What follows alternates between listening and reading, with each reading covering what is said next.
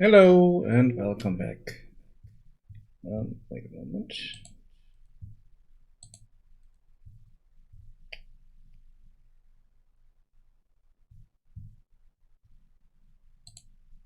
I have an echo somewhere. Let me check.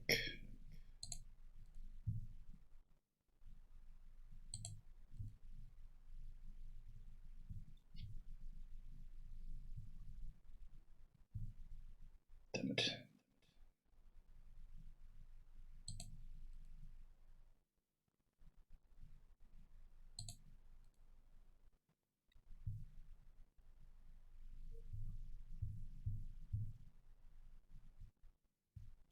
Hello. Okay. I need to find that echo. Give me a second.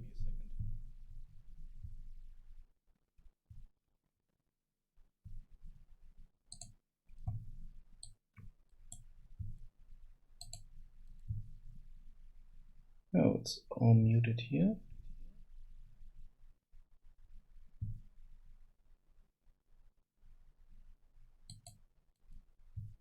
Wait.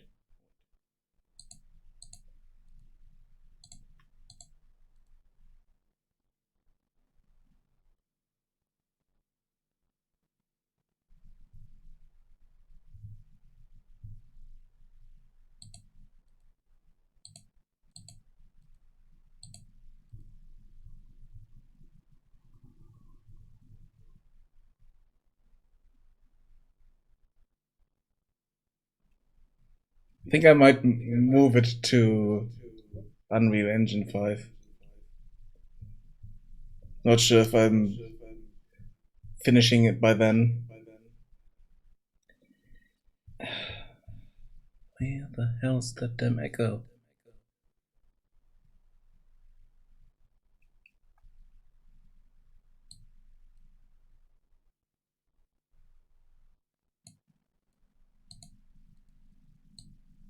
Okay, is it gone now?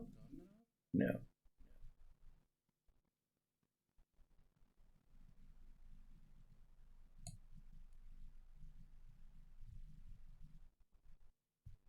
Strange.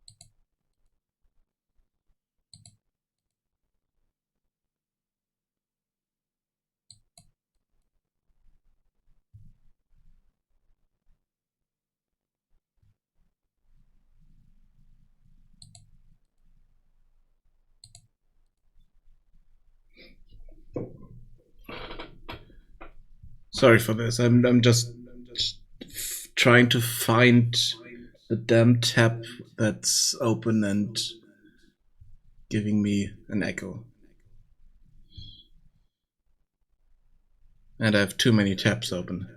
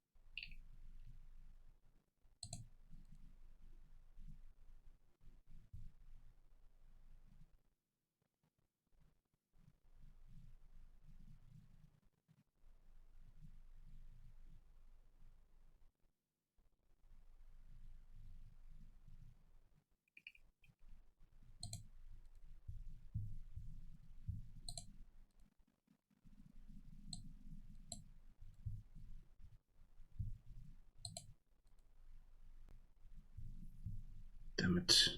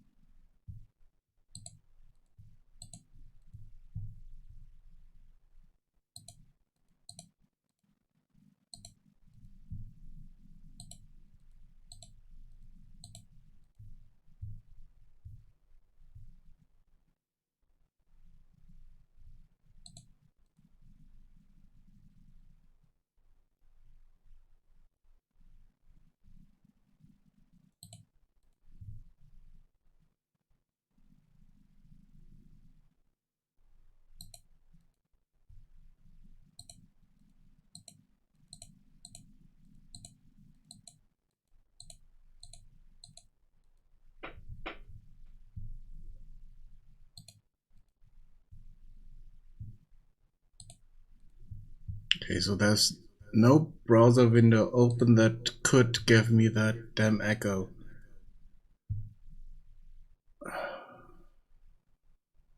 Where's it coming from?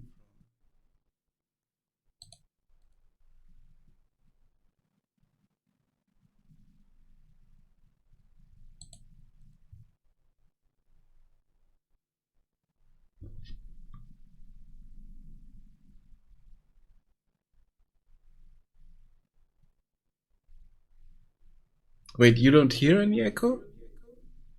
But the thing is, I'm hearing myself.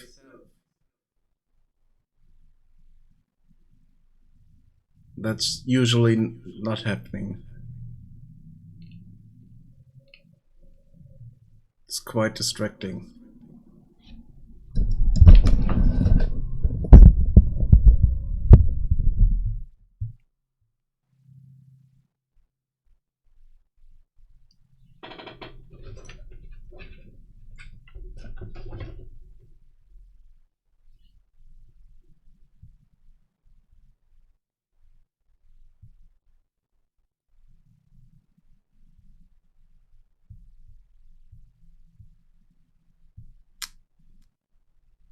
Okay.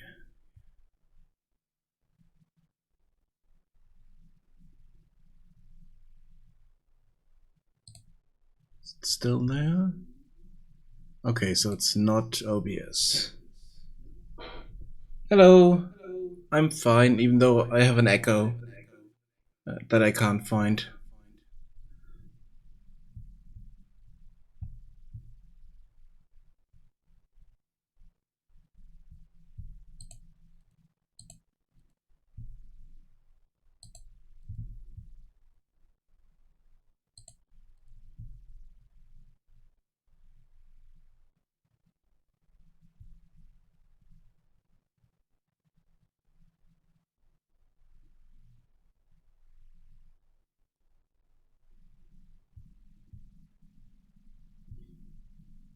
Yeah, last weekend I had some stuff to do and I wasn't feeling well, so I didn't stream. Sorry about that. Okay, where's that damn echo?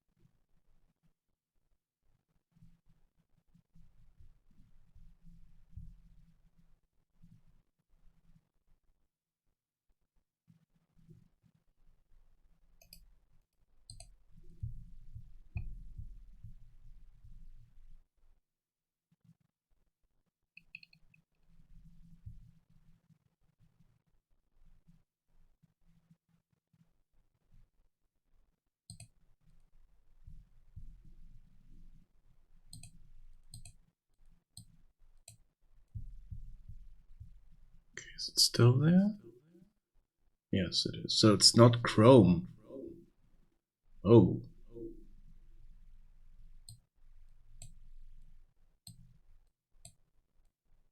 Where is it?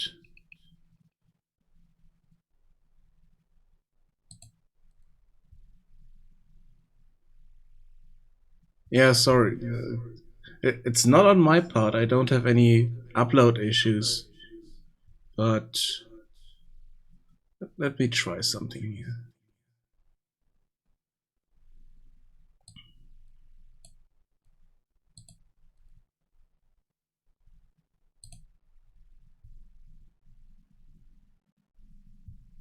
Okay, is it still there?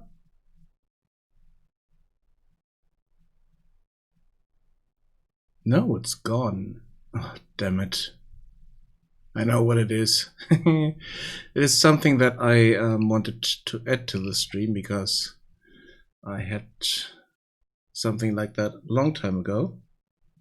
But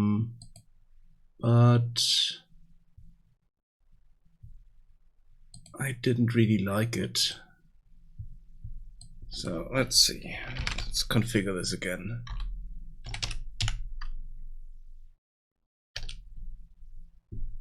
Then I need to. Okay.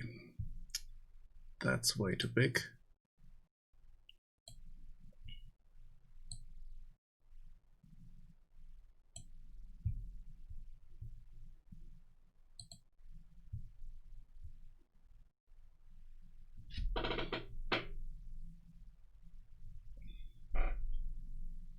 Hello. Okay. Strangely enough, there's no echo now. That is really, really, really strange. So let's put that here.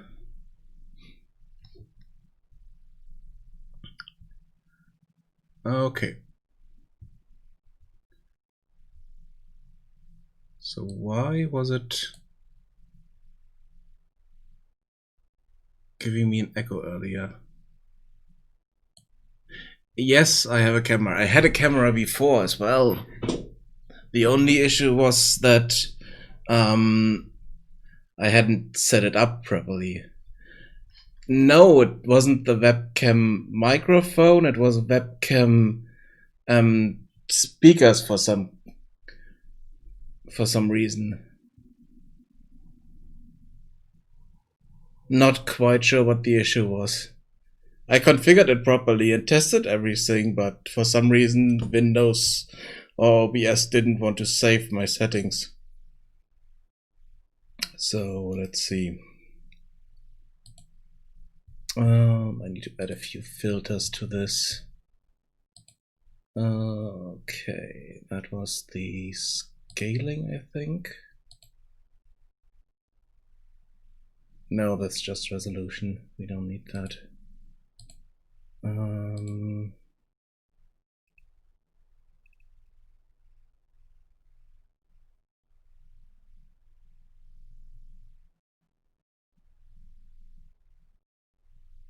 Not quite sure if it was in here or if I... Oh wait, crop. I think that's it.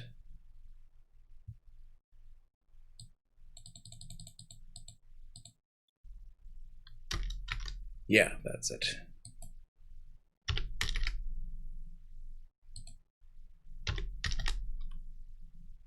Okay, so now I need to sit a bit more in the middle. Okay.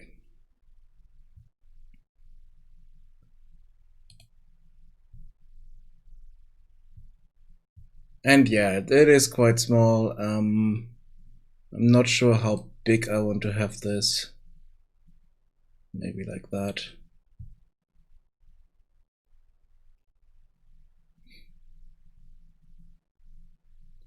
So if I'm waving, you can see my hand kind of here. So, okay. I'd still need to change my overlay and fix that so that you can see me a bit better. And want to kind of move the camera into the lower left corner here, and then move the chat somewhere else. Yeah, I don't have a green screen behind me, so it's a bit of an issue.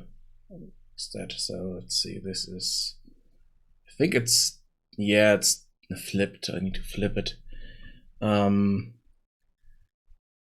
I do want to have the, what's this? No, camera. I do want to have the camera here at some point. But for that I need to change the overlay, because now the jar is in front of it. If I take the jar, put it up here. But I need to change the overlay, so it's a bit better. Also move the camera above the overlay, then move me here. But I kind of want to change the overlay anyway, because it's I've used this in 2013 for my first stream, and I haven't changed it since, so I do want to change this. I mean, this is still correct, everything here. But I want to change it up a bit.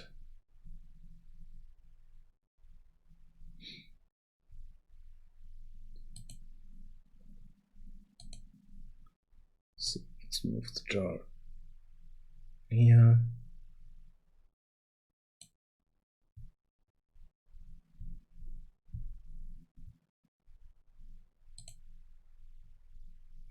I kind of want to put a kind of TV frame around this. So move it in slightly like this and kind of have a TV frame around it. What did I move here?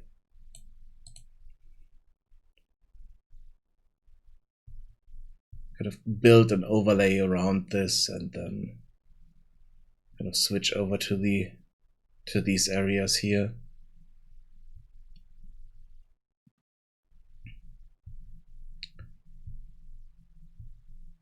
Yeah, I think I'll keep it like this for the moment.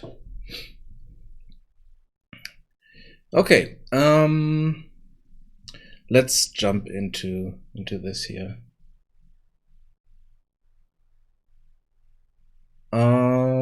No, the thing is, if I'm moving it up here in this area, then it might block off stuff from the engine. Some settings here. If I'm playing around with settings and stuff like that, it might block that off. That's why I don't want to have it there. This here is just a folder structure on this side. So behind the jar and that stuff, this is just a folder structure. And I'm not really blocking off anything there, so it's not that important. I still need to figure out a better way to have a place for the chat. Because the chat is blocking options here. So I'm not quite sure how to do it. So, but I need to change the whole overlay thing, so once I have that, I can figure out a better way to use it. But now that the echo is gone, and we can move this slightly to the right. Yeah, okay, now we're centered here. Even though I moved it to the left and the camera to the right, so it's a bit.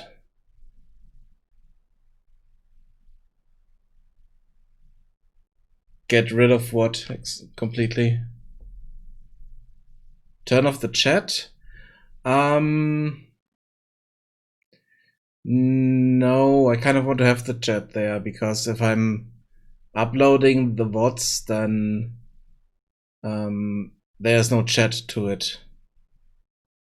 So it's a bit strange for people to watch a video and there's no chat on the screen that I'm responding to and talking to, basically. So I kind of like to have the chat there, but maybe I can reduce the time it's shown, so it would disappear faster. I'm not sure.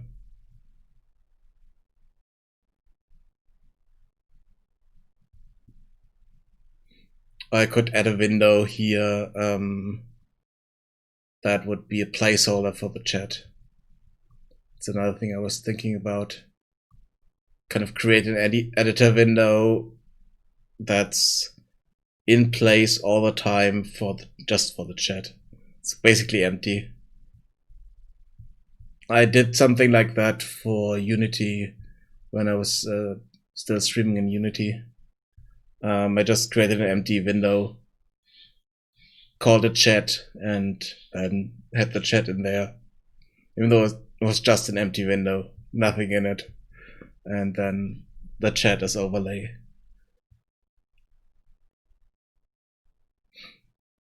But I still need to look into that, how this works in Unreal. Okay, so let's jump into what I wanted to do. Last time we played around with few things here in the new game. I fixed up a few things. We can start with a predefined character. You can customize the character, and then we have the character creation here. But I was thinking about, and okay, we have a few issues there still. Yeah, ages ago. And I started the project in 2016 in February, and in October 2016 I switched over to Unreal.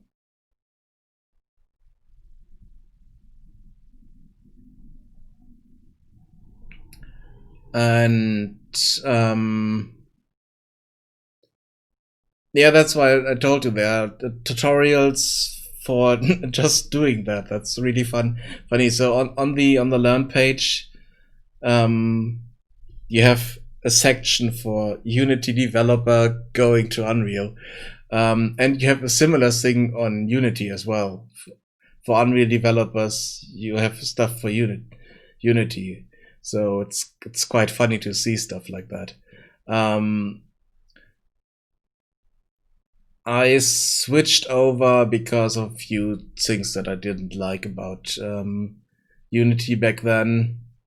Unity added a lot of stuff into the engine since then that I was missing. So I might be able to go back at some point. But it still has a few issues that I don't like. So I think I'm sticking with Unreal and working in Unreal. Definitely for this project, I'm not switching. I already switched engines once with this project and needed to start from scratch, basically. So no, definitely not doing stuff like that. And I recommend not doing this at all in any project. If you start the game in a specific engine, try to stick to that.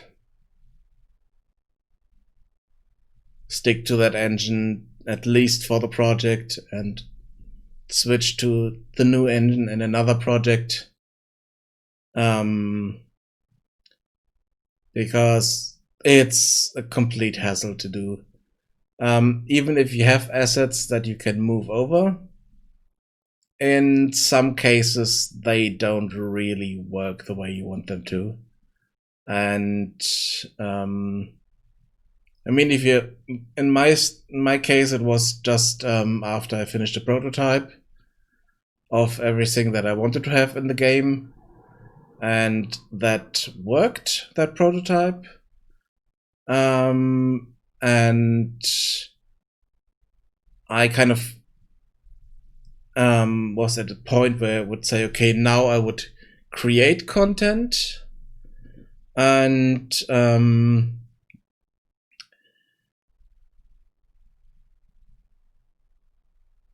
yeah, that's a good reason to do it. Yeah. Another streamer who's doing who's playing Skyrim at the moment did the same thing. He learned Unreal so that he could join a studio. And it worked for him. He knew that that studio was working with Unreal, and he applied there, and then he did a lot of work on stream, learning stuff, created a few interesting parts of a project, and then said, okay, now he has enough knowledge to go on, and joined that company. And now he's just doing a few learning things on the side. So at the moment he's working on materials. He's doing that Sundays. It's Honest Dan's game. Honest Dan Games. If you want to join them. Maybe they will raid us later, because he might not play the whole day. So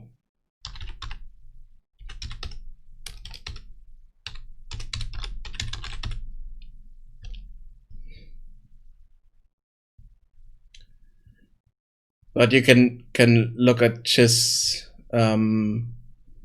stuff from time to time. I'm not sure if he has YouTube archives of his stuff, but he definitely has a lot of interesting documents that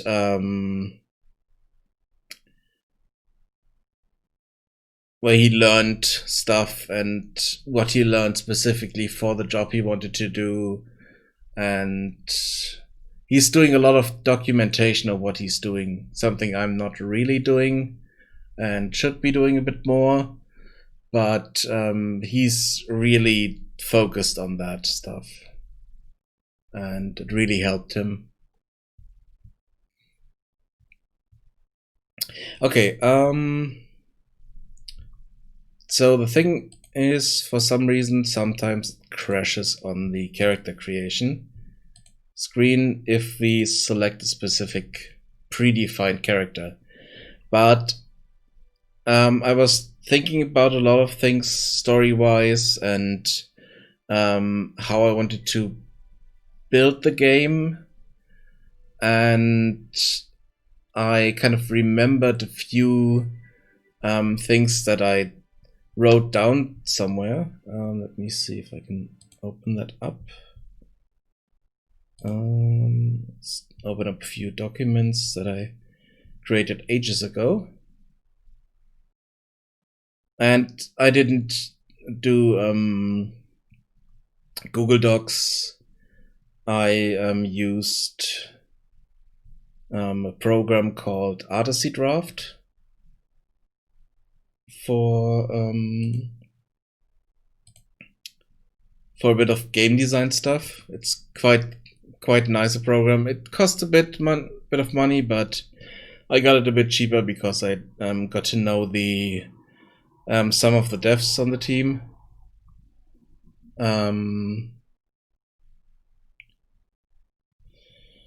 Let's close that and have a look at this.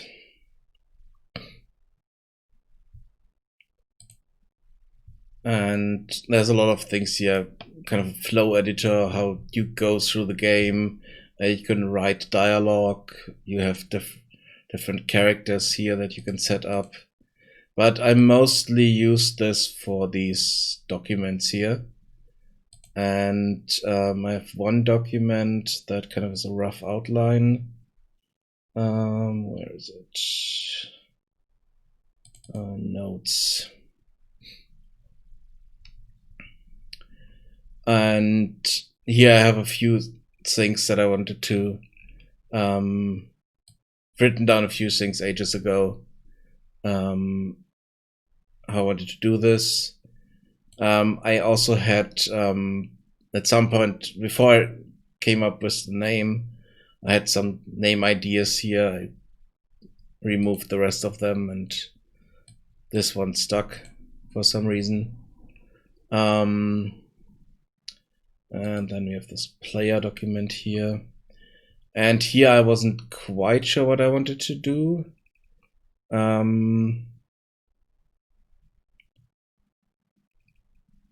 I'm not sure if it's in here. Okay, no, it's not. I wanted to have kind of an occupation for the character. Might have also removed stuff from this.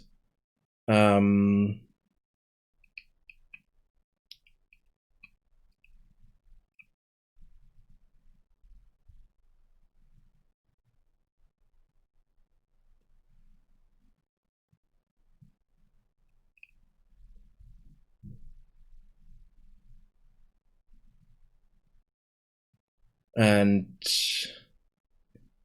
yeah, I kind of stuck with the last part that I had here before I kind of implemented in game. It is called Artisy Draft.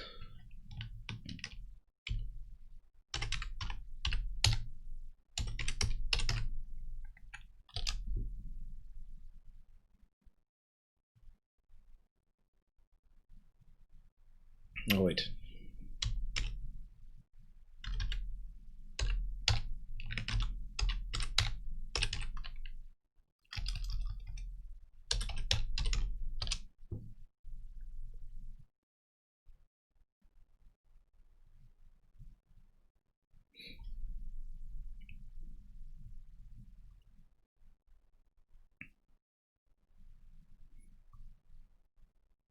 They have those 2 points in there. But you could do the same with Google Docs, and I'm not really using all the features that this program has, because I'm not really using the flow, and I'm not really using dialogue editor and stuff like that in here. But you could do a lot more with it than what I'm doing.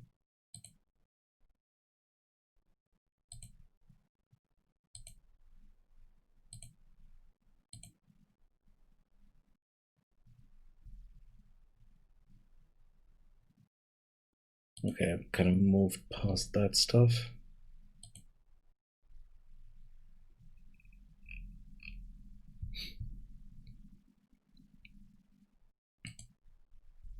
And there's also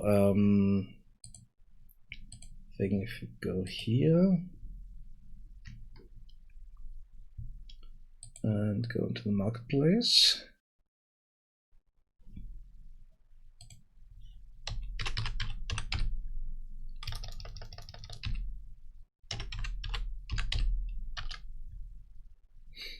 There's an Artisy Draft importer. They just released this recently, 2 days ago. It was in development for some time before that, and you can import all this stuff and then have either code or blueprint nodes to kind of use the imported data directly here.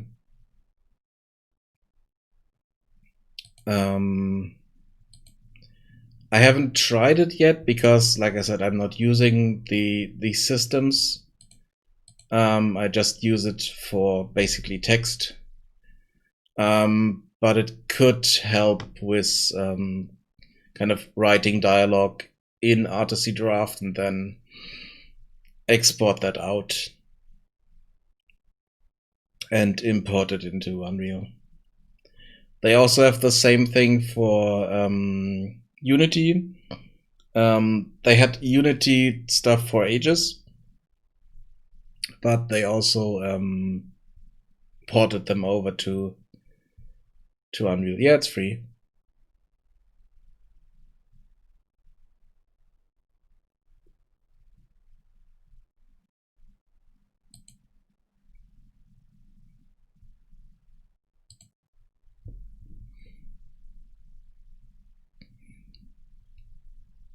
And back to the game here. The point I wanted to make is that I figured to there are a few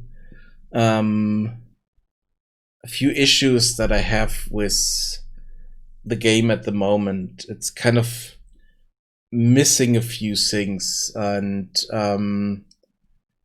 one of the part that I had at the beginning, and that was quite nice, was that we had a fixed character, and that character had a backstory, had a specific way to talk, had a character basically, and I kind of moved away from that for the character creation because it wouldn't fit anymore, because I would need to create a lot of content just to give options to the player basically. But I kind of want to go back to the roots basically, and remove the character creation and go back to a fixed character, and then build up that character more and give it back the character that I was kind of moving away from. And that character is basically in here already, so if we jump in without the tutorial or jump in with a predefined character, we basically are that character already. We are that elven woman, and that's kind of the character that I want to keep as the only option basically, because I can add more to the game with her in place basically. Yes, I at the moment I do have character creation options, quite a lot here. So we can start out with male character, female character, whatever. For some reason it crashes if I'm doing a lot too much there. So let's go in here. Give this a fancy shirt. Oops, that's not good. And some legs. And let's switch to female.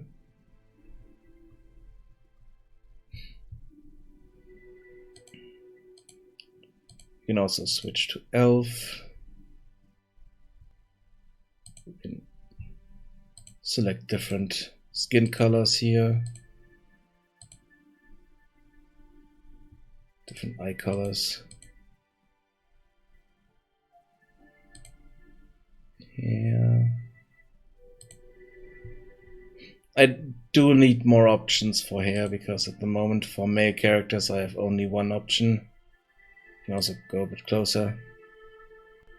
There's also kind of an issue here sometimes that it's creating more than one hair. We also need to have these here as a kind of selected button, so that you can see what is selected. For some reason it's not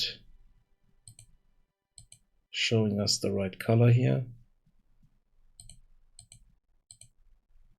I need to fix that, but no, I don't need to fix that because I want to remove the character creation completely.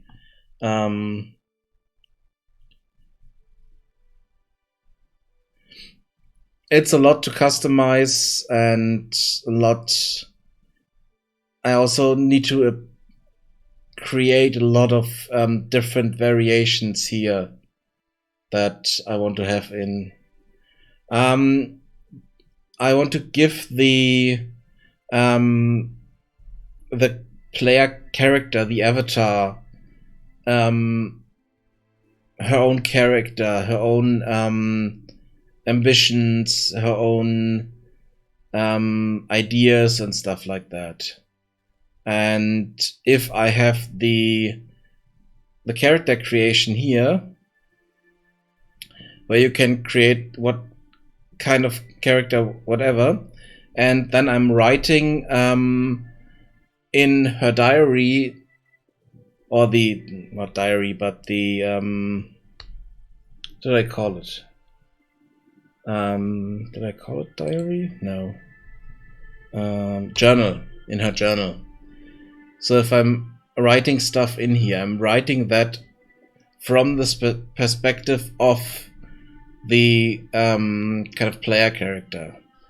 And to kind of guide the player through the world, I want to have a fixed character here, so that she has a specific way she sees the world, has a specific background and all that stuff. So that would be stuff that you can read here.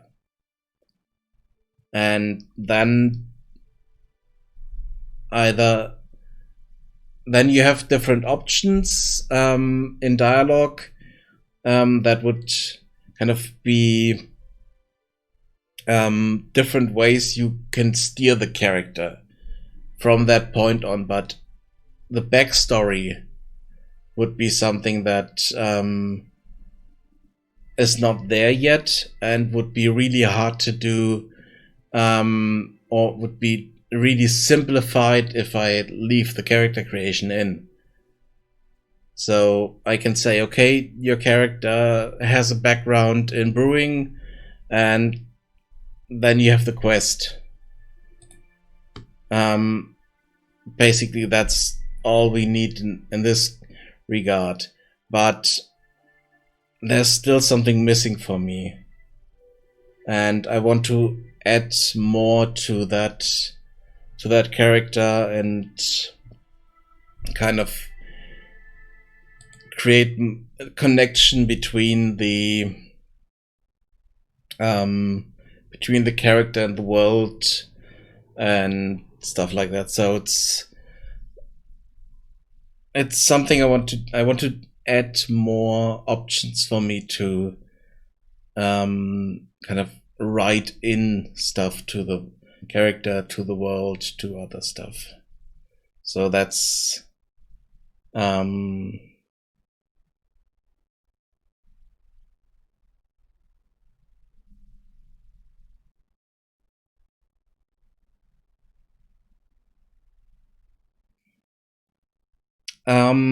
yes, that was something I was thinking about at some point. If we jump back in here. A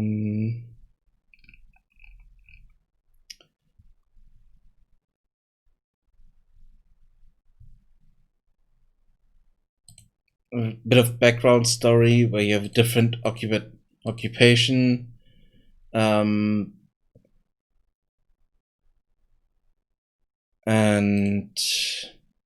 then maybe different motivations from that. I mean, okay, this is something I already have. We do the magic teleportation here, and I kind of dropped into the world.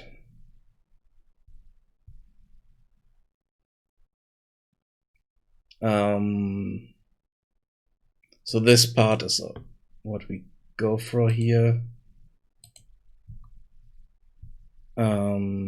We need to get a specific item. That's the backstory. Neither. I'm creating an exploration adventure game. The thing is, if I were to create an RPG, I would have stats. I would have health, stamina, would take damage, and would have stats for the character that I could push up and down. I don't want to do that. what I'm doing is having an adventure game. Kind of think of old school point and click adventure games, but in first or third person perspective, kind of dialogue and inventory driven.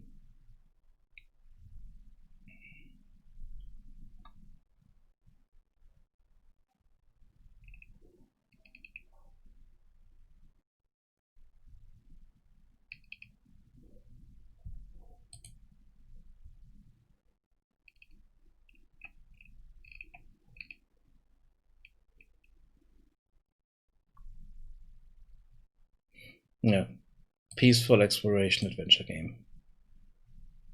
No need for stats, no health or stamina bars, no survival aspects.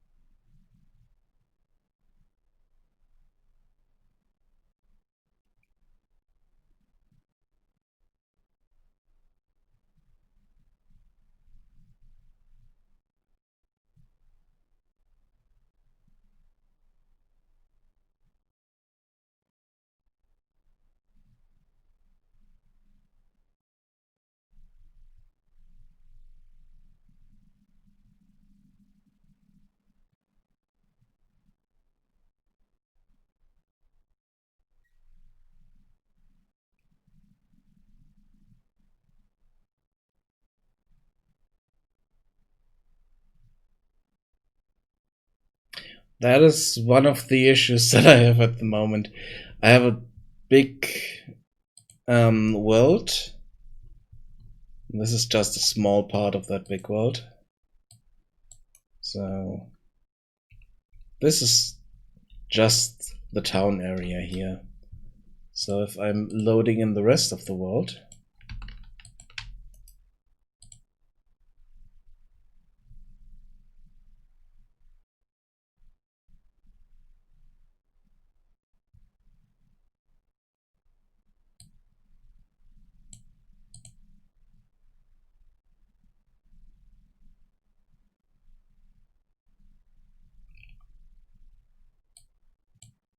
okay, still compiling shaders and all that stuff.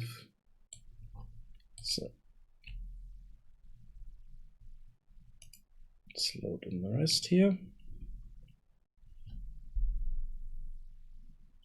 Not necessarily.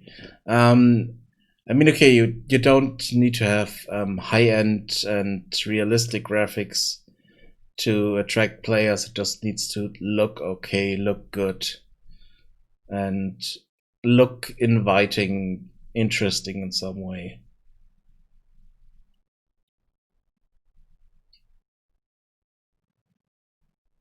Okay, it should load the rest of the map in a moment. I can show you an overview of the world.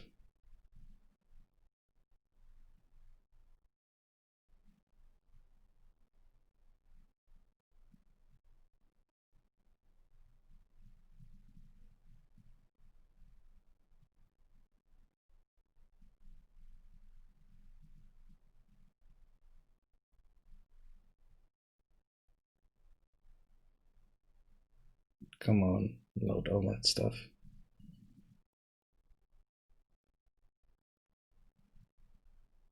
Yeah, I have a few puzzles here and there, but they're not the focus of the game. So they're just kind of obstacles in some areas. Not really as part of quests, more like I said, obstacles. So you need to solve a small puzzle to open the gates in town, basically. You need to solve a few puzzles to open up a secret room. Sorry, you need to open up a secret room in the brewery over here. where you can find the recipe for the MagicAle. So yeah, this is the starting area, town, and then we have the whole map here.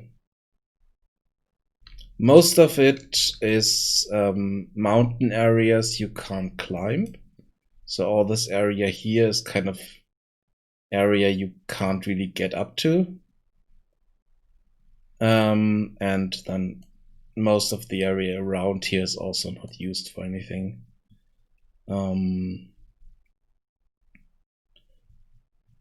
But you can get up to the mountains, and there's stuff to find here, like strange tower over here, for instance. It's just setting bool values, basically. So if you reached a specific area or found a specific item, then the bool value will be set to true.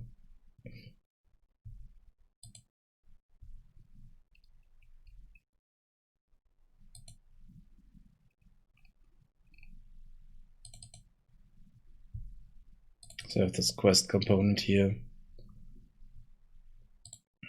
and this quest data here, just a text, and then a few stages for the quest. So this is the main quest: locate Hard Valley, locate Steinhammer Brewery, and stuff like that. It's just getting to a specific location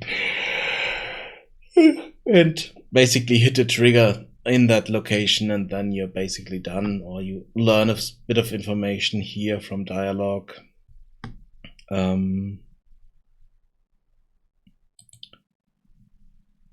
Here I need to find a specific item, so I need to have a specific item in my inventory. And here I need to find, I need to have helped someone, so I need to have finished another quest. No, it's just this area here, so it's just mountain and forest area. So no really different biomes.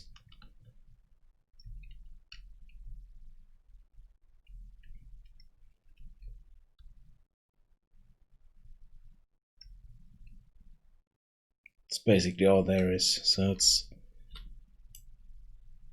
kind of mountainous forest area, and a lot of it is snow covered.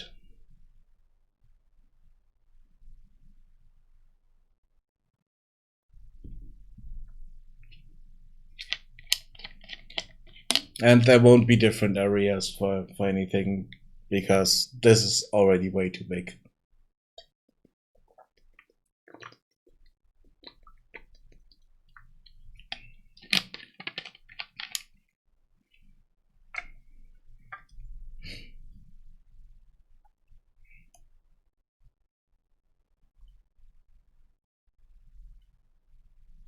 Not sure what you mean by dark biomes.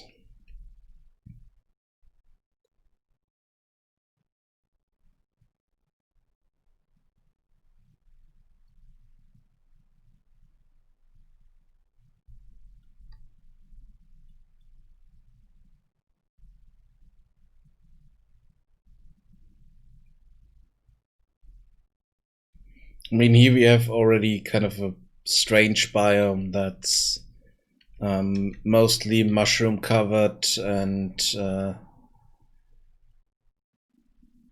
using kind of a strange, not really water, but strange liquid. In this case, it's kind of a mixture of water and wine.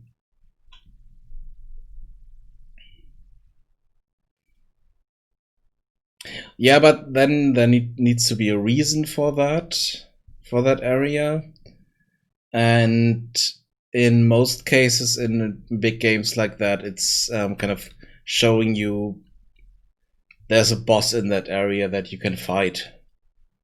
And I don't have fighting in my game, so there's not really a need for something like that. I mean, I do have something similar. I have this lake area here, which was turned into wine by some wizards in the past of kind of the area, and kind of destroyed everything around it, and now only these mushrooms grow here.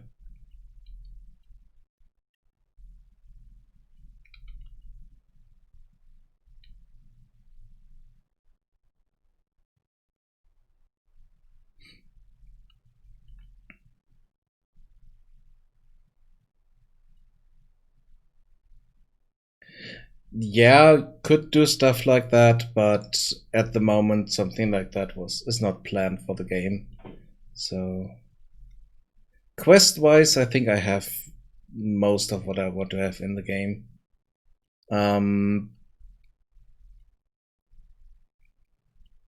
There are simple quests, and most of them are fetch quests, but it's fine.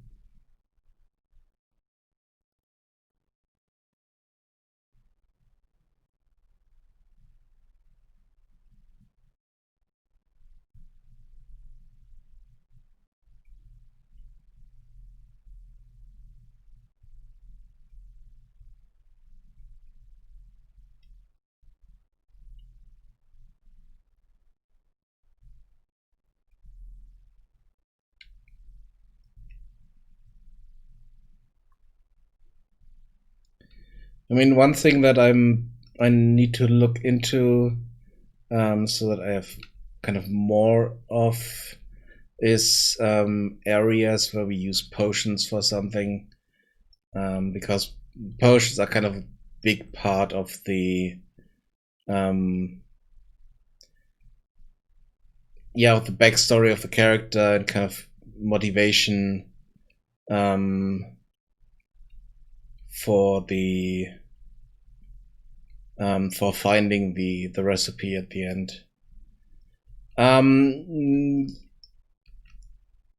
Partially. Let me show you what's going on here.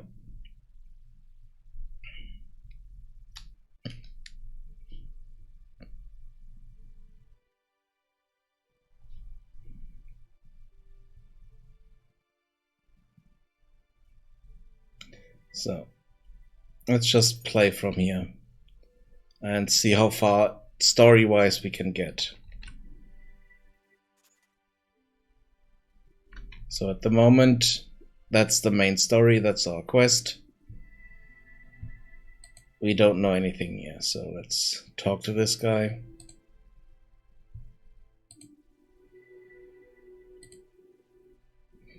Where are we? Remote Valley, Cout Hard Valley. Okay, so we are in the right place. And there's a village nearby. Okay. First part of the quest is done. Yay! Just by talking to someone.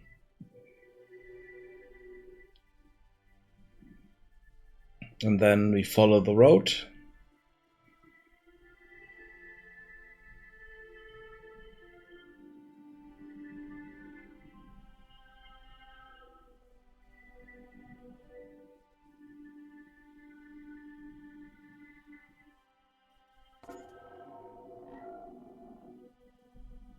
Let's talk to her. Just a traveler. Okay. It's an inn down the road. Okay.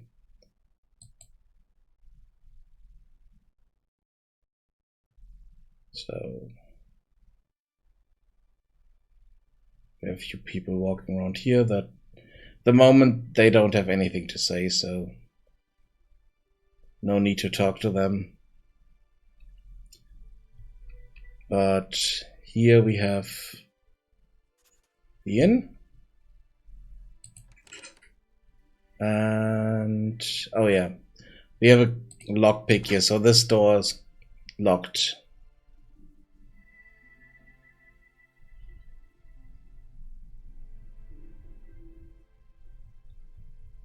Yeah.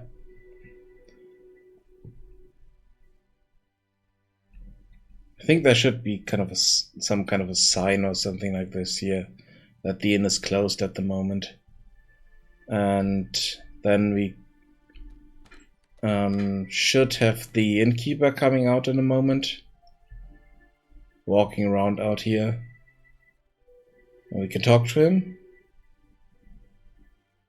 Can also have a look around here.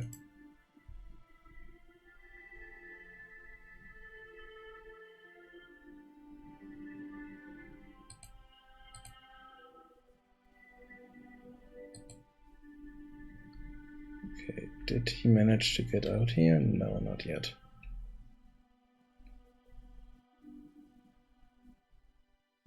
Yeah, I definitely need to put a sign up here that the inn is closed at the moment.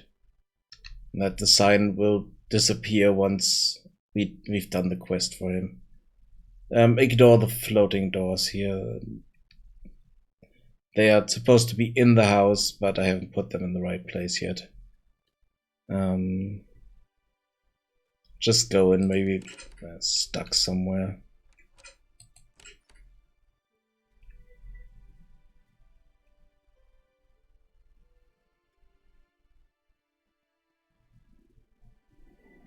Oh, we skipped the tutorial.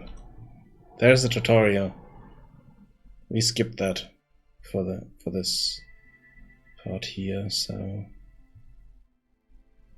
yeah, okay. I'm just standing around here. The inn is closed, so why? They ran out of beer. That's really horrible.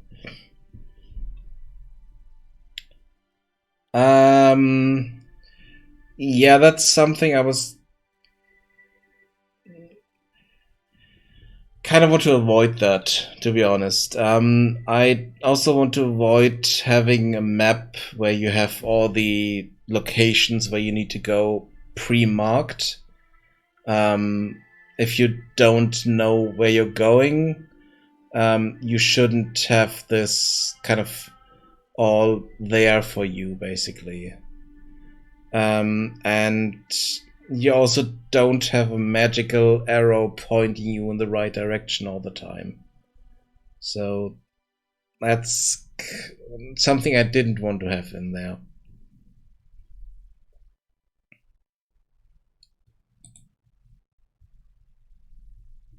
But if you talk to people, then we get a bit of information. So in this case, there's an old brewery on the other side of the spine, whatever that might be, that reopened recently. Okay, well, let's just grab another quest. So if we go here, we have another quest now. Need to go to the brewery and get a barrel of beer from him. For him. And get a bit of money for that.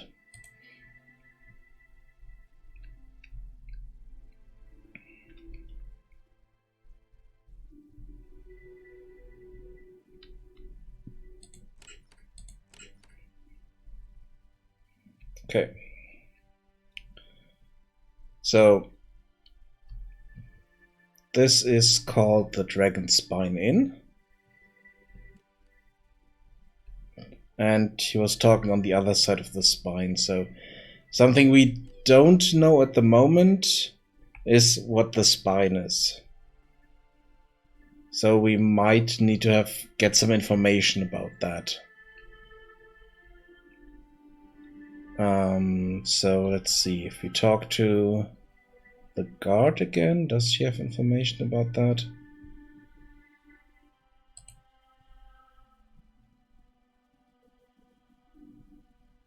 Okay, we could talk about dangers around here, but that's not really important. Okay. This is just another guard. Because there's a guard change happening in a moment.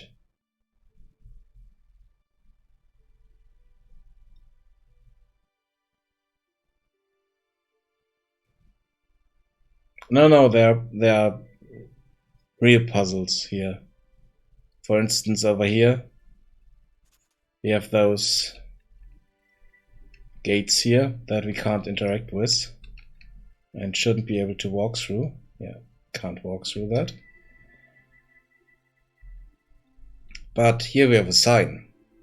Steinheimer Brewery.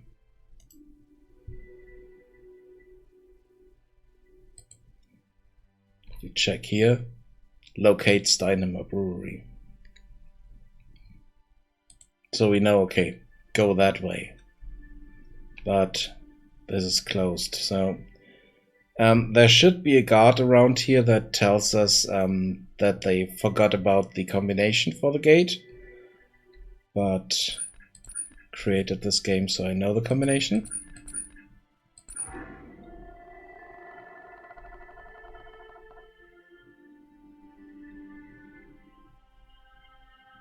Yeah, there's no furniture in almost any of the buildings at the moment. It's still a work in progress. So we managed to open the gate.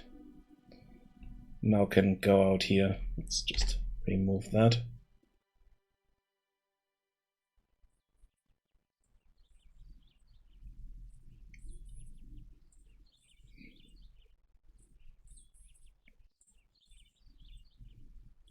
Just follow the road and see where it leads us.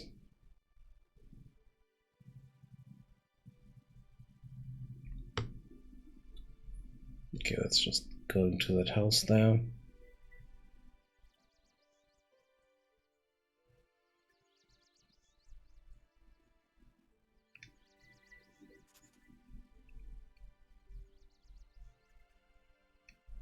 Okay, I need to change this here so that we can right click it and get information about that. Because, yeah, you can partially read this, but should be able to click on it and get all the information in easily readable format. And then we have that strange lake here.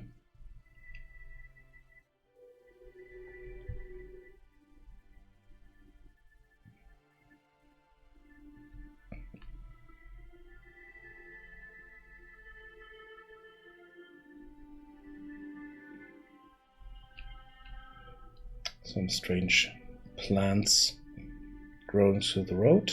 Not good. Okay, so another sign pointing this direction to the brewery. Okay.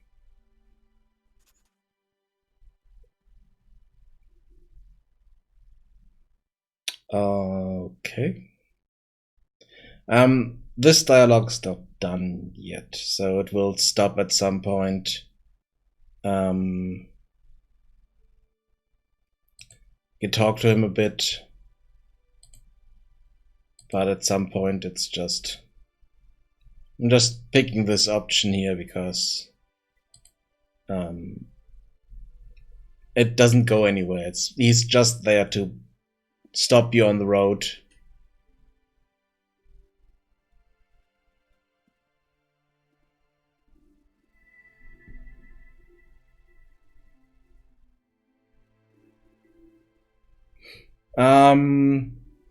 Yeah, oops, what's going on here? That's not good.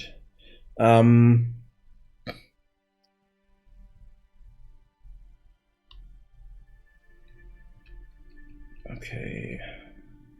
Ooh, that's not good. Why does it say Dragon Spine in on this? No, it should say Steinheim Brewery. So there's something wrong with IDs there, I think.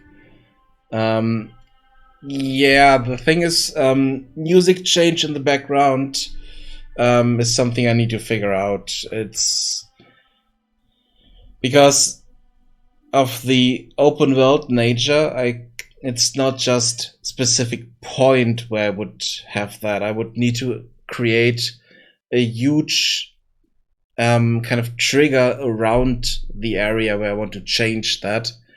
And I think that's possible to do, but it's I played around with it and it doesn't really work all the time, so that's a bit of a thing that I still need to figure out.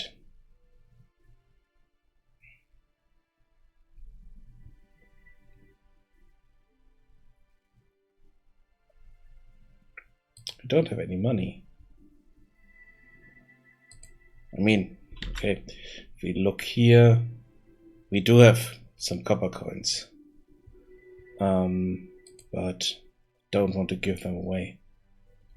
But let's have a look what's in the chest here. Oh, let's just grab all this stuff.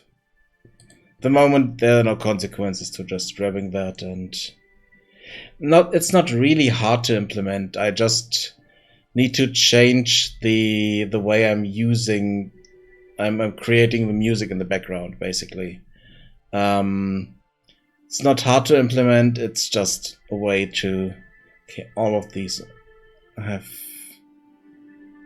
the wrong data there. I just need to change the way I'm doing the music, because how I'm doing it is not the most elegant way. There are a lot of ways to do it, and more efficient and easier to control.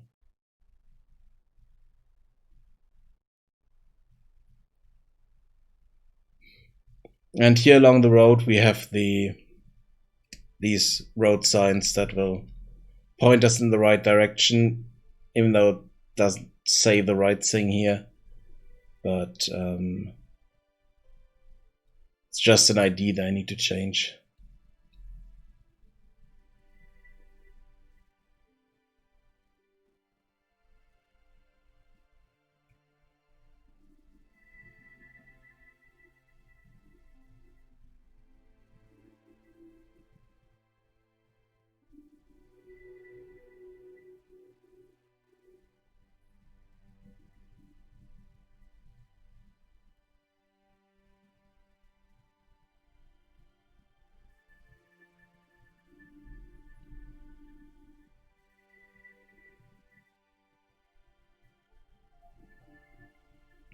And the thing at the moment is that we are just walking around empty environment, and that's kind of a problem.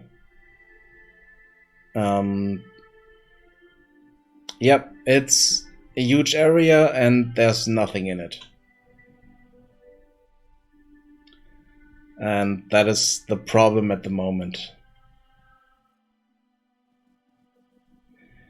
Yeah, it kind of is beautiful, but still empty and lifeless, kind of. And that's the issue.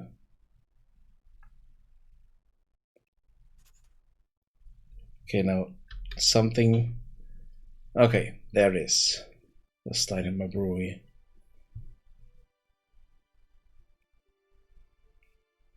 And those are the journal entries here. I still need to add more flair to them. Yeah, I was thinking about animals. There are animals in the world, but they're only in one location at the moment. Because that would be kind of AI that needs to move around, and it could be a bit too much. Where is your desk? But okay.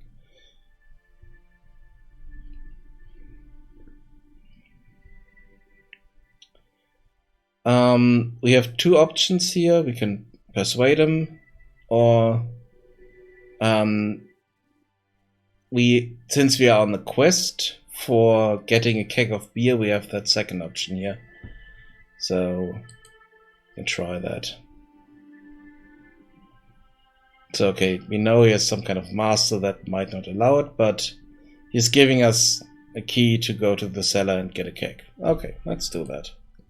Nice.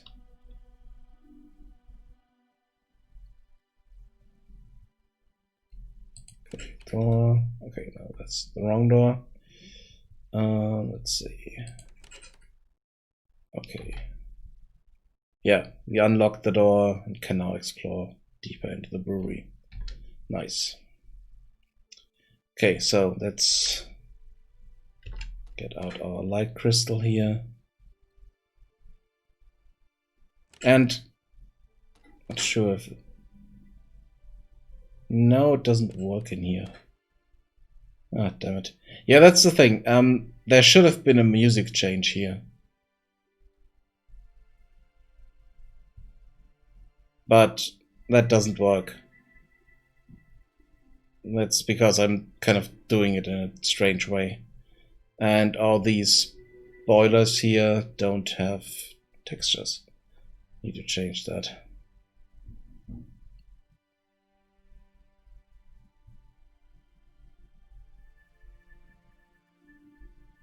And we still have highlighting on, so everything that we can interact with is kind of highlighted.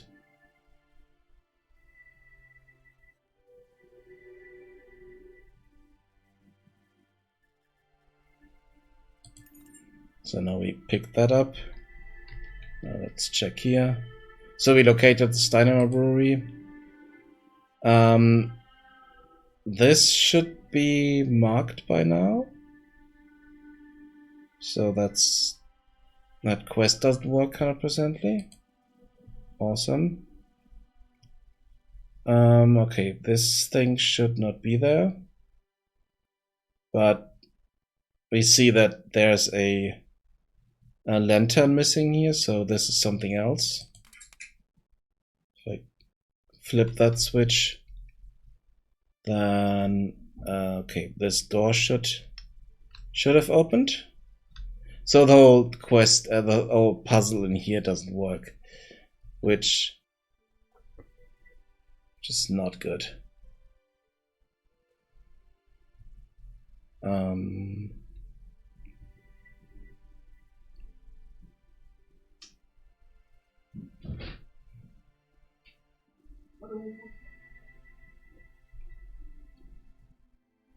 Yeah, okay, we can't really do that part of the puzzle because there's stuff broken.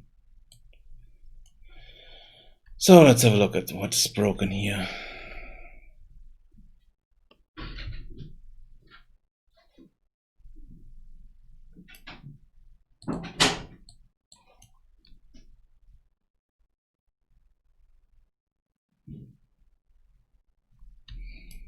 First, let's have a look at these.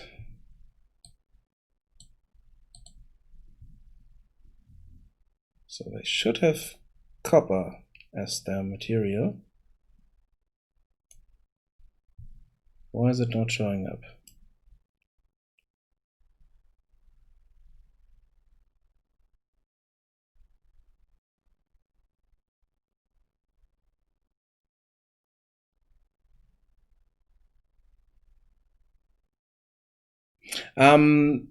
It's not a lantern, it's a light crystal. It's a crystal that's glowing.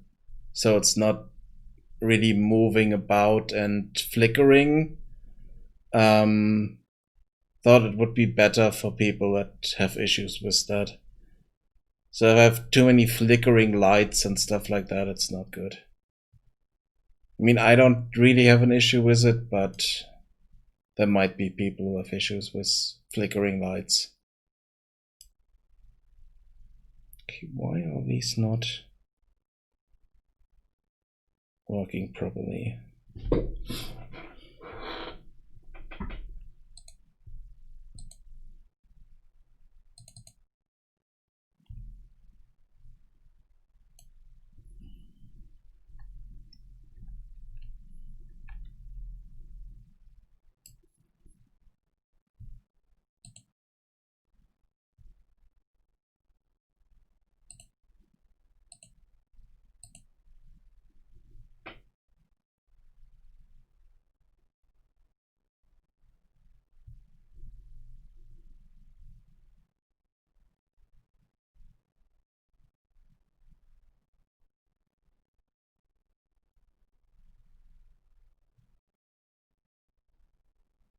Oh yeah, there's no movement on the lantern in hand. Yeah, I know. It's just fixed in place. I know. That's also something I need to look into, but it's yeah, it's a work in progress, like I said.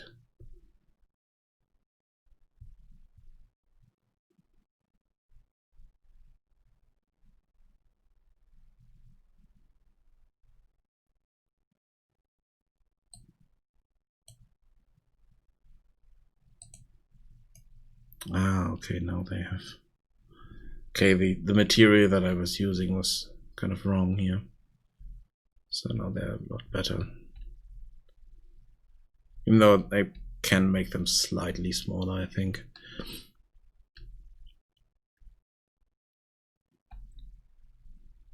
So let's have a look why this is not working.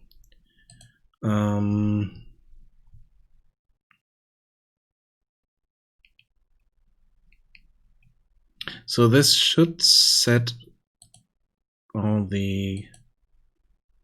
this here.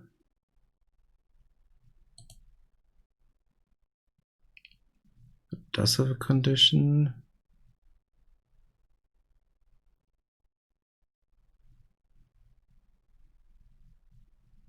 No, this is, if we pick it up, it should set the condition. So the item data should be set up properly here. And it should be set to a quest item. Let's check if that's the case.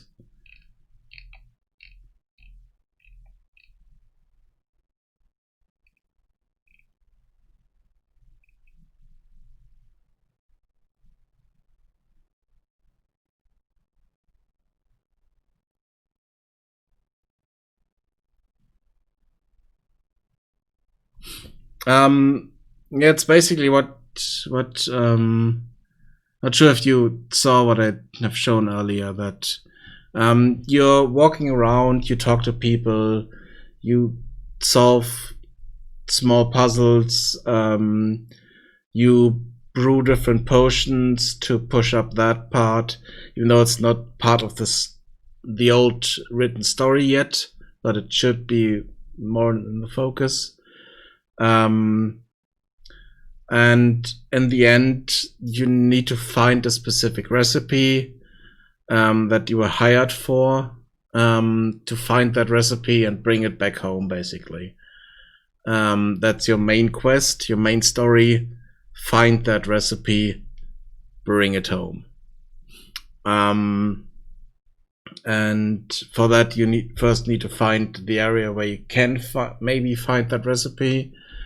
And I added recently in a complete brewing system where you can change a lot of parts, a lot of things on the character, give you more movement options and all that stuff.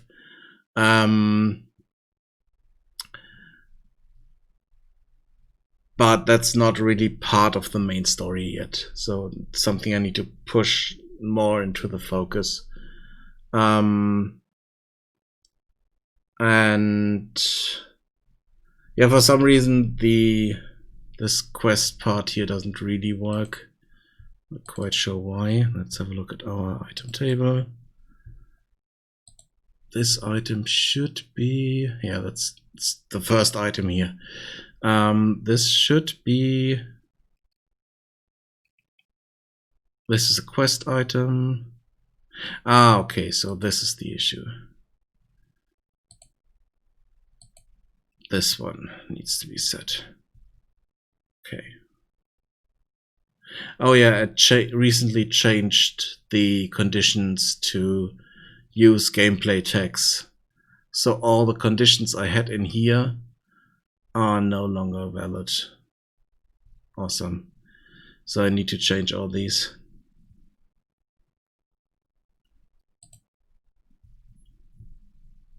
So every time I have condition here, then I need to change it. So this is main. Get access to brewery.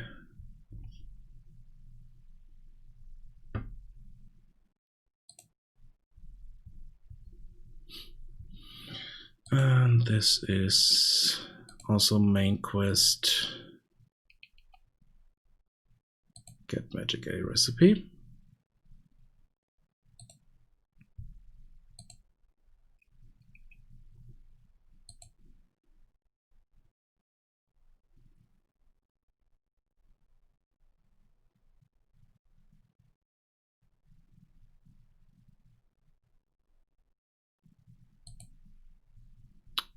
Got gears. It is a big project. Yeah, definitely. I've been working on this project since February 2016 and in Unreal since October 2016. And I've been working on it alone, so I would be way further in the project, maybe even done with it if I had a team, but I'm working alone, so it takes a lot of time.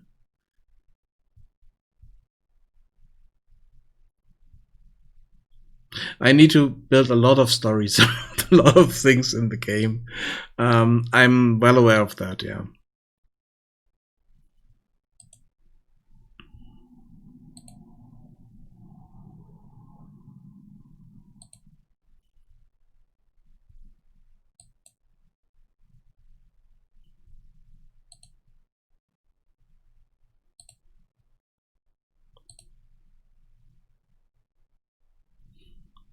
Just going through all the quest items here and setting the right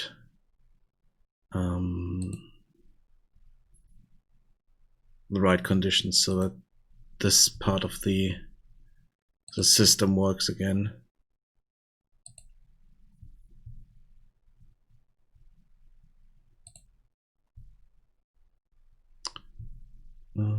This is the tutorial.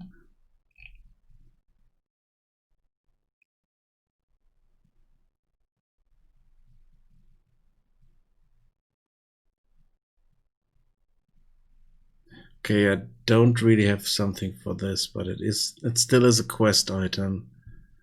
I think it's locked doors, but I'm not sure. So let's see. This one is yeah, that's not, I don't have anything for that yet.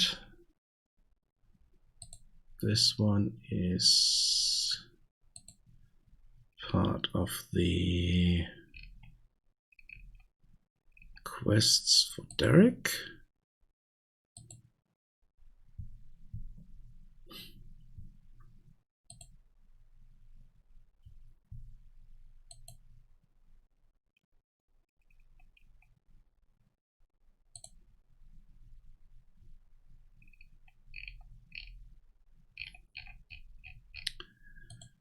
The big problem is it is mostly a story-driven game, but most of the story is not written down yet. So that's kind of an issue. I need to write a lot of story for it down. So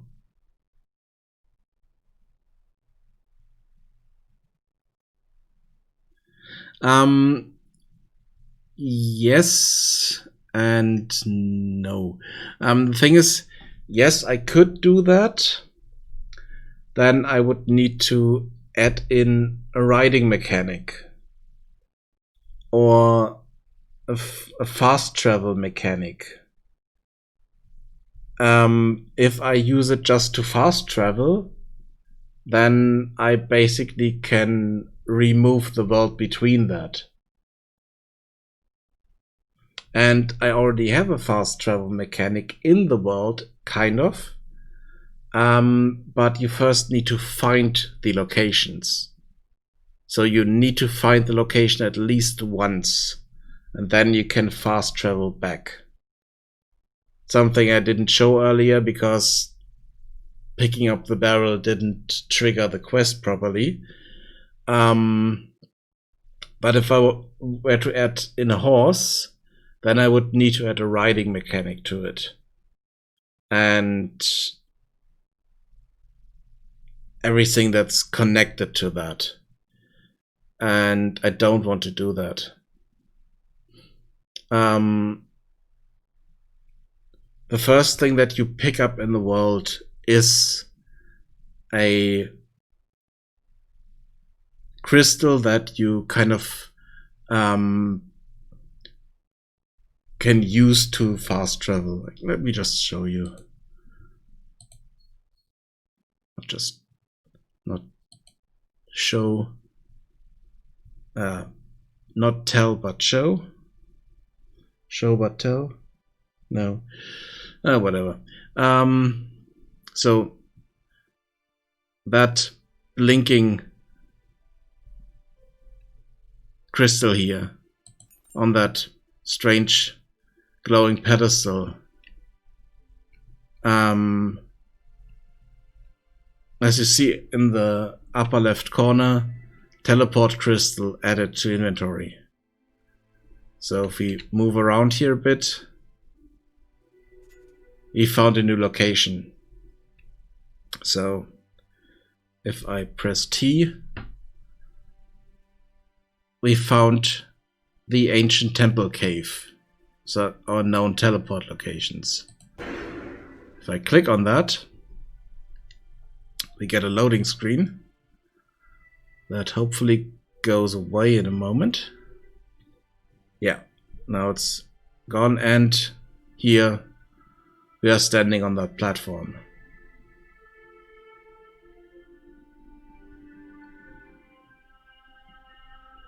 But you first need to find those locations.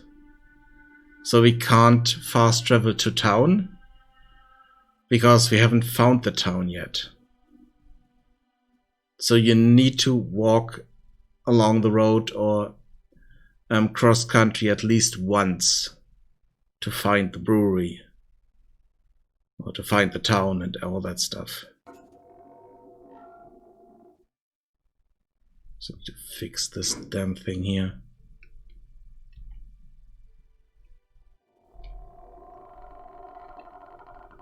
Oh, come on.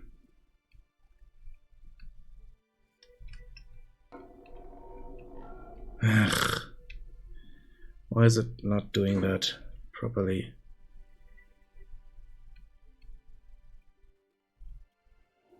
Okay. Now it's doing that. No, there's no combat. There are no stats. It's not an RPG. It's an exploration adventure game. There's, yeah, like I said, there's no fighting. There's no no violence of any kind. Just a peaceful, yeah, exploration. It's a bit more than a walking simulator, I would say, but not much. Because you have quests and few, yeah, there are puzzles, but not that many, to be honest. So there's a puzzle here where you need to turn those valves in the right combination.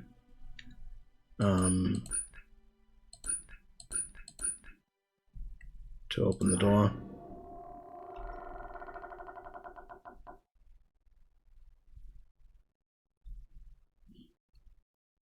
There's another one here. I kind of forgot what the combination for this was because I rarely use this site. So there need to be some kind of hints to these to the solutions somewhere. That is not something I have in here yet. Reminds me I need to put that on my whiteboard.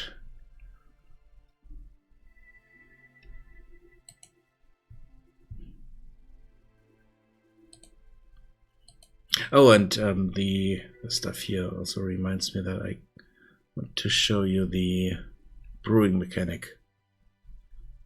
Damn it. They bugged as well. Come on.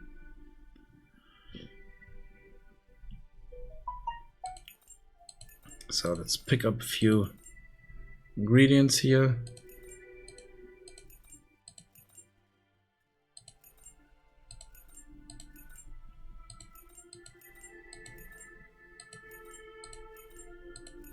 Yeah, sorry, I'm just picking up all your plants here. I just need them.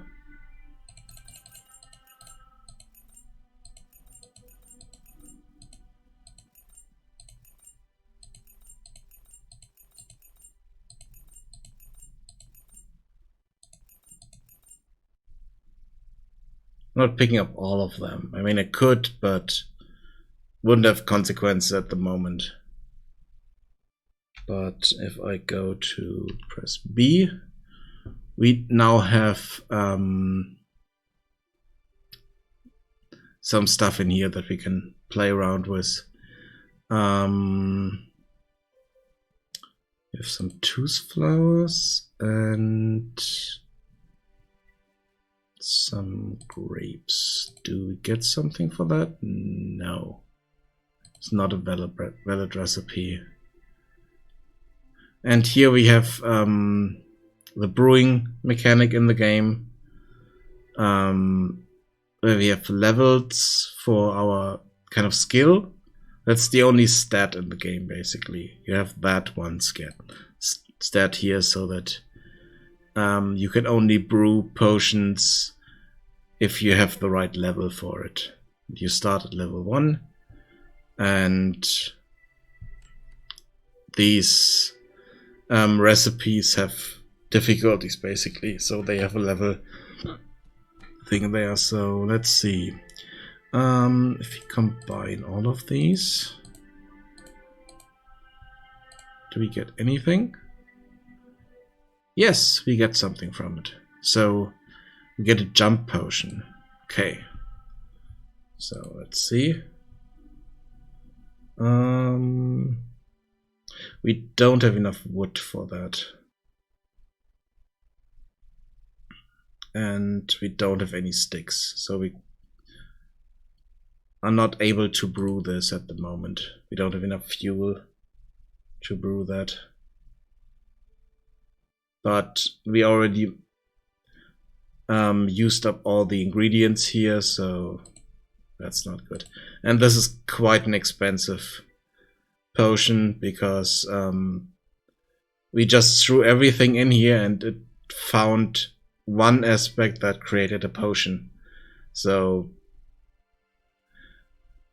if you experiment with potions like that, then it's better to just try this with small amounts of ingredients because it will be a lot cheaper this way. But that potion would make us jump high. Let's see if we can find I'm not sure if we can find more honeyberries. Let's see how honeyberries look. Where are they? Honeyberries. Oh, yeah, okay. I know where we can find those. No, it's just picking up items.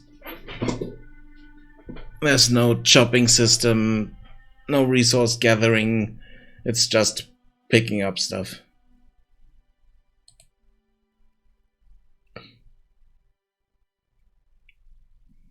Let's see, do we have... No, there's nothing here. I think there might be something outside here on one of the farms.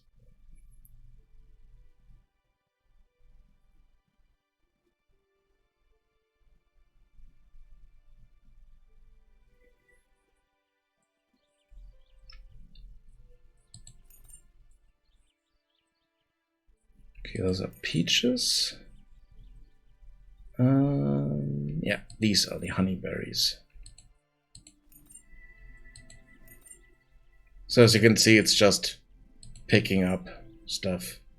Really simplified. Just walk up to it, If it glows, click it, and you have that stuff. But now we should have enough ingredients and also wood and sticks to brew this. And we have 1 jump potion. Since we have a lot of stuff in here, we can just filter this. And we can drink that. And now we can jump quite high. Jump over the wall.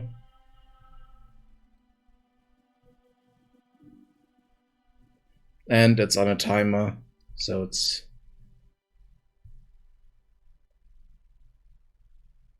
not permanent, so we can just jump over this wall if we wanted to.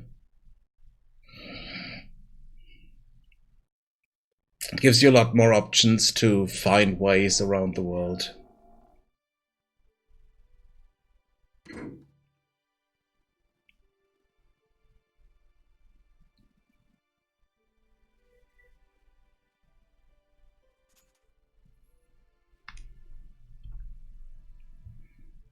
And now we found an old mine entrance here. The mine is not done yet, so there's no... it's also quite dark in here. So let's get the light crystal. And you are talking about the light just being in that... staying in that position. So it's basically if I... it's always doing this, and it should move around a bit when you're holding it up. That's something I can do with physics. I can use a physics handle on it, but it would also cause a lot of flickering lights. So I'm not sure if I want to have that in there. I think it's fine this way. Why is... because we are over pool again. That's why this all looks so washed out. Kind of ugly.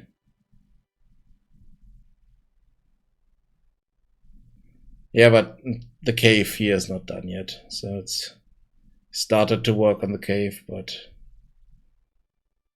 it's definitely not done.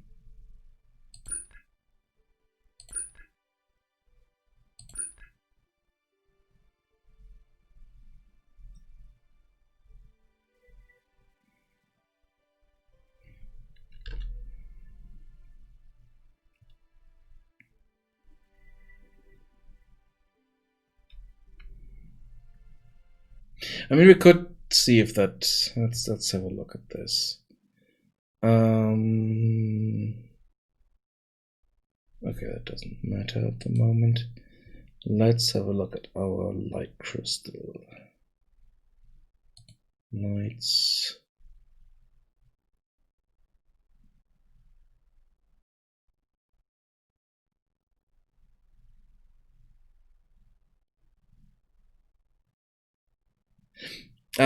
The other thing would be to kind of put it on a belt or something like that, so that you don't have to hold it up.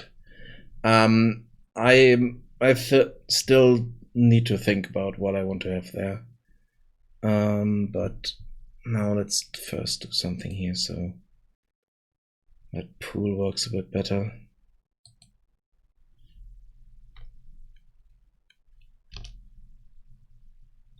Okay, now we should have... That should be better.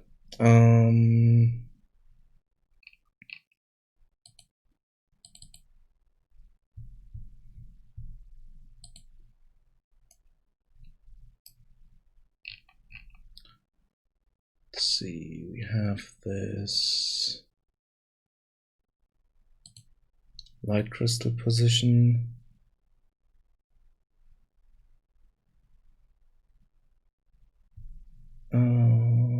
Let's add a physics handle.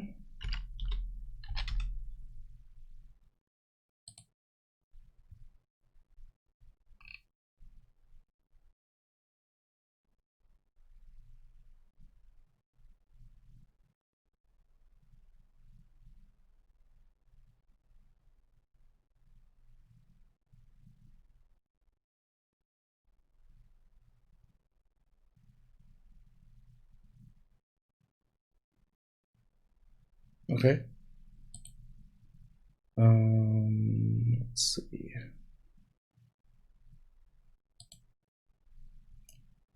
So if we equip the light,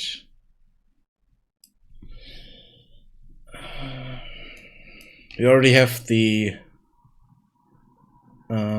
we have something we carry around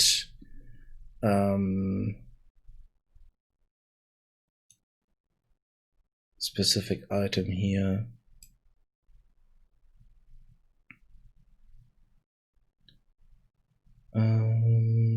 Another thing is that I also need to add proper animations so that the moment it's just the hand there and then the light, damn it, the light just is attached here.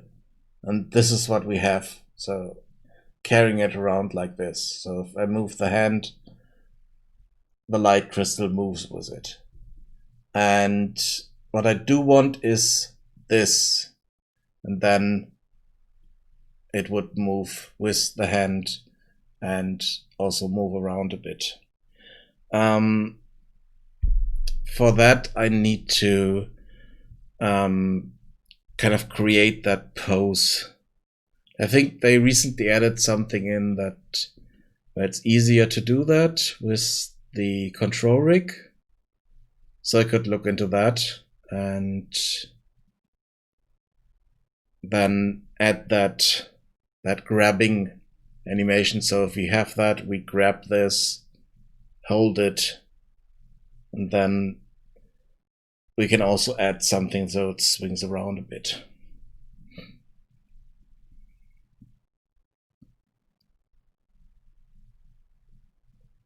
We can also work with the physics handle here. Even though I kind of stop the rotation here, so it's not rotating around like crazy.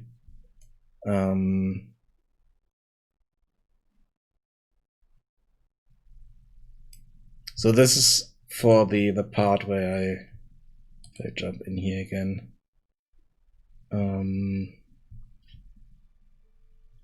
We can carry around objects in the world. And basically everything that we can pick up, we can also carry around. So if I'm not picking this up, but press E, then I'm carrying it around in front of me here, even though for some reason this is moving like that. So if I can pick it up, then, but let me show you I need to do this with the crate here anyway, because the crate should be on the pressure plate and push the pressure plate down, but for some reason it's not doing that. That's why the door is closing. Here. So we can interact with this crate, or we can also just pick it up. So if I'm pressing interacting with it, wait. Okay, now. So you can see we are carrying it around now. I made it kind of see-through, so we can see the environment around it.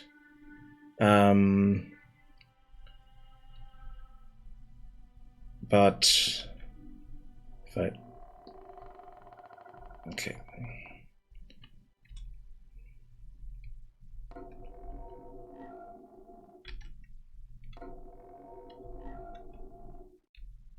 Now it's in place, but okay, now it's broken. Yay, awesome.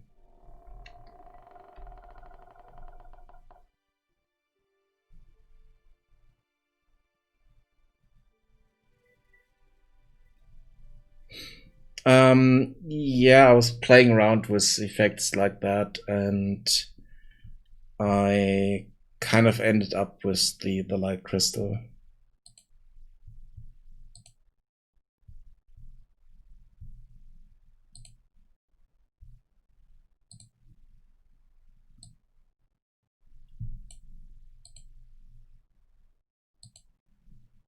Yeah, okay. I see this.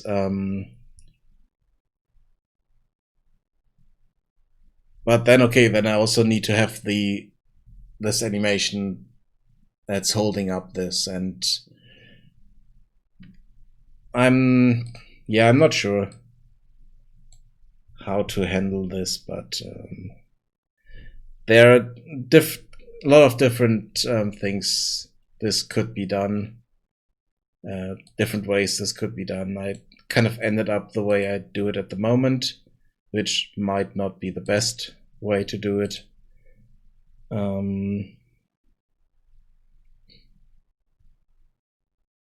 Oh wait, let's see. I do have an animation playing there. Let me jump into the animation blueprint.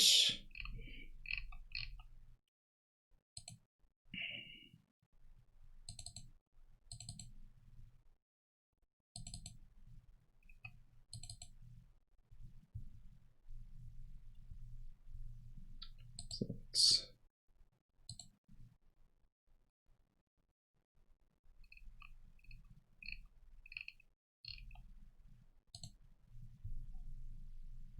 give her some clothing there. Yes, I've seen the Teller's principle.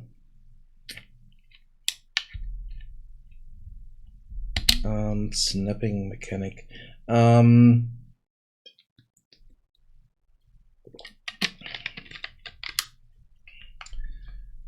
Let me have a look at that.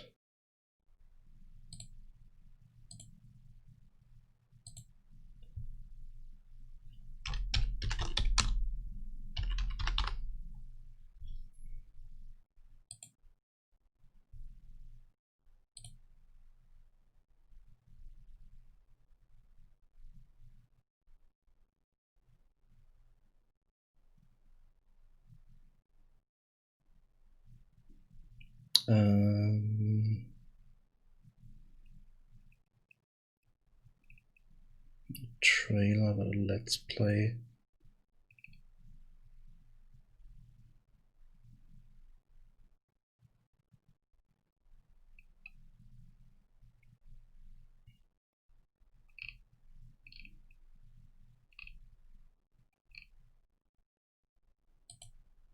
Gameplay. Let's play the Talos.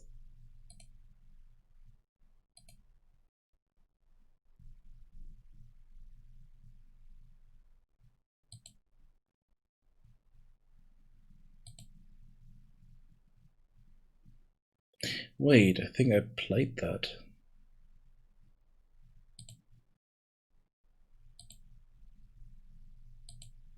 Is it? No, I didn't. I played something similar with lights and stuff like that.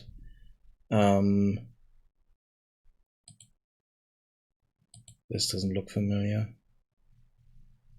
Maybe I just saw videos and stuff like that.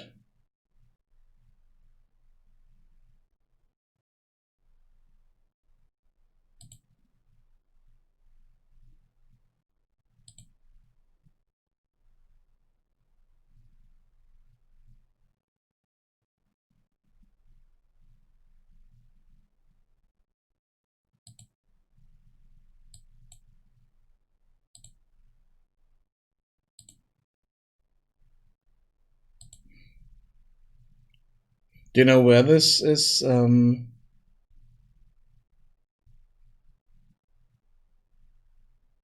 Okay.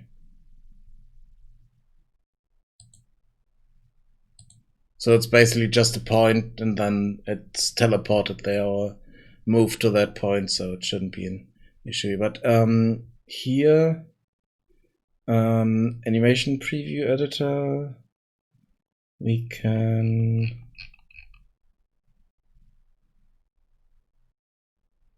fine. Should be an option here where we. Oh yeah, here. Kind of already created kind of blend here. And if we look at this, One thing that I haven't done is move the fingers properly, but it's already something that's kind of blending. Yeah, it would be nicer if it were moving about a bit, but it's not doing that at the moment.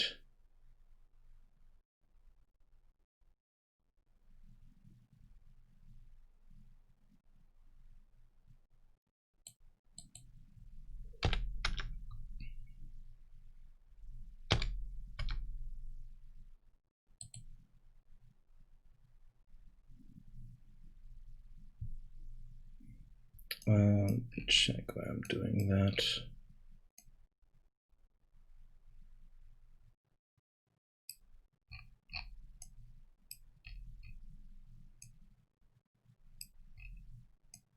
Yeah, it's this one here.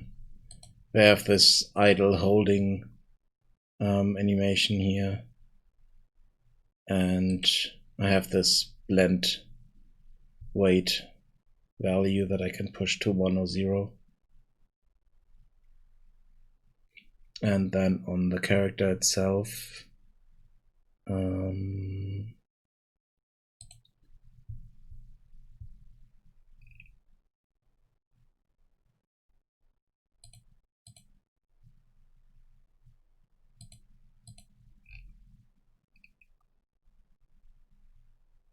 let's find the references here.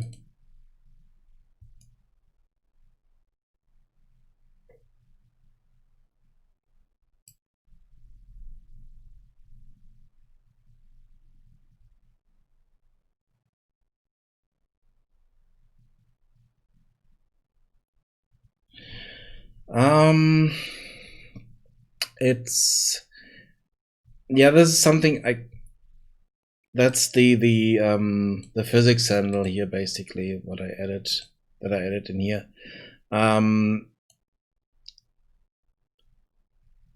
We could add that. Let's see if that works. And what it's doing.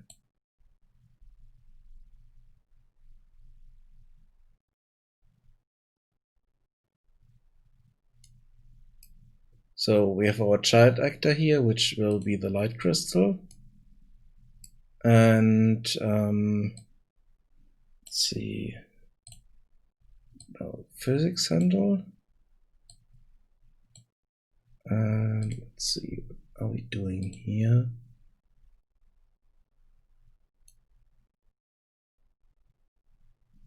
Grab component at location.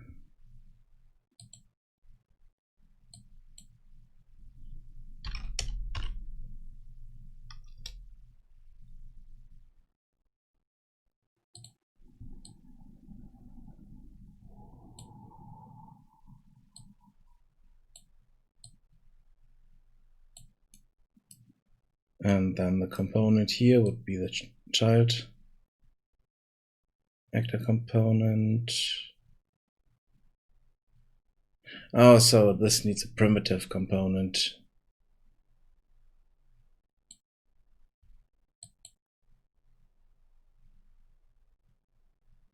What am I doing here? What is this? Oh, okay, so we are getting that. Damn it. So let's do this. Get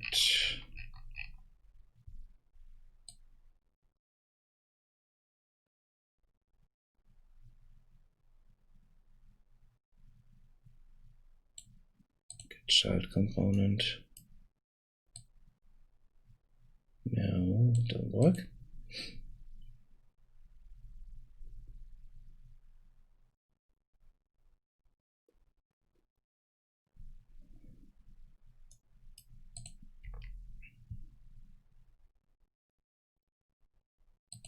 So this is a child actor component.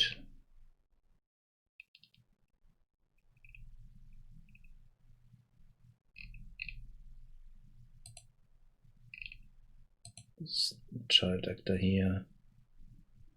And from that we should get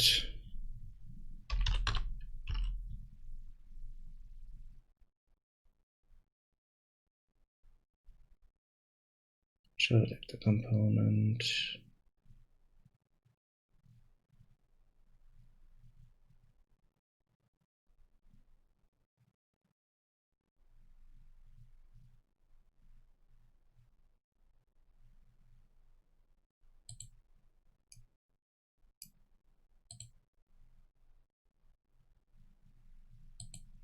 Child component. It doesn't want a scene component. Okay.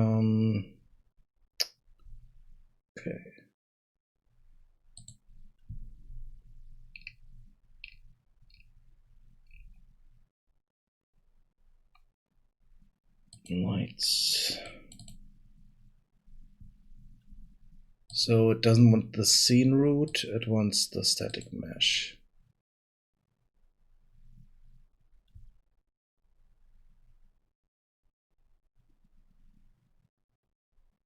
I think I have an idea how we could do that.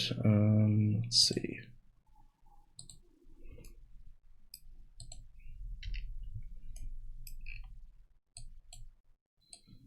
Stuff over a bit more.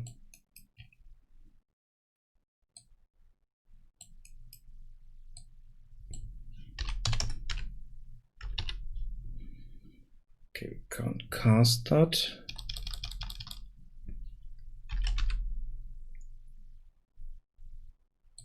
Get class.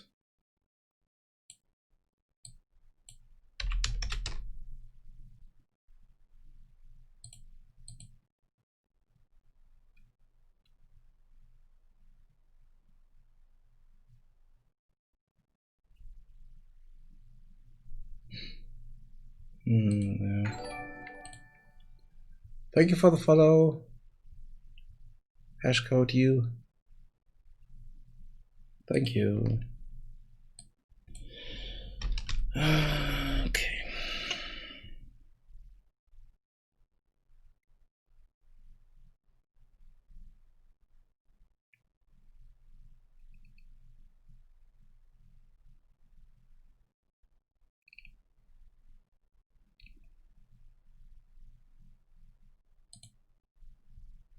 Okay, so now we get the actor here. And then get... Oh, should be able to cast this. Yeah, cast to...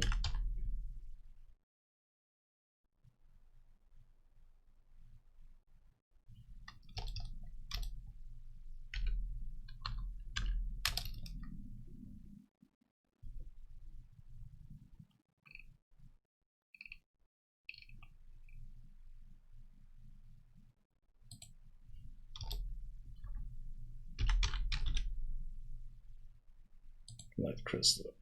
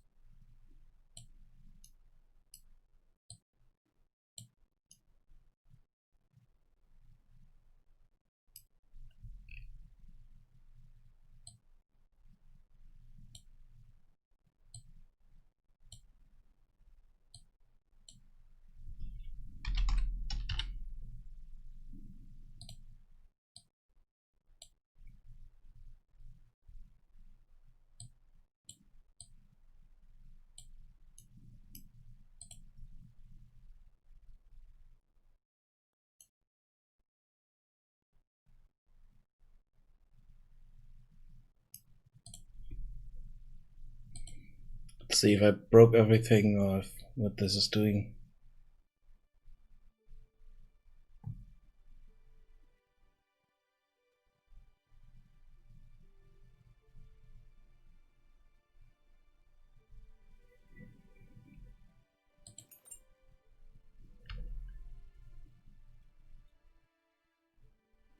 Okay, so that didn't change a thing.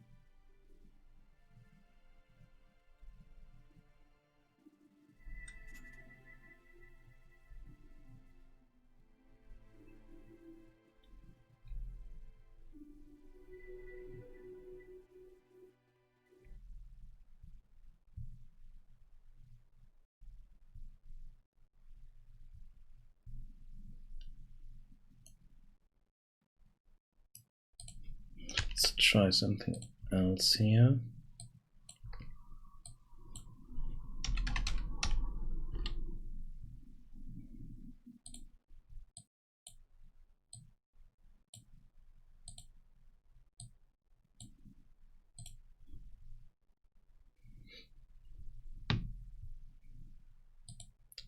But I don't think that will help us. I think it will cause other issues. As we simulate physics there without it being held in position, then it will just fall down. Okay, well, it's just ignoring everything.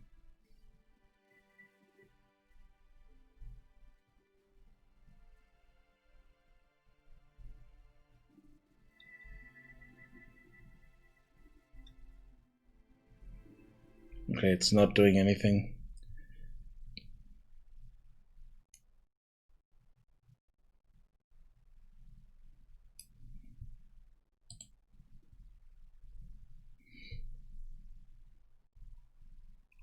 Okay, so here we have enable gravity set to false, which is correct.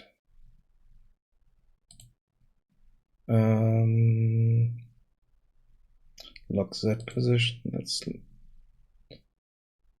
lock all the positions here, but keep the rotations.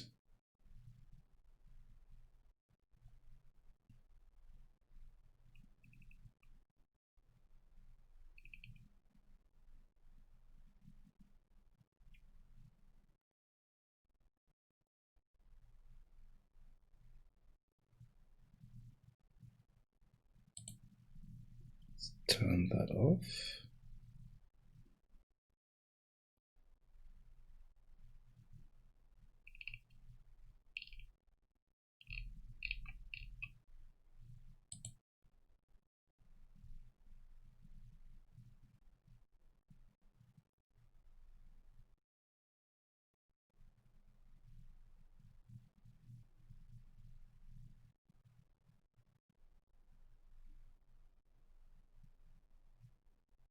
Yeah, I know. I will check this in a moment if this is really necessary. And set it to true for a moment, but I don't think it will work. What might fall down, even though if we lock it in position, then we might be able to not have this fall down. But I'm not sure if this will do what we wanted to do.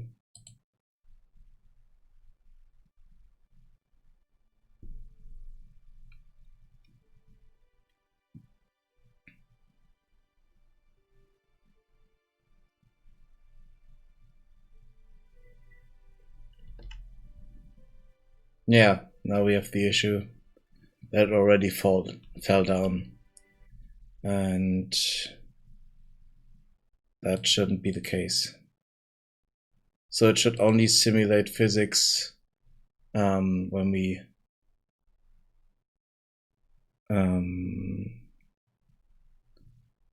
activate it. But I'm quite sure it will fall down then. So let's do the enable gravity here.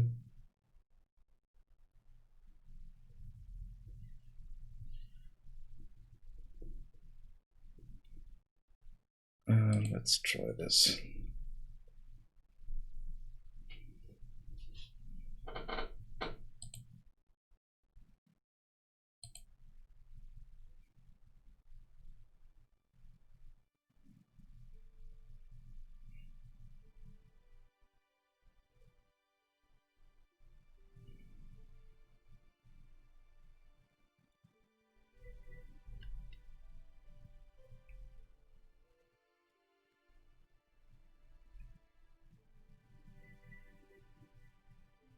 No, it's not doing anything.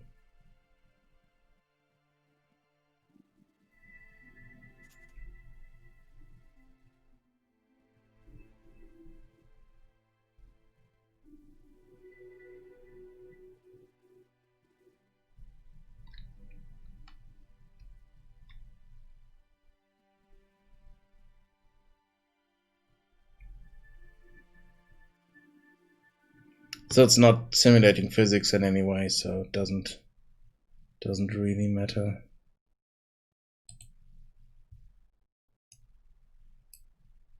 So that didn't change anything.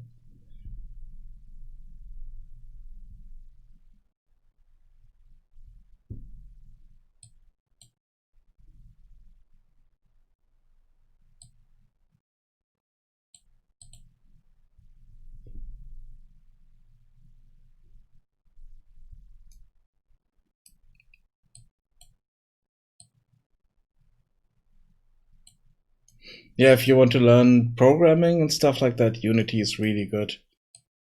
Learning C# with Unity is awesome.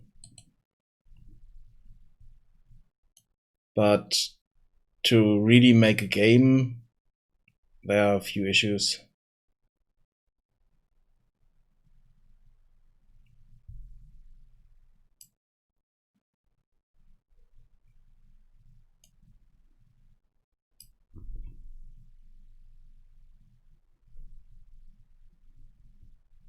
Or at least when I wanted to work with it years ago.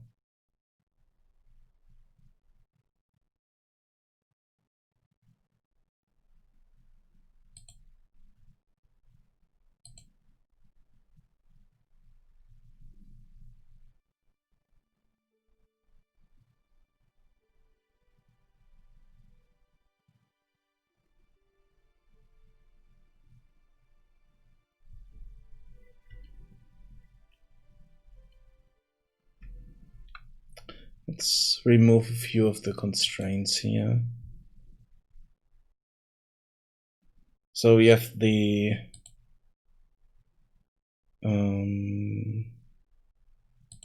just lock it in that position.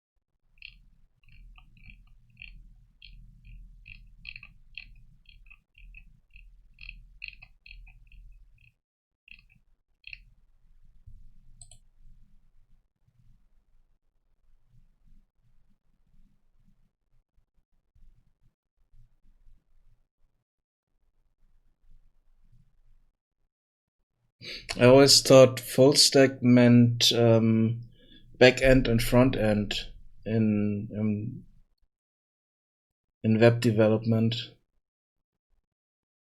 So if you do both, you're full stack, and otherwise you just do front end stuff or back end stuff. So server development.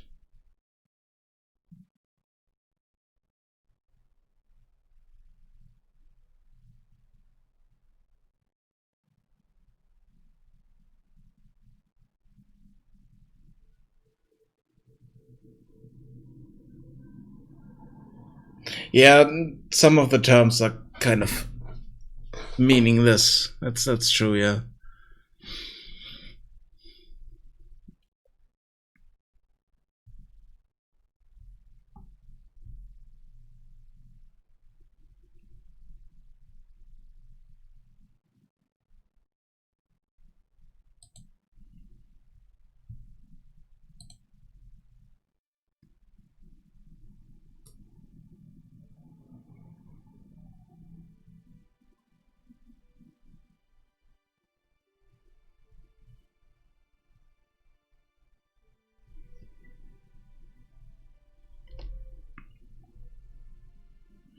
Okay, no.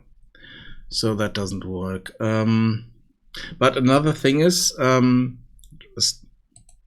thinking about this, if I am setting the character to specific character, specific look and stuff like that, then I can also handle these things easier. Let's see if we can do the physics handle thing again. See if that works, but apart from that, I don't see anything that could help us here. Let's do the physics handle again.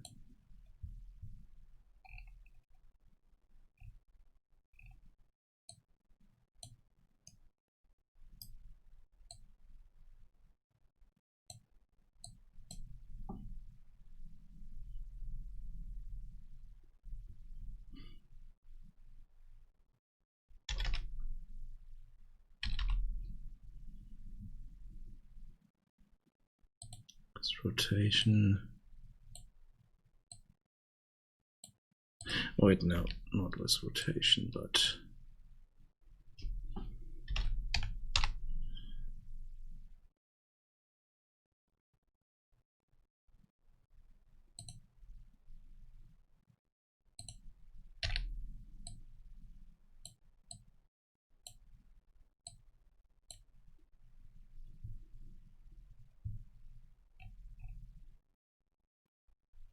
I don't think this did anything, so we tried this earlier and didn't do anything.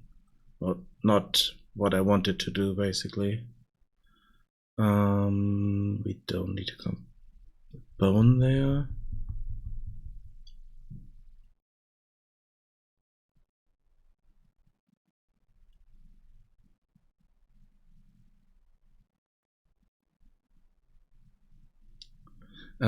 Get world location. Okay.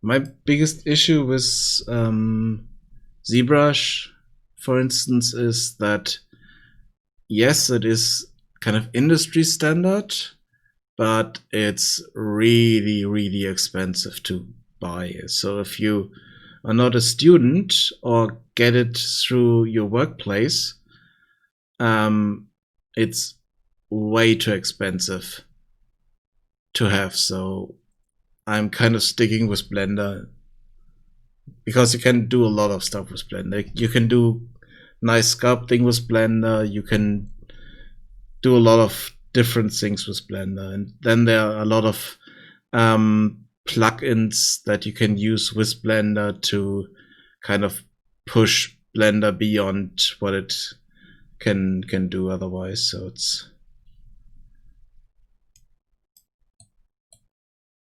so if you're not in a position to get ZBrush easily, then learn Blender and then stick with that.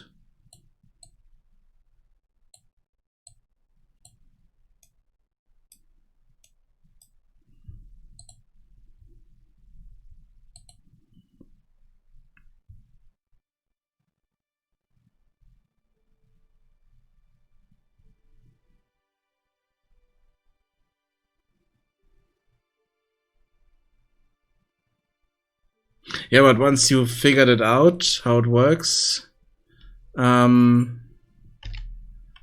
it's supposed to be the best thing that you can get. So yeah, okay, that didn't change a thing.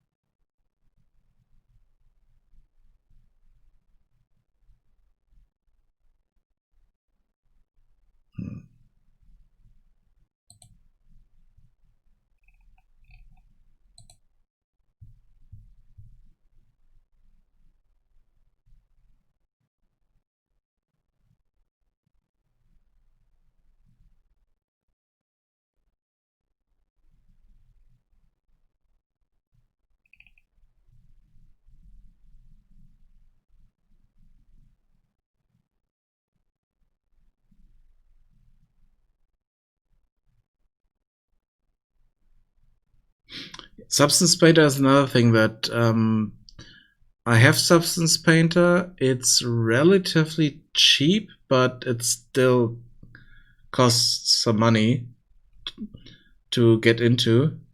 You can do a lot of really awesome things with Substance Painter. Let me show you something here. For instance, the this one here.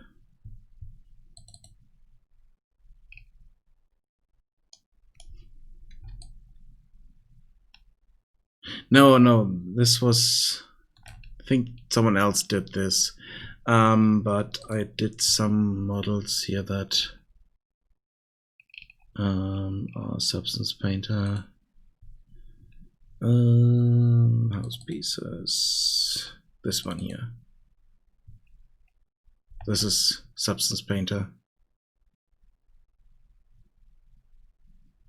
It's quite simple, standard materials in Substance Painter.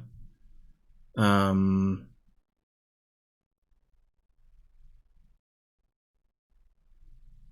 can do a lot of different things like glow map, glowing things, and all that stuff. But can also add dirt maps to it, which I didn't do for this. I mean,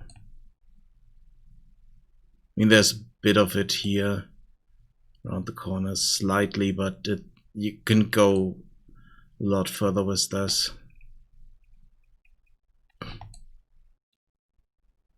But yeah, for low poly, that's the thing. What do you consider low poly? If it's low poly and at the same time kind of low impact, then you would use colors. Or maybe a color sheet or stuff like that. You wouldn't use textures like this here, where you have those 2K textures here.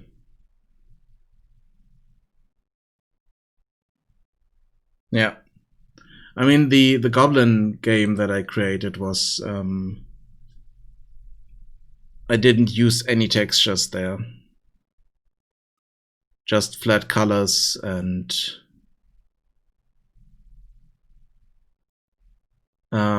I did use a gradient, but that was in a material so that I get a bit of variation. But the rest was just flat colors.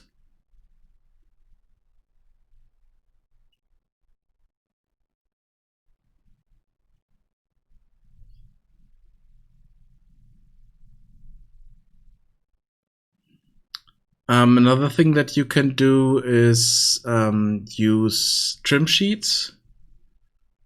If you want to go into kind of architectural modeling or modeling modular assets that have different interesting things on them, then look into trim sheets. That you can add a lot of character with trim sheets. This stuff here is done in Substance Designer. All these materials here, all the textures here, I created in Substance Designer. So the wood I created on my own. So we have kind of wood paneling here. Then that wood, those rocks, not rocks, those wall bricks, those tiles and stuff like that. Yeah, trim sheets are is one texture where you use different parts of the texture for different parts of the model. Or in some cases, you have one texture and use that all over a huge house and only or create one complete environment with just one texture or one set of textures. So you have the normal map for that trim sheet, you have the roughness map for that trim sheet and stuff like that. So let me check something here.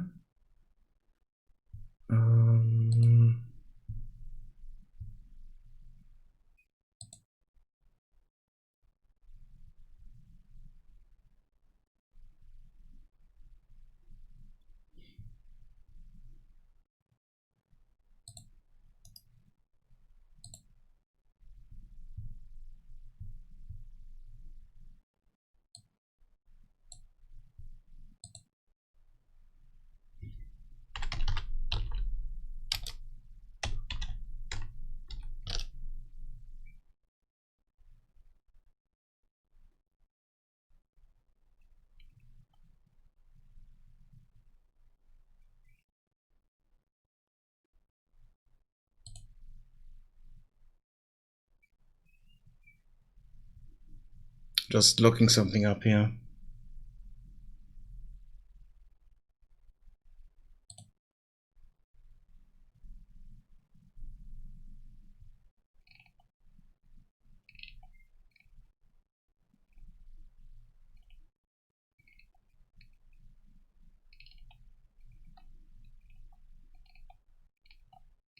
I think this one. Yeah, it's this one.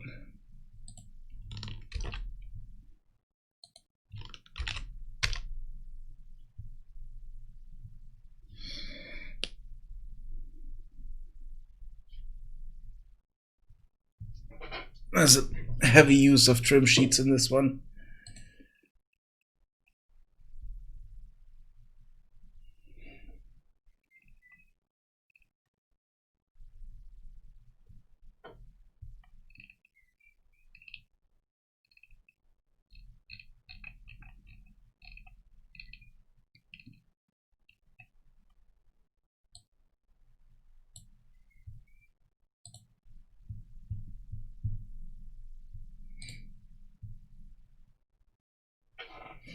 Okay, let's jump back into.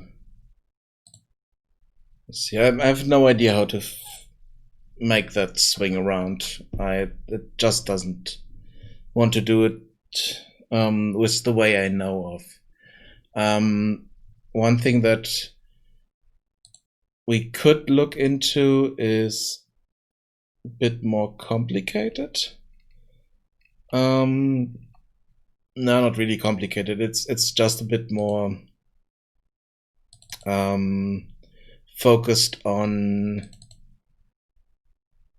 models here. So what we could do is kind of create a belt.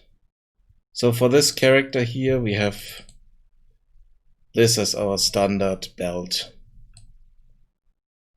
And we could add, I think I already did that here for the preview scene. I added in the light. There we could add the light here, and then we could work on the physics. So we could create a physics asset for that, or we could create a physics asset here for this, so that it would kind of swing around and you could add a joint. I have not done anything with this editor yet. So the physics editor, physics asset thing, I have not done anything with. So I have no idea how this works. So I have, like I said, I have no idea.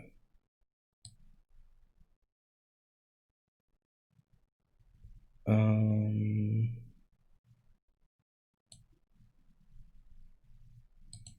also be the hands, I think, that we would need to work with here.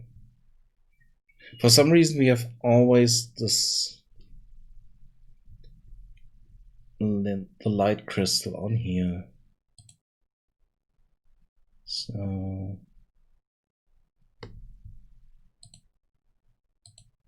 preview only. One other thing I could do is I'm not 100% sure if it's good if it's a static mesh. Could also kind of add a bone to this and then see if it kind of works with it. So I have an extension bone on the hand just for the light crystal. So not quite sure how to handle that here. Okay, bye bye. Have fun.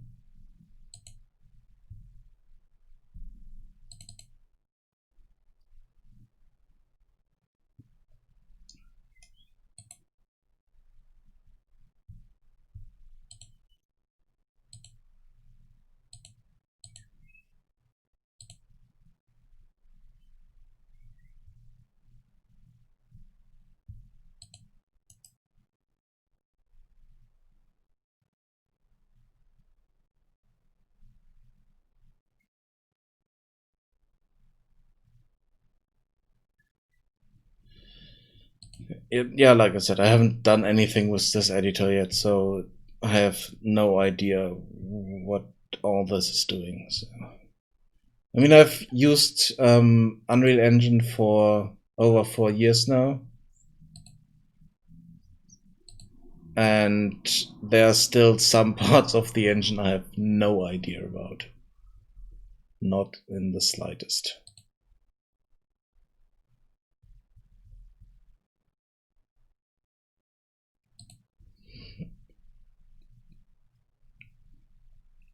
So okay, this part here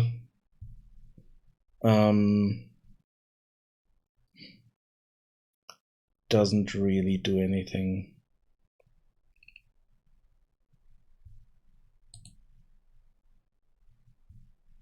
If you set this to simulate physics, it will just fall down.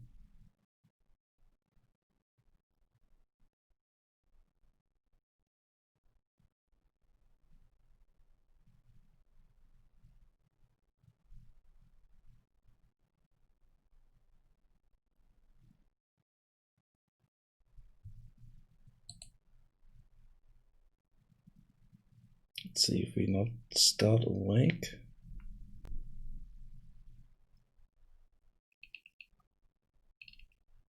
Yeah, also have no idea about all these things in here.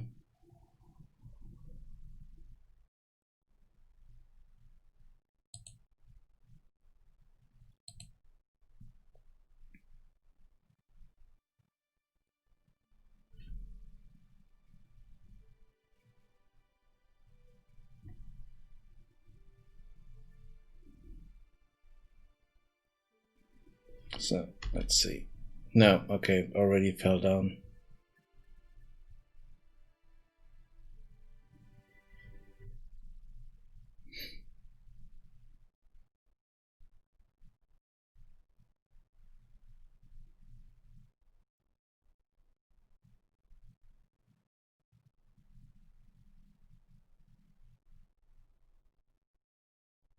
Yeah, I think Unreal Engine started to be a lot more interesting when they came out with Unreal Engine 4. Because they changed a lot of things in their in contracts and all that stuff, so it became more interesting for developers to use. And they have done a lot of things to push that further in the last year.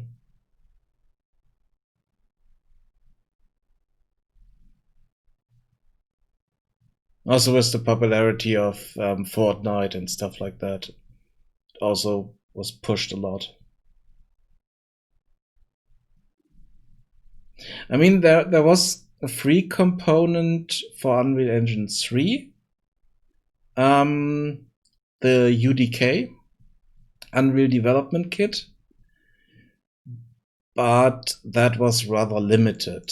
So if you wanted to go further than just making maps for some games, and make full games with it, you ran into some barriers at some point.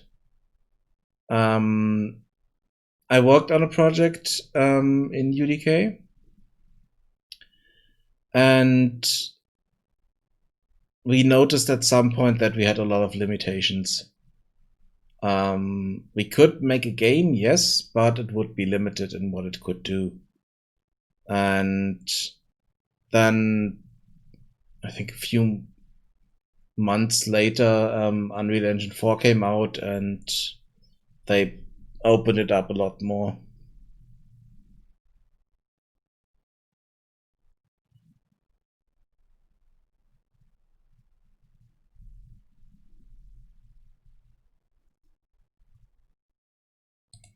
Okay, so we don't want to simulate physics here.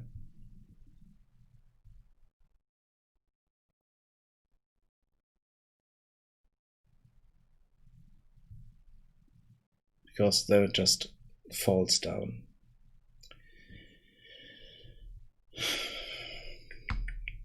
And basically falls through the ground, which is not what we want.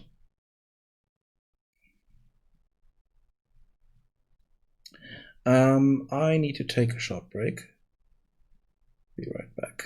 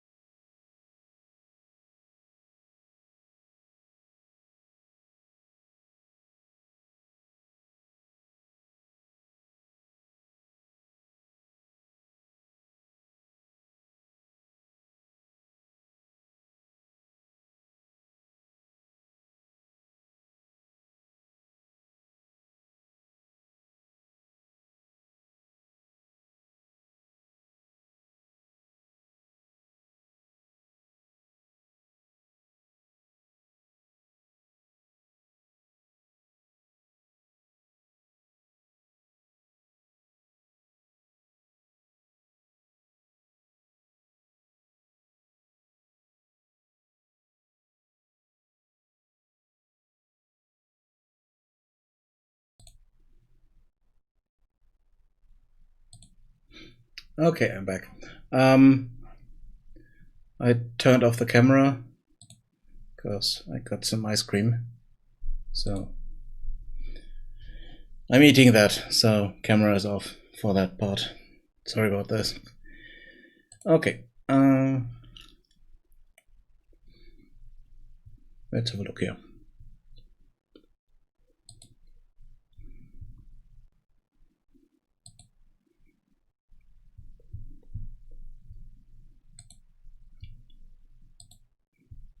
So all this playing around here with different things didn't work.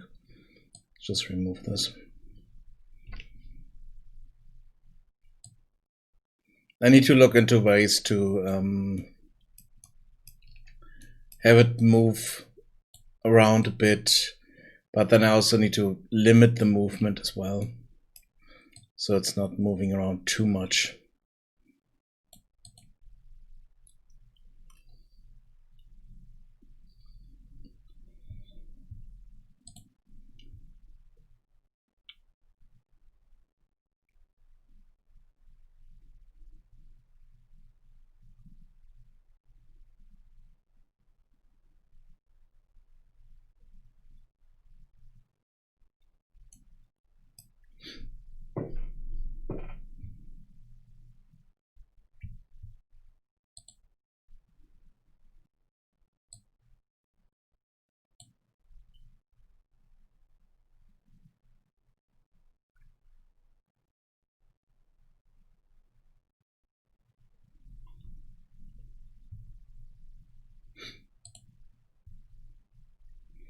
Okay.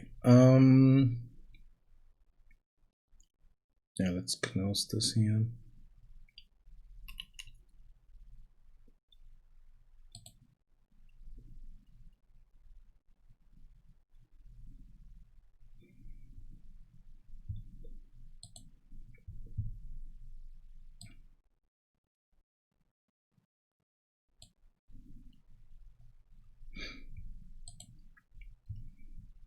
I kind of wanted to change the way the game starts.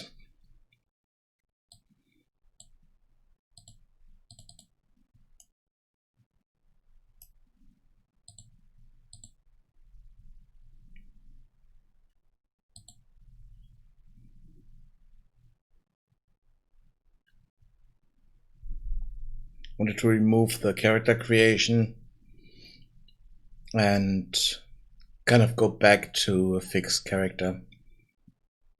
So let's do that. So the first thing would be here in the UI.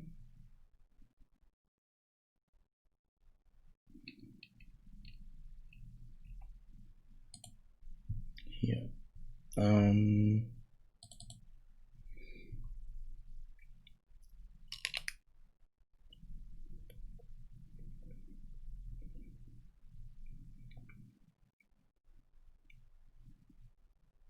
So we basically would only have this button here.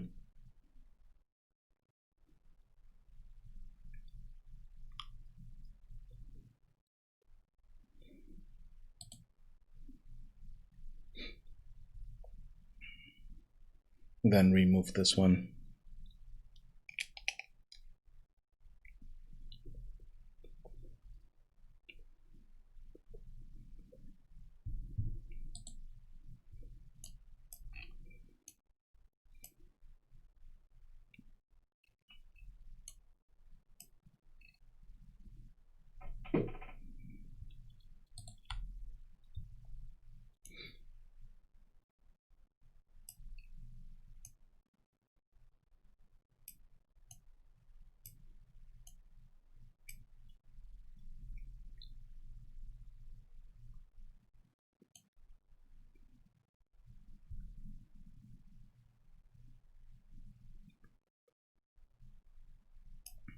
So this would be the start button.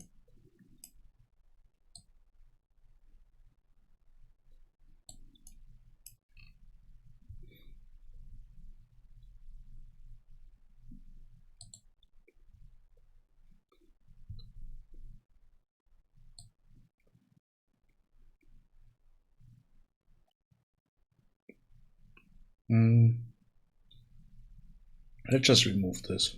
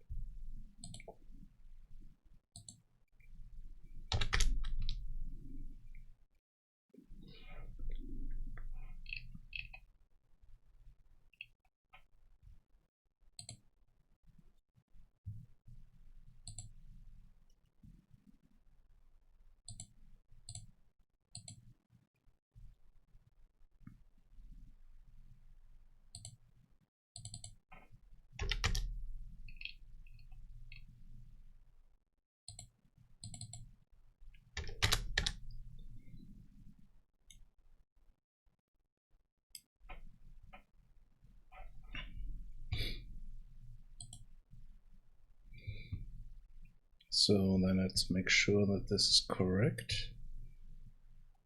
Let's see. Again.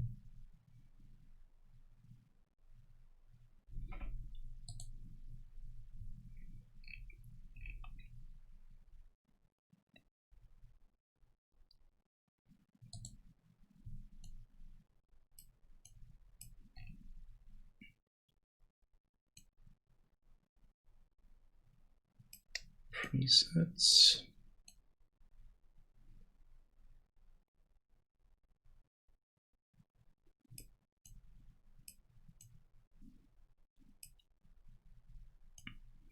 Now we definitely also need to set up a few things for the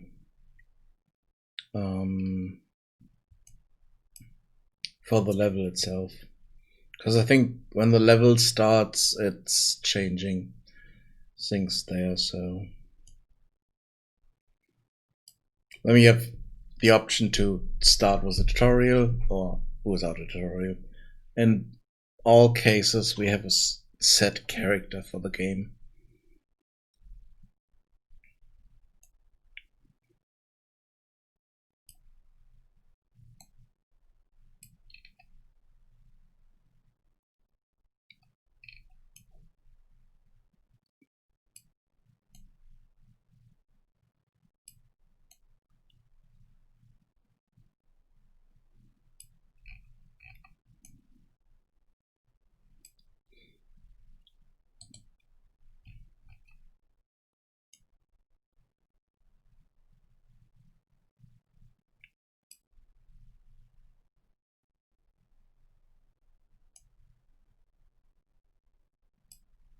Okay, so here we have the character ID. So we need to look into the presets. Wait, no.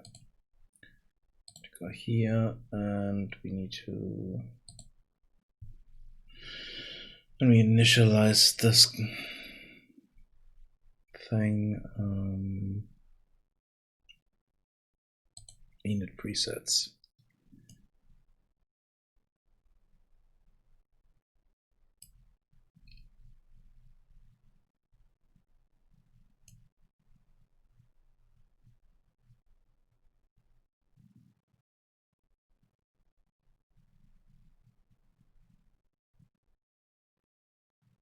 Okay, so preset ID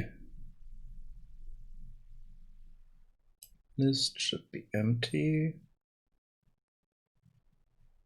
This is an array of integers.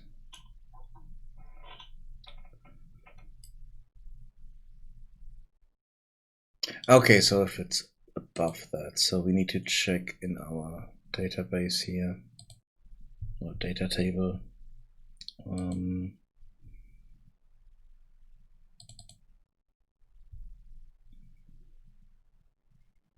No, that's not the right one. This one. Need to check those. Okay, so 100 is our elf here, the player. 101, something we can delete because we don't need it anymore. There's a male human, so we can remove that row. So it's fine. So let's also move her.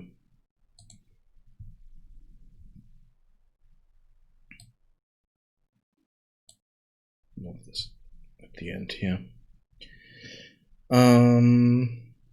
So this is the ID we have for character. We also need to change a few small things here.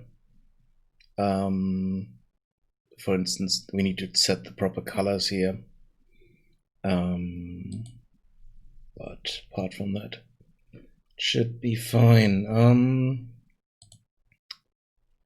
Okay, we cannot add something because we already have skin set, so let's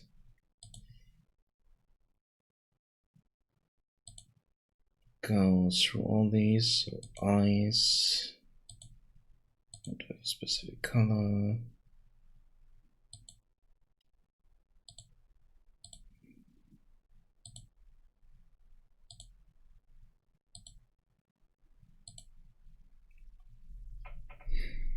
Okay, so now I need to go through and I also need to add skin again.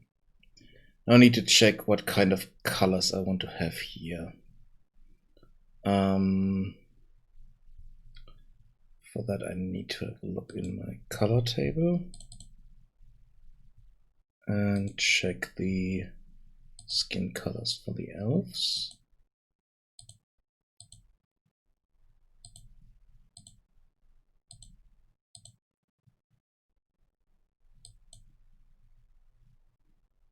I think we take this one, so it's 3.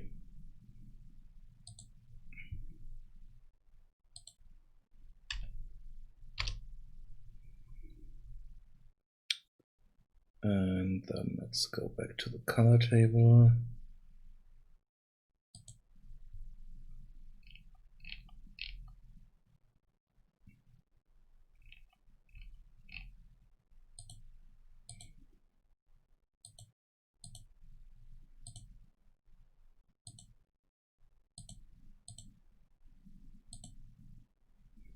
Let's do 8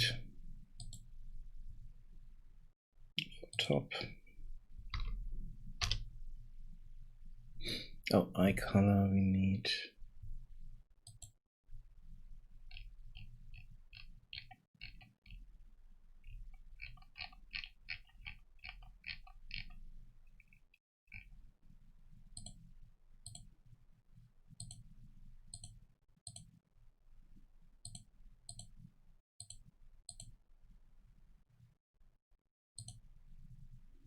Let's do 0.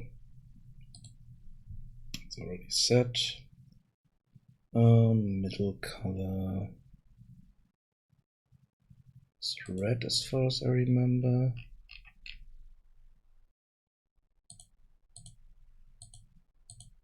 So that's 3.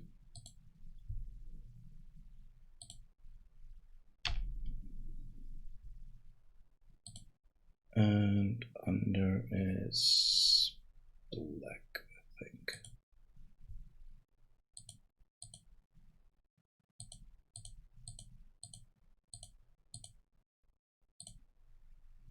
So it's 1.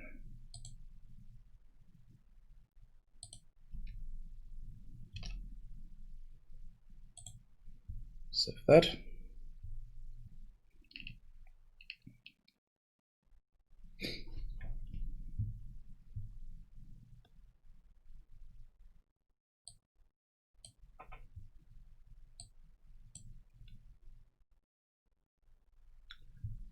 Okay. Let's see if that worked. So if we start a new game here,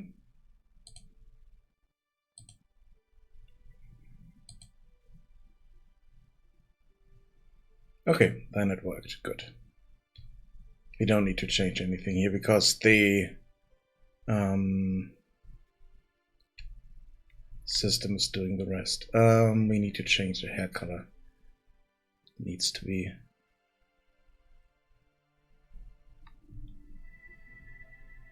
it's supposed to be red.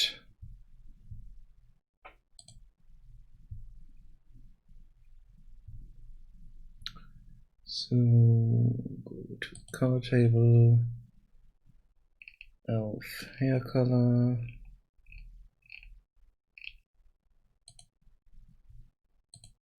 Okay, that's 0.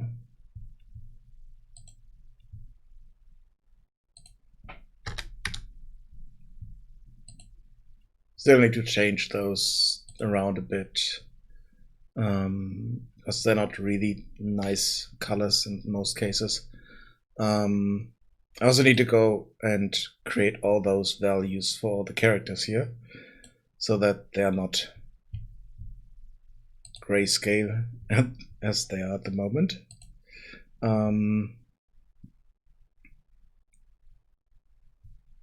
But let's just do this for this guy here. Color data, skin color 0 is okay. Hair color. We need the eye color for him. We need top color, middle color. So basically we need all this stuff. Wait, no, this is under. And then we need the skin color here. I think 0 is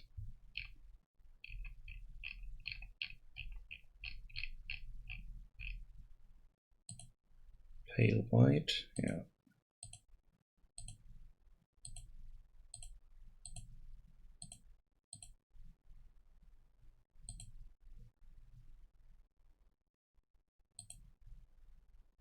Let's go with 7 for him.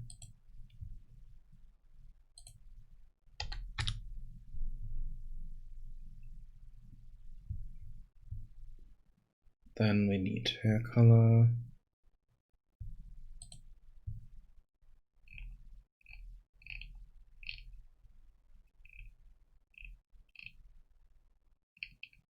Okay, so clothing. Yeah, the clothing colors are way too vibrant. We need to mute those a bit.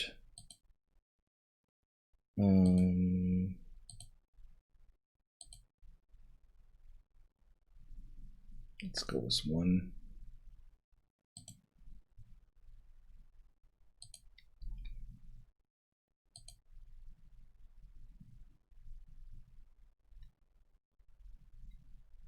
And then a red trim. It's this one, yeah. 3.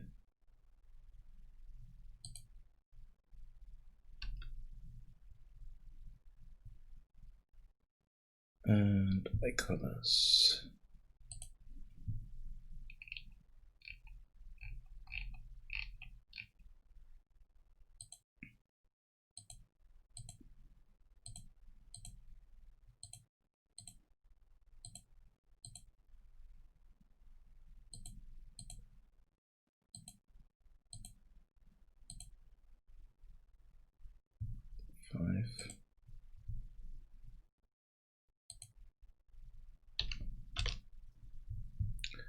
And hair color.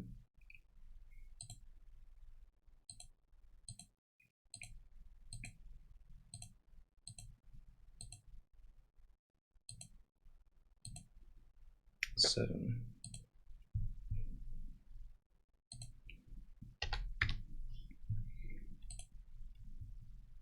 Okay, let's have a look if this is showing up properly.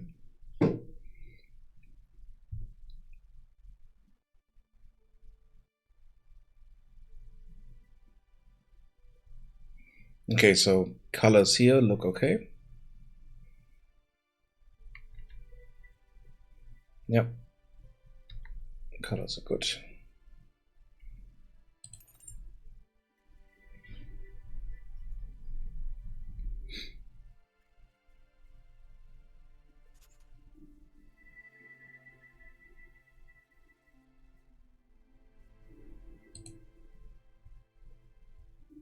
Okay, there's some issue with his hair here. I think maybe the hair is doubled for some reason. And I need to fix that. I also need to fix the cuts on the mesh for male characters. I fixed that for the female characters, but not for male characters.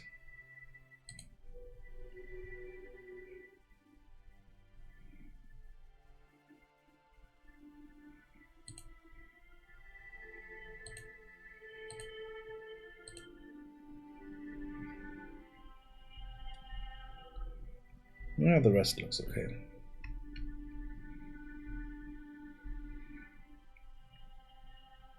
That is still...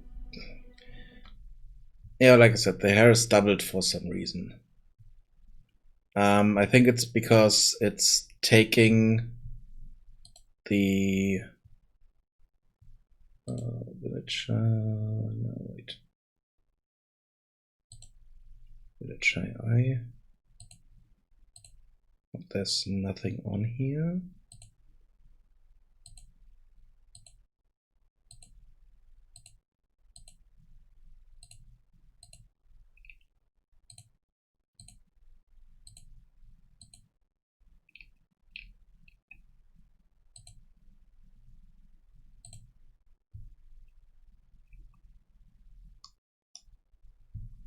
Okay, then we need to go here. There's something that's causing the issues here.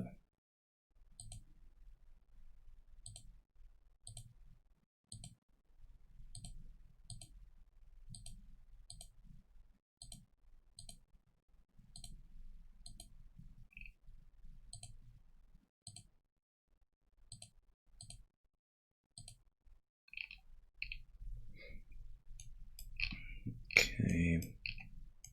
So it's not that. So let's have a look in here.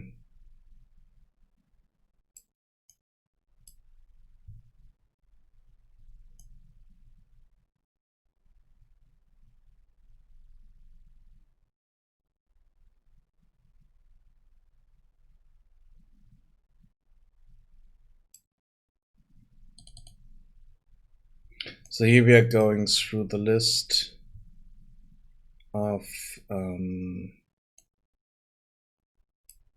yeah, we are setting the body parts basically, and for some reason we are setting the wrong body parts for some areas.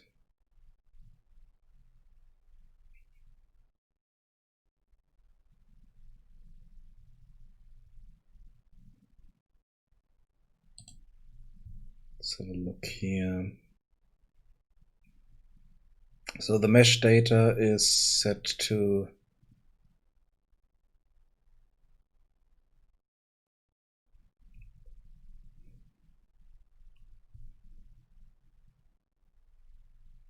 one for legs, hair, feet, and belt. All the rest should be 0, and as a result empty for additional parts. So if we have this for main parts like the torso,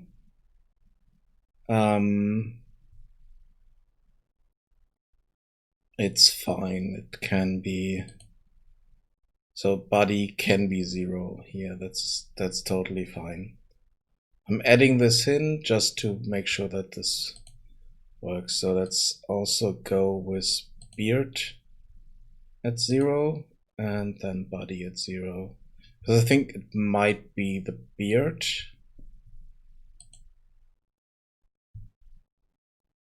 But I'm not 100% sure.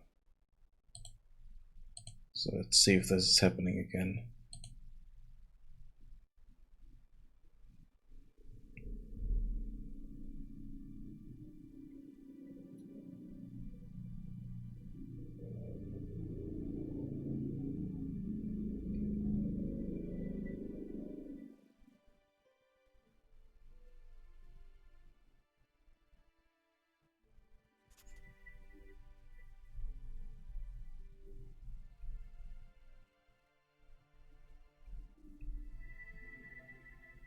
Okay, it is happening again.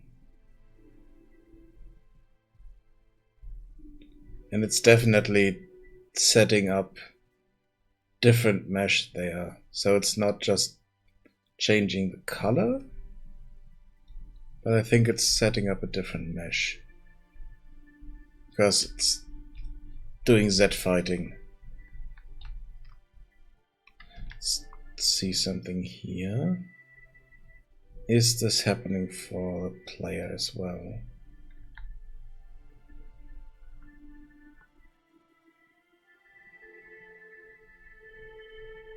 Just need to wait a moment for the camera to fly around. Let's see if this is happening here as well.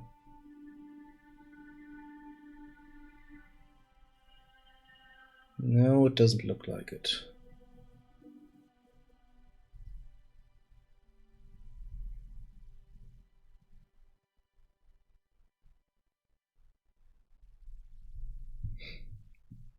Okay, so it's probably some kind of data issue.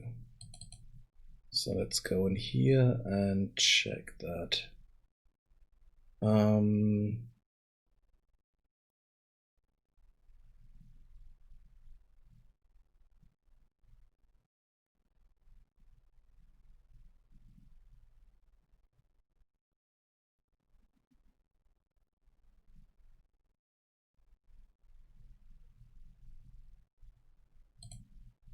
No, that's not good. Let's delete that.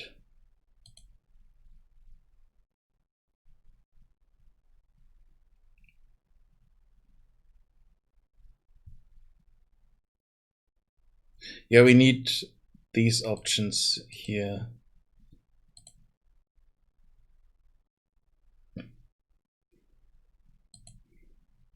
But we are setting this to 0, so it shouldn't be an issue.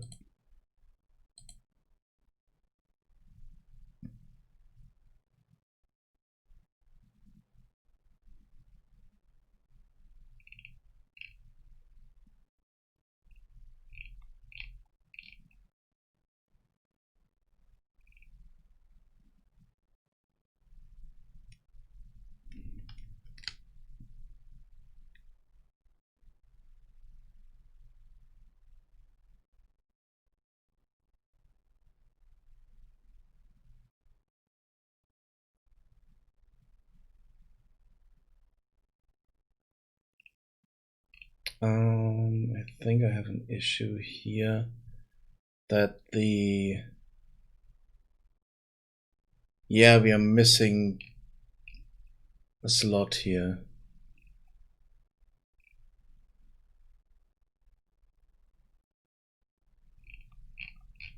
So if I look at the female data, we do have this color slot here.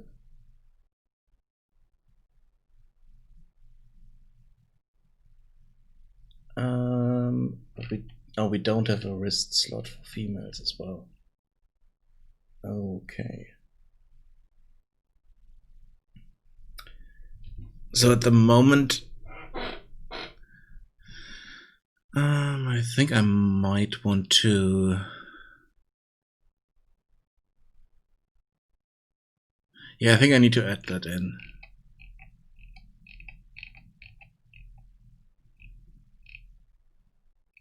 So we need to add the wrist slot and the wrist and collar needs to be set for every character and configuration.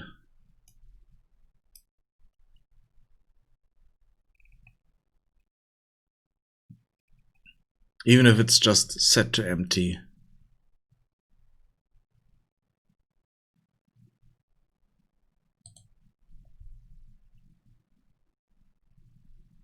Because if I go here,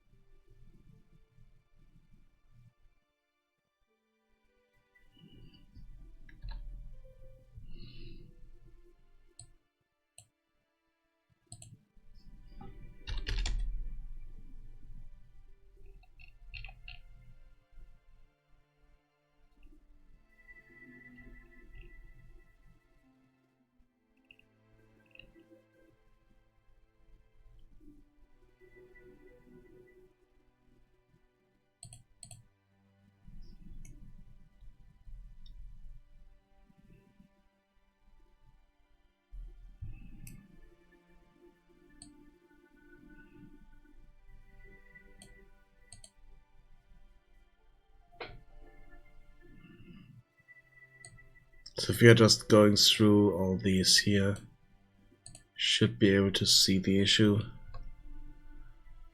Okay, so the collar is setting the captain belt, which is wrong, and the wrist is also doing that.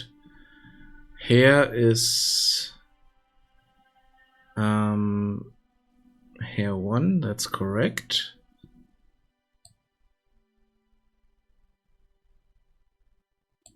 And that's setting a material here. Beard. Okay, so beard is setting hair 1 as well. That's the blue one. So the beard slot here is the issue. We have a lot of belts on him.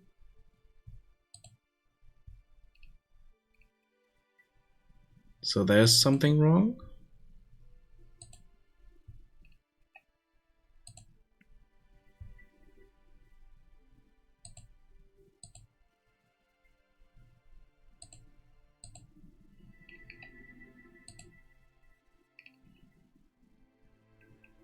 So basically everything that should be an empty mesh is getting the belt or the hair. So that's so basically everything gets a mesh, which is not what should happen.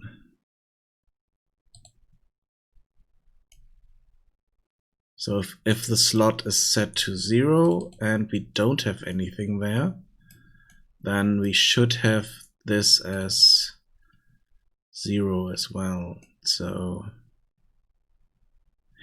okay, that's the issue. It's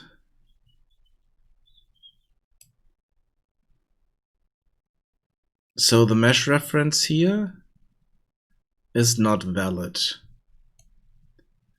but then we are not changing this. So the last thing that was in here will be set as our mesh. But now I need to check if this is doing its job properly. So on set mesh. Yeah, okay, so if we so if this is false, we are just ignoring it. So what it should do is leave that empty.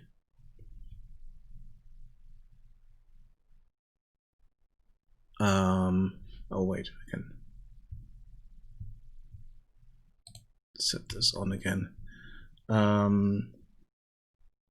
No, it should be 7, unless the configuration was changed again or not properly saved. It should be 720.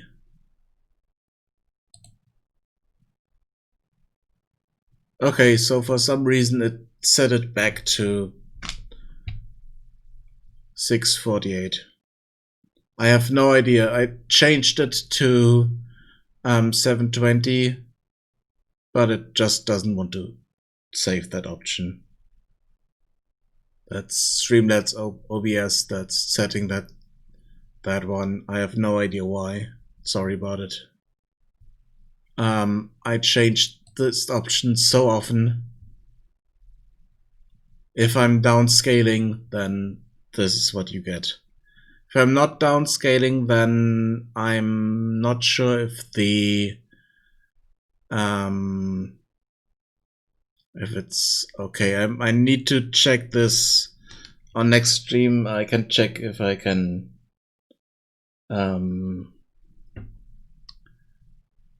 push it up, but then I have the issue that it would be too much for other people. So sorry about that. But I have a camera now, so hello.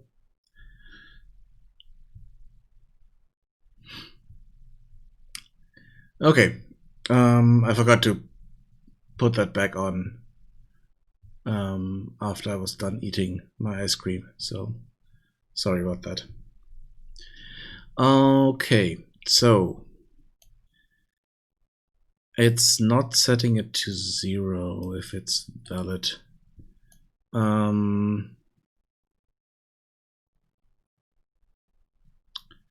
Let's do this.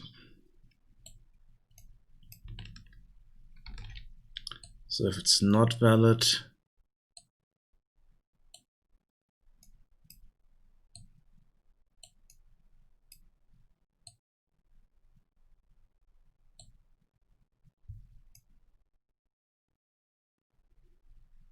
it should be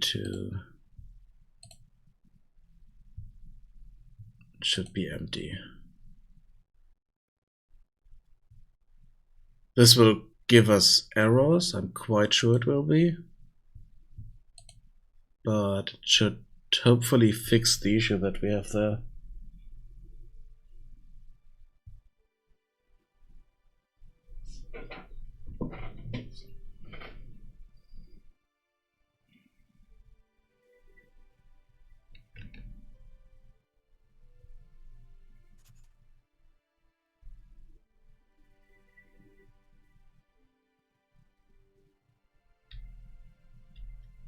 Okay, there he is.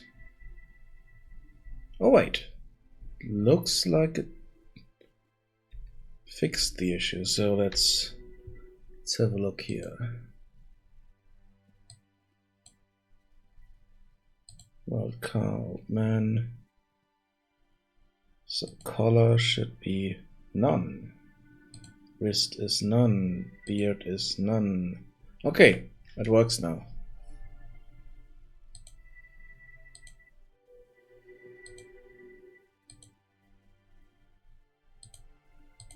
Good.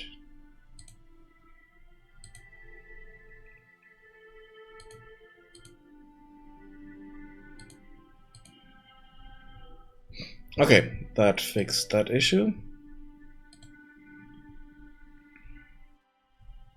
So no more flickering there because of duplicated meshes that we don't need.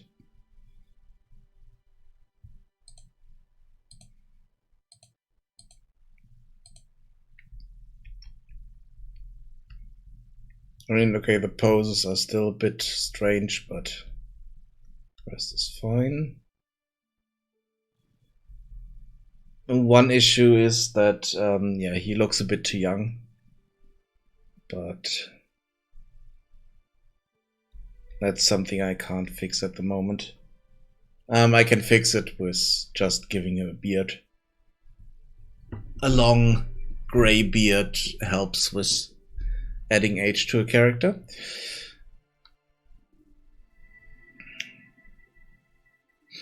So it should be fine. Also need to move the stone slightly.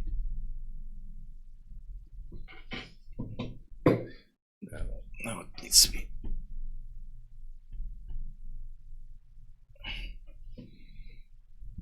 Okay. I might need to give it a bit more space on the top, so let's have a look at the filters here. Wait. Yeah, this is what you should be able to see.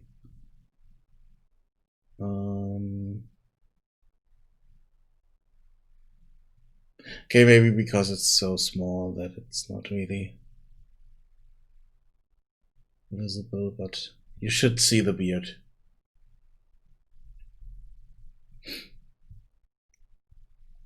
So the values are fine. I'm looking up because the monitor where all the configuration is above the monitor, in the middle where the camera is mounted at. So that's why I looked up there.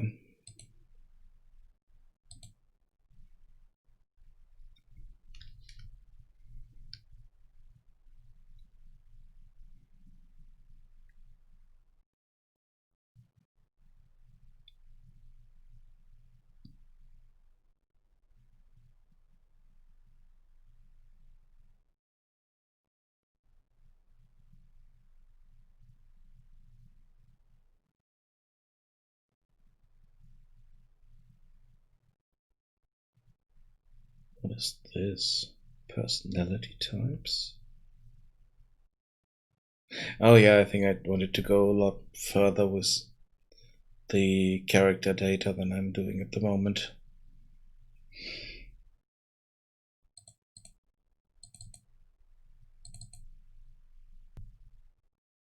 Yeah, okay.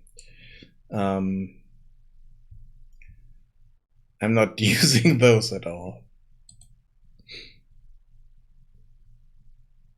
I have the relations here. I have occupation. And then all the data there. Schedule. So it should be fine. Good, so now we have this set up properly for him. Colors there are okay, I think.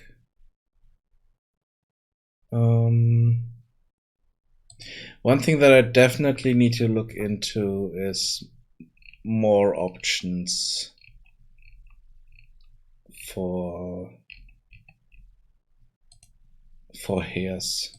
hairstyles and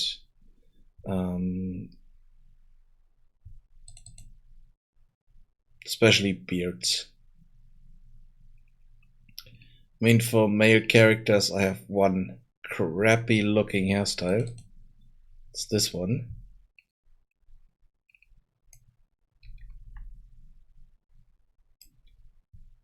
This looks horrible. I definitely need to look into creating different hairstyles and then fixing them. Another thing is I need to look into for the material.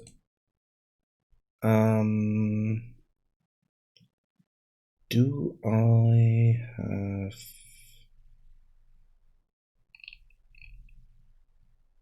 Okay, so no, I don't have a tip color on the material here. Let's have a look at the material. What do we have here?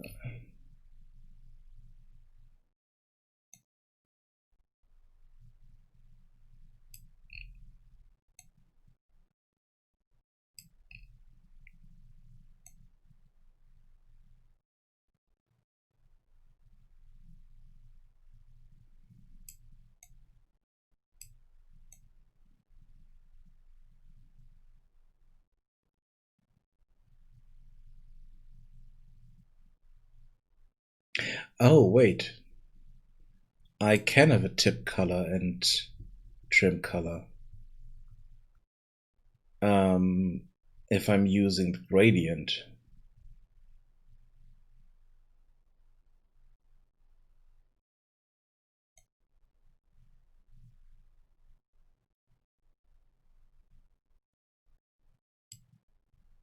Okay.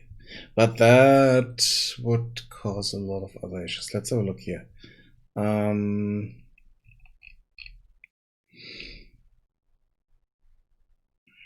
So if we are using the gradient here,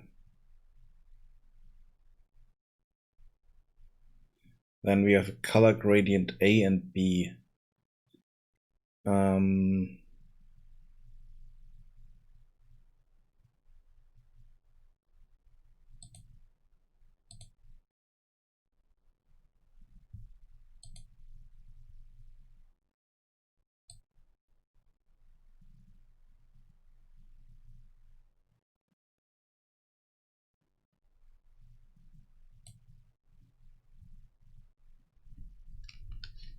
Hello.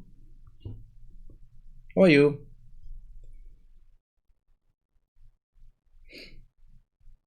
I'm fine. And you?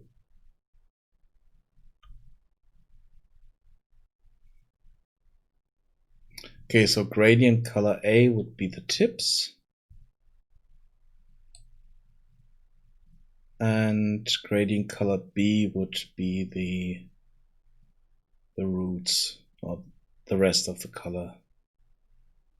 So need to change a few parameters, but it could be possible to do that. So let's have a look.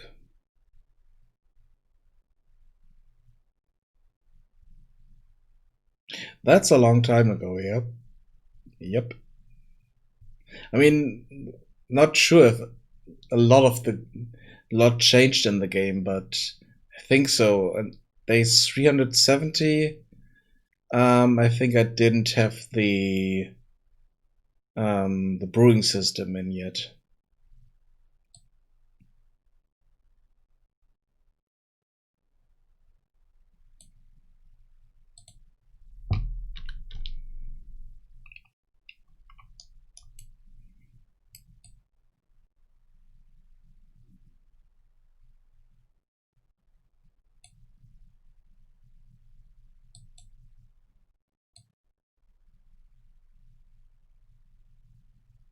Gradient plus 2.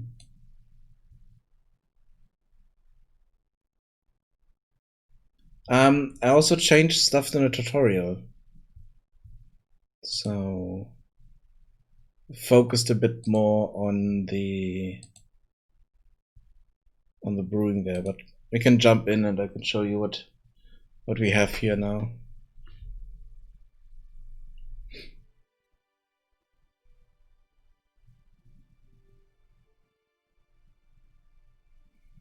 If we skip the tutorial, this is what we have.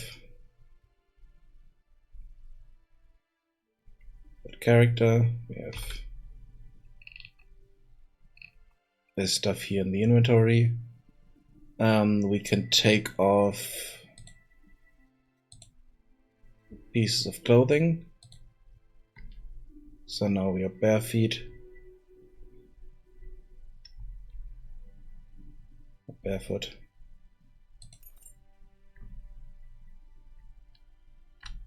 And we can also put, can equip those again.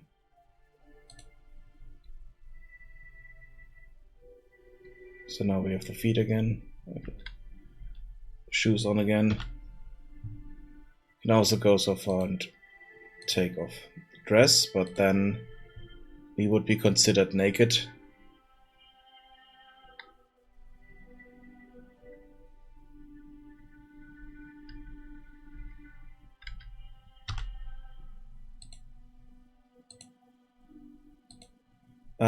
City. There is no city in the game. There's a small town. That's over here.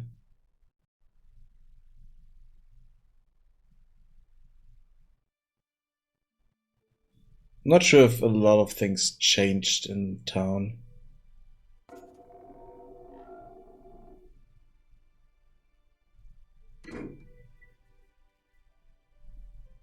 Ignore the floating doors.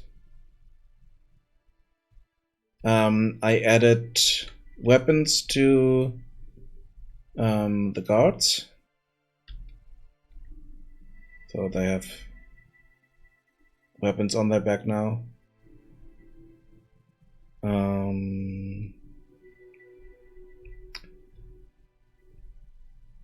Then yeah, there are a few houses up here that are not in use yet.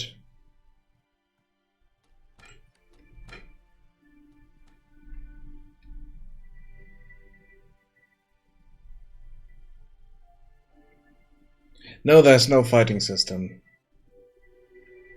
No fight system at all. And there will never be, so it's completely fine. I added in a few different plants here that we can pick.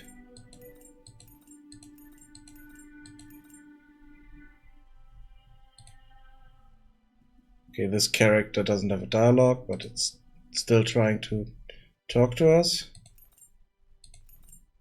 Let's pick up a few more of these plants here.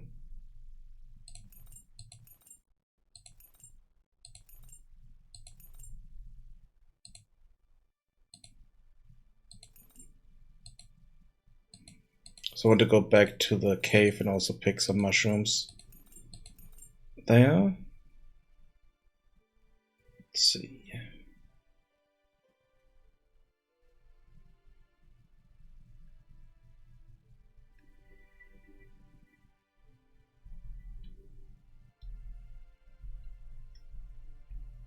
Come on.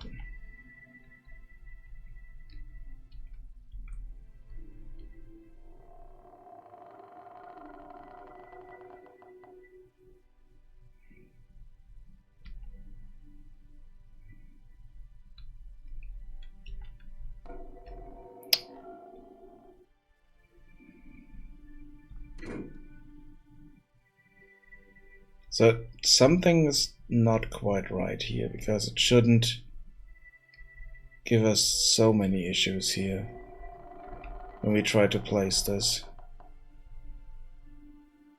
I think the spot where it's putting it is wrong. It should be in the middle of the screen and not pushed to the side like this. So it's rolling away. Let's try to fix that.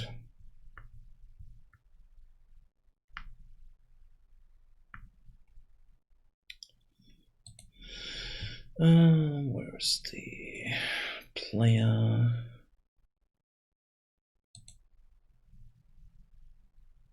So we have the carry object position. Where's that?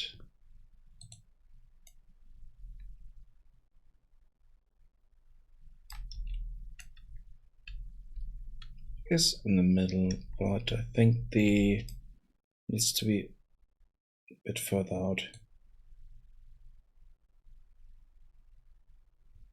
Let's try it there.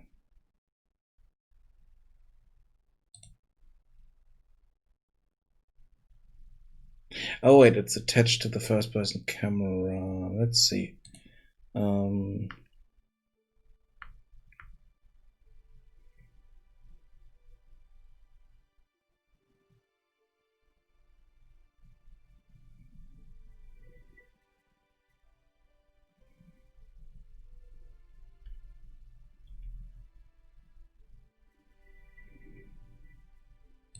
Yeah, I think that's better.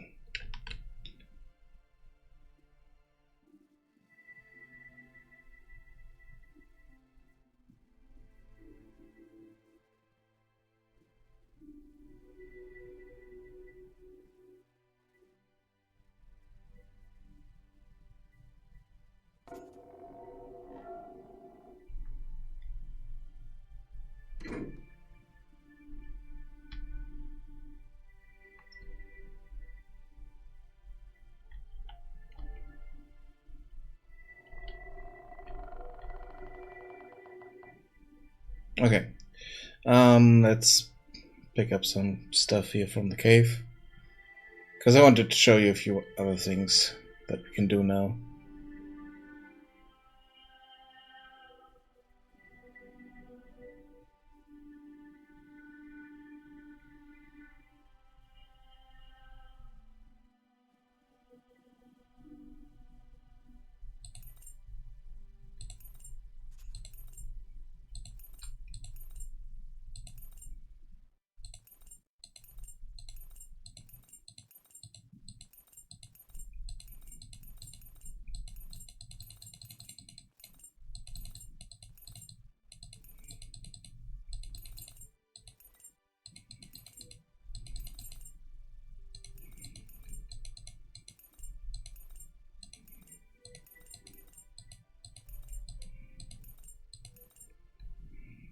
Okay, should be enough.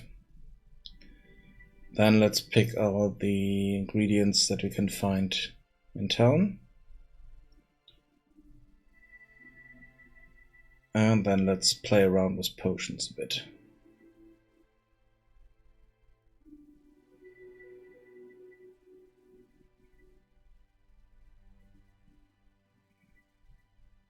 So I think that's one thing that you haven't seen yet, because I added this a bit more recently.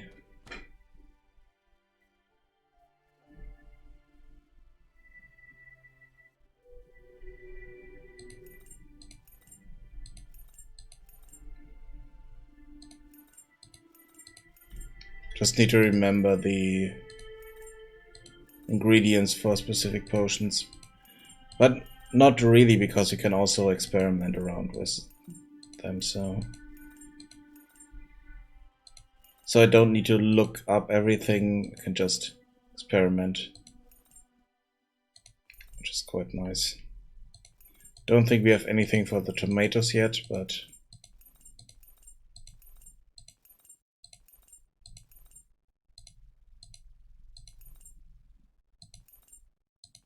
let's pick some up anyway. Don't want to talk to you. Pick up your stuff here.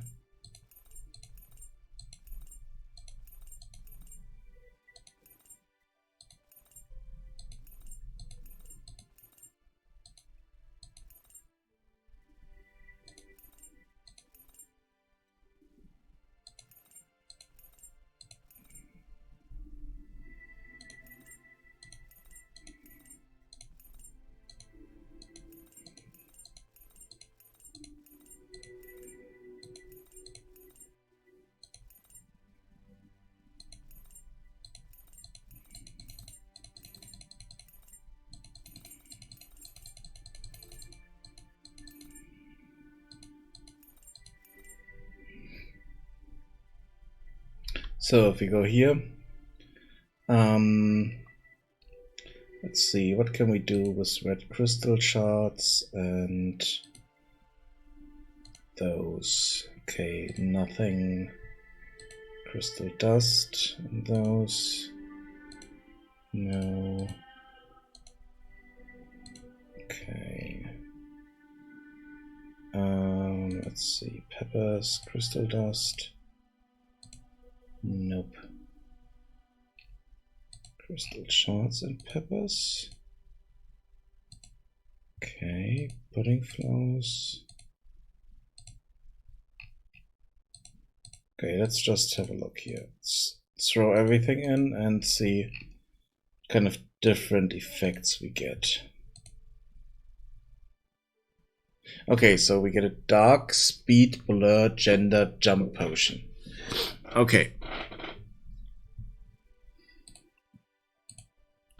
This is quite expensive, and it's also level 3, so we can't brew that. But we know, okay, this potion lets us see in the dark, run faster, and gives us speed vision, changes our gender, and let us jump higher. Now we just need to figure out which of these ingredients do what, so we can kind of narrow this down a bit. So let's see. Quite sure the... oh wait, yeah, okay, we already know that. The tooth flower is something that changes our gender. But I just need to figure out what it needs to be combined with.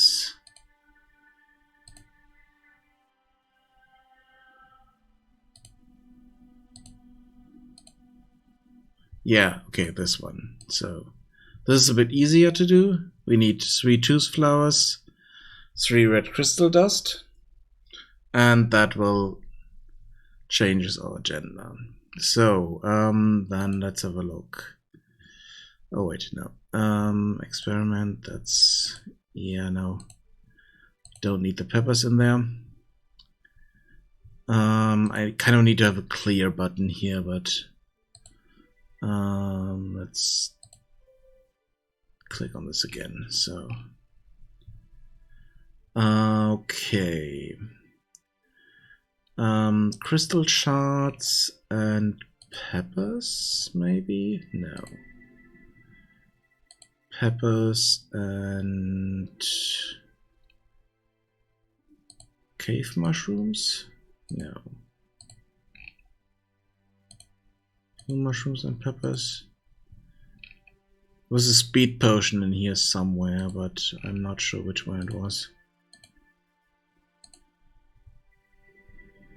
Grapes and peppers. Oh, that's the jump potion. Grapes and peppers. Okay. And for every successful experimentation, we get some experience here, so we level up our skills. This is our skill level here. This is the potion level that we need to have, and in this case, it's red. We can't brew that.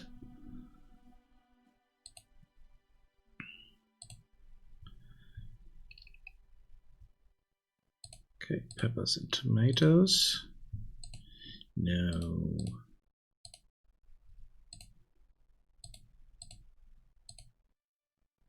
Nope.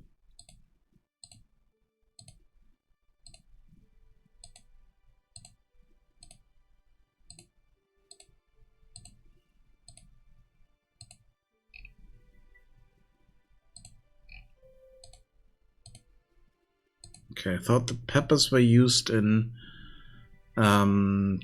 something that would help us speed up. This is also something I need to look into. That's the next big step. So if I go in here and look at the ingredients, we need to have some kind of indication if we successfully brewed something or created something with it. We need to know what it is used for, so we can have a bit more information about what we can do with them.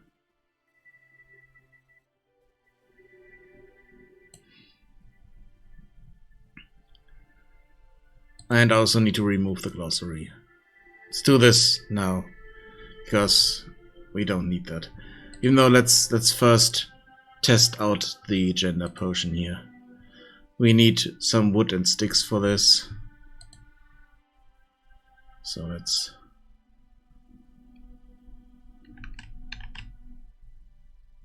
get out of town and pick some of the trees that would give us sticks and wood. Oh, we have some glowing mushroom bits, nice.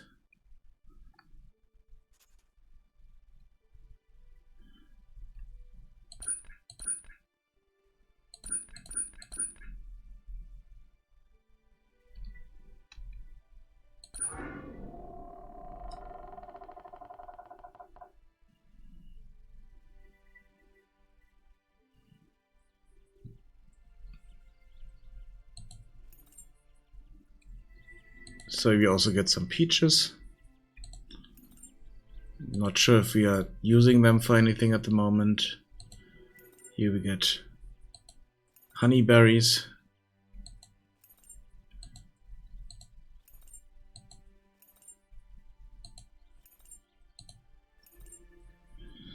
But now we can go there, and we should be able to do this one. Let's brew 2 of those, because it's better to have 2, so these are permanently changing our gender. So we are female at the moment, look like this. So inventory, drink that, and we are male character and look like this now.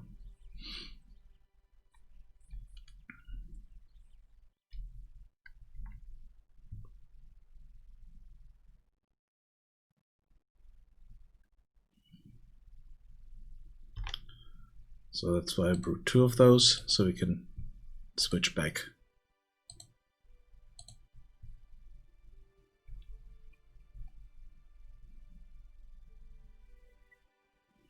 It also takes all the colors that we have set up in account and just changes the gender for us. Let's move over here and pick up the other ingredients that we have in the world. Or some of the other ingredients. And see if I can do the race change potion.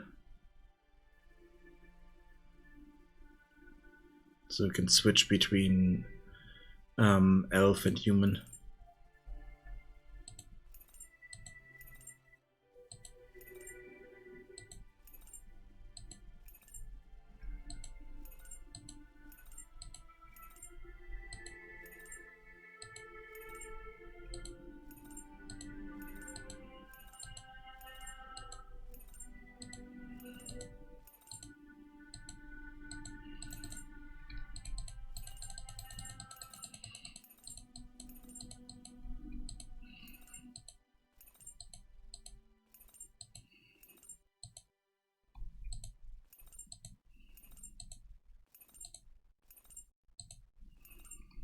Okay.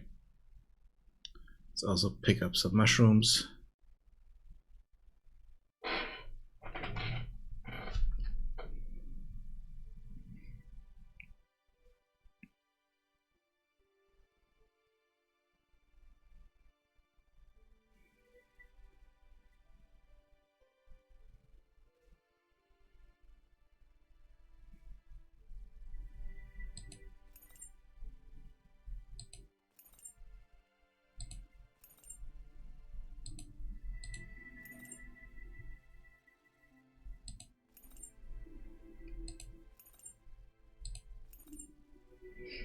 Okay, let's experiment around a bit.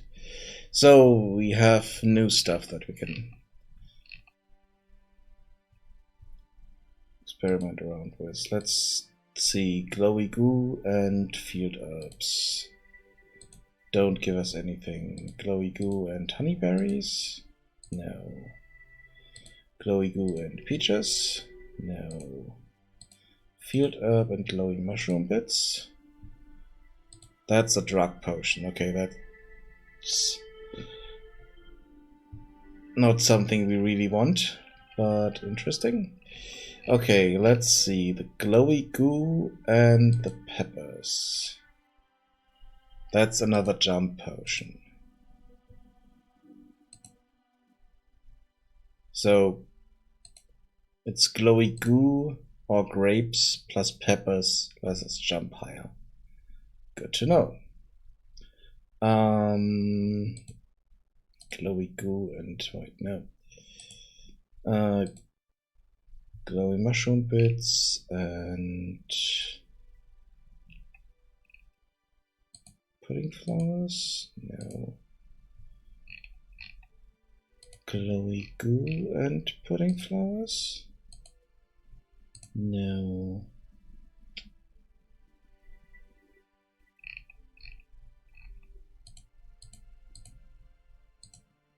Just create one of those again. To see what kind of effects we can create now. Because if we select all of them, it will create a potion that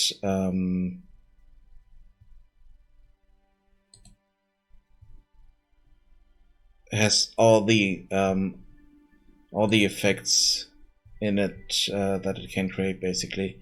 So we can create drug vision, we can jump, we can change gender, turn pink, can speed blur, and dark vision. So I think dark vision is red crystal. Wait, that's not. Red crystal dust and glowy goo. Yeah, that's a dark vision potion. Let's brew that. Let's also brew one of these jump potions here.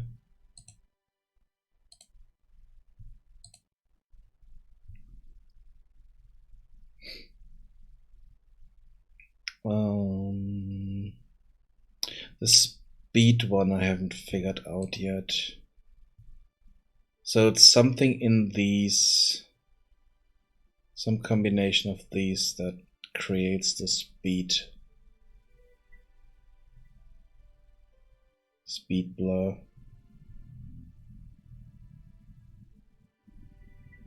So I think it's the grapes.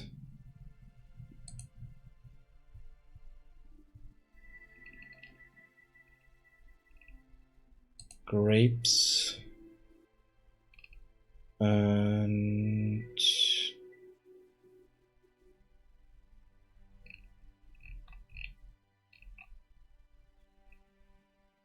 peppers? No, that was the jump one, sorry. The only issue is that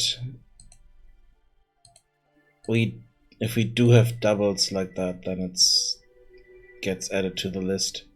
So the list can get a bit cluttered at some point. So I haven't figured that one out yet properly. Let's see. So grapes and mushrooms? No, wait. Grapes, mushrooms.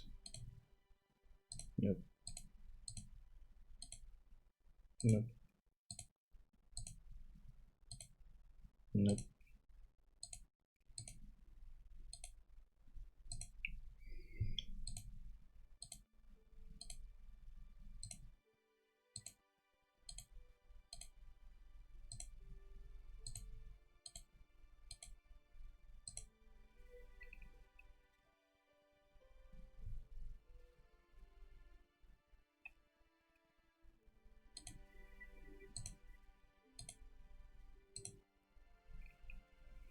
Interesting.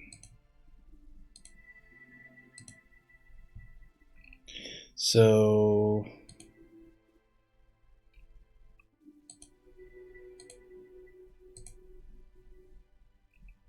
I thought it was the grapes that created the speed thing, but it might be that the grapes are for the jumping.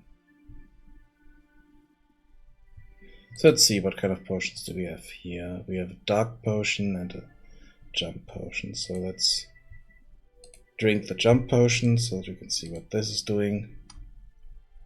Yep. It's doing what I thought it would do, and it let us jump higher. So, yay! Basically, gummy bear juice. If you remember that cartoon from, I don't know, the 80s, 90s.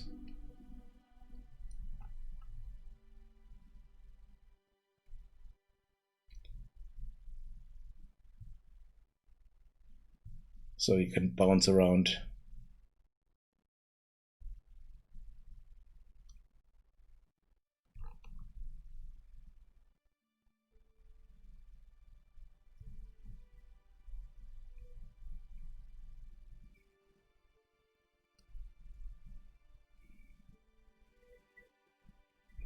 And it's still on a timer, so now it's gone. Now we can just normally jump. If we go back in here, drink dark vision potion, you can already see that this changed. It's basically cat eye view. Pushes the lights, removes all the colors, and pushes the kind of dark areas out a bit, so it's kind of removing shadows and pushing light sources. Quite helpful in dark rooms, so that we still can see stuff. Not so useful outside here, but I mean, let us see that. Not normally see that one, because the contrast would be too high, but this way we can see this. Okay. Yeah, I changed the colors and all that stuff, so it is visible now. But only at night. So, or if it's darker like this, we can see beacons.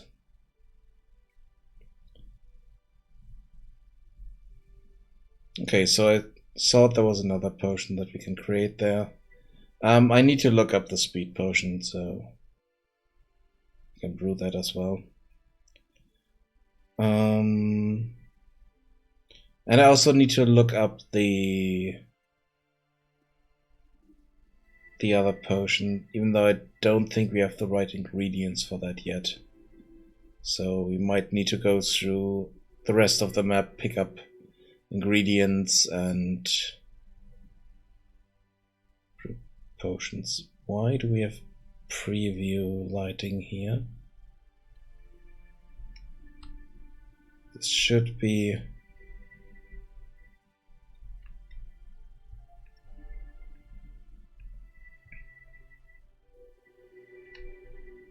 dynamic.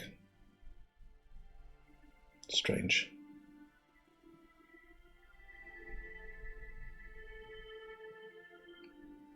But it's only this one.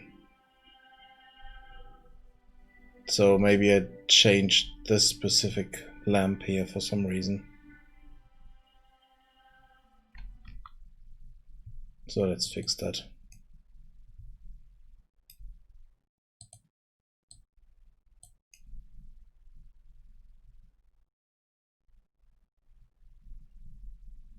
Let's also fix the issue that the lamp is inside of the tree.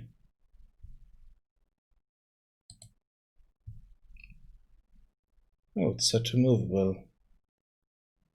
Why is it giving us preview lighting? Strange.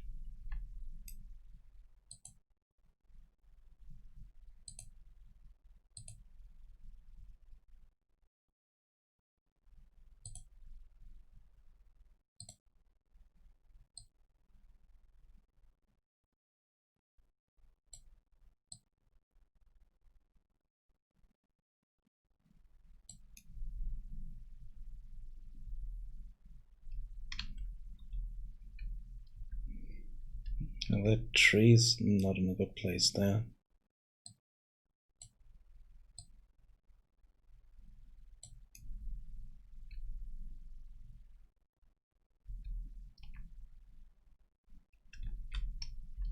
Yeah, I think that's better.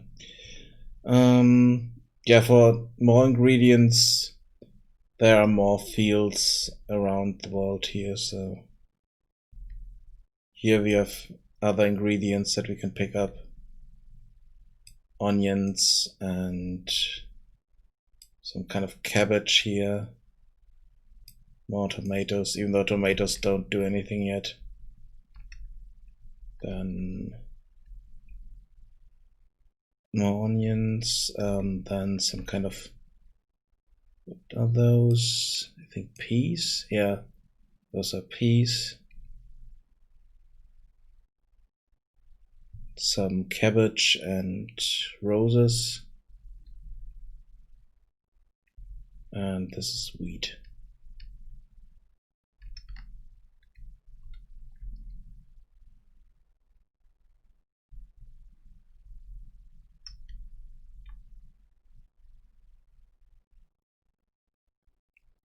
Flowers and cucumbers.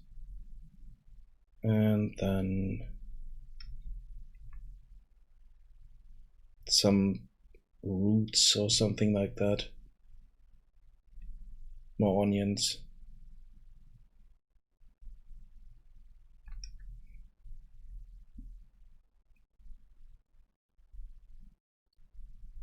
Here we have more grapes and some more cabbage. Different cabbage this time.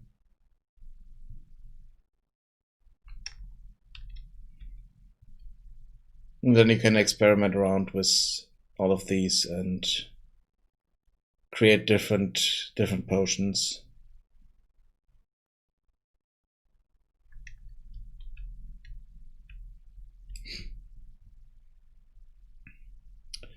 Let's look up what we need for the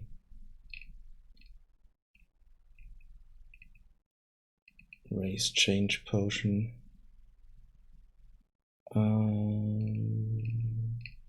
Brewing, yeah.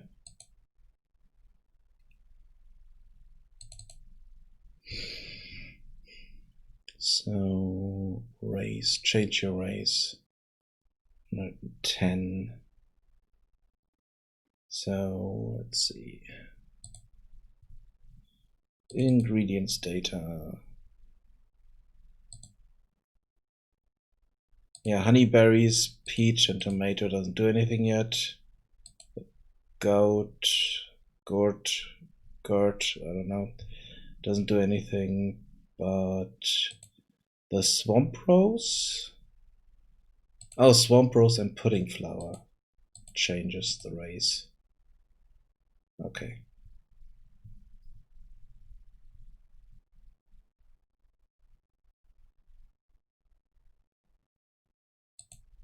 I know where I can find those.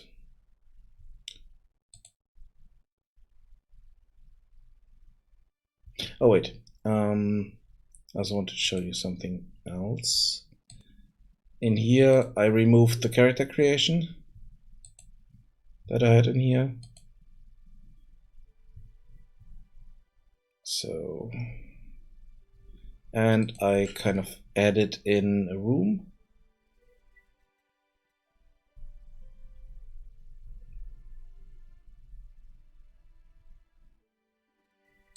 So we can pick up all this stuff here. Pick up a recipe.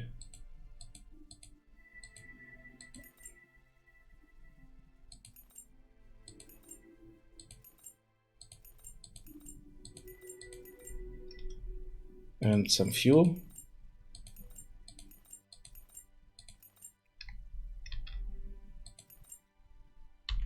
If we go in here now, we could experiment around with that, but we can also go to the inventory, get that recipe for the cat potion, and just learn that. Then here, if we click this, we get that. Funny thing about this is, if I experiment, I can get a dark potion. See in the dark potion. And here we need 3 glowy goo and 3 red crystal dust. The cat potion recipe wants 5 crystal dust. So if you experiment around with those 2 ingredients, you get a better recipe, basically. Even though we need 3 wood and 5 sticks, and we only have 4 sticks. So we need 1 more stick, so we can't really do that one, which is cheaper here, but at the moment we are kind of stuck with this one, which is optimized for fuel, but not really crystal dust. So we can brew this now, and we can use this as an alternative to the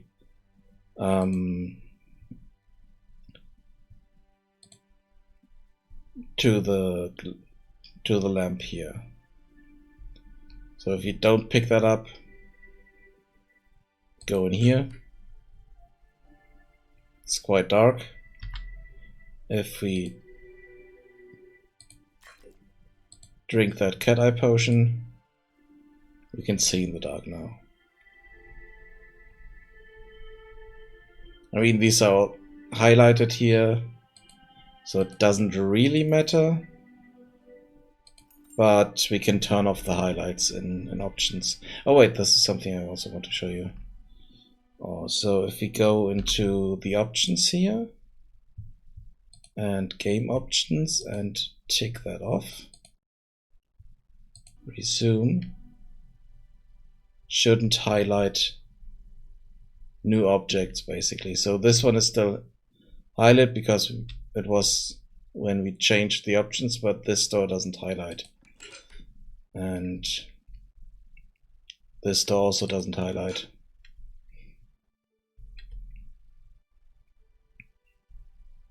Because we turned this off now.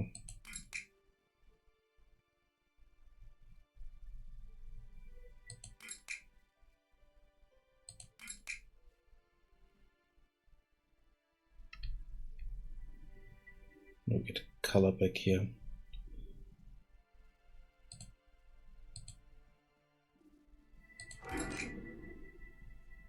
Okay, now we have the lights here, and we also have an open door.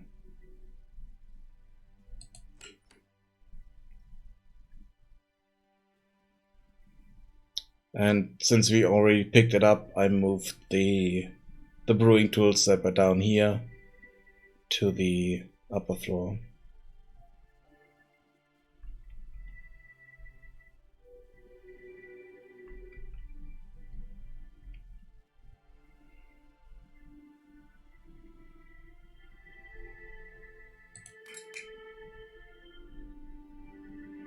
Let's go pick up the other items here.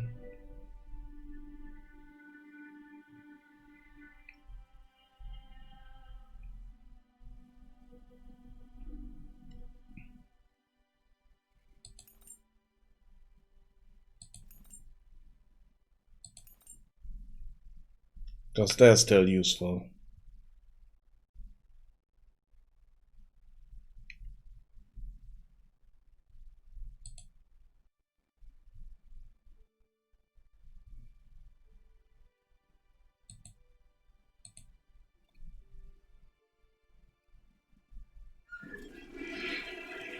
And now we teleport in here.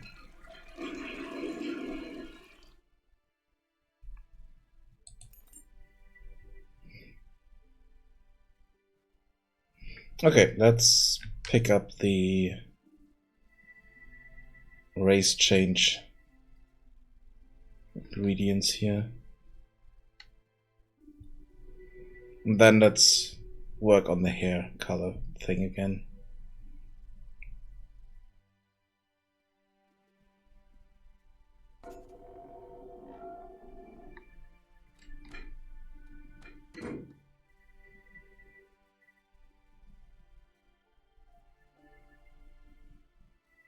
So, pudding flowers.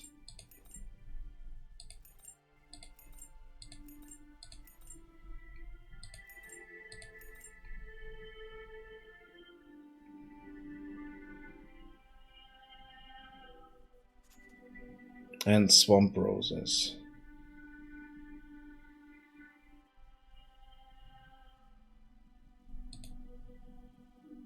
Okay, bit of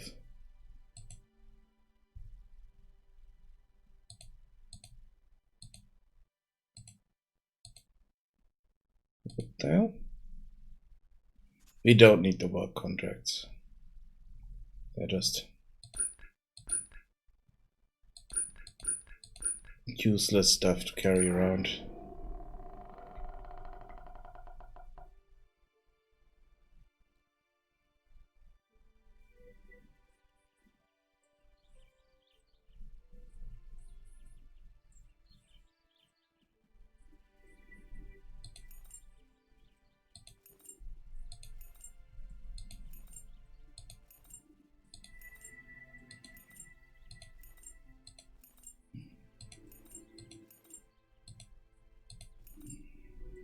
Okay, let's pick up some more wood and sticks.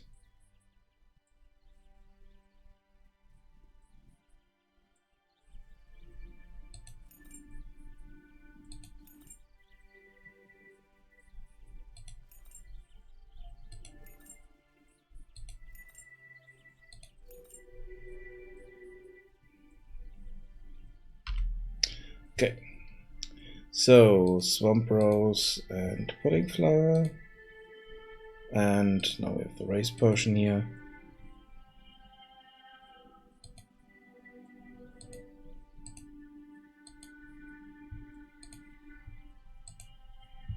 Same thing as with the gender potion.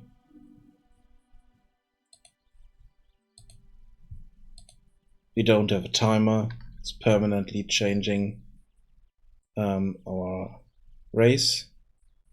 It's not that visible, but the skin color changed and the ears changed. So if we switch back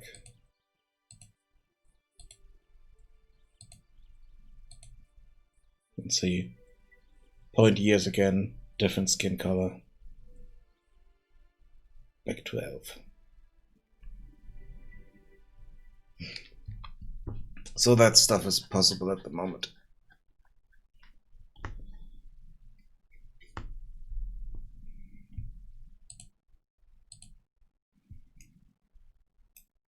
So, let's figure out that hair thing.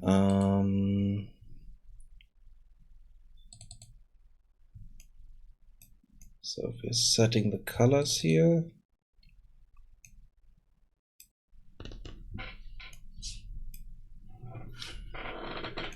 we're setting the hair color, and we're setting the hair tip color.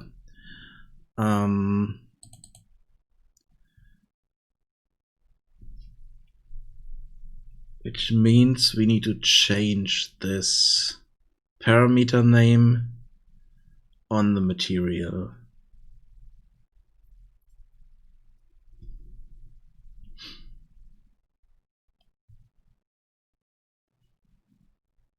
So let's do that. On the material here, we do have the hair color here by default, but I do want the gradient here.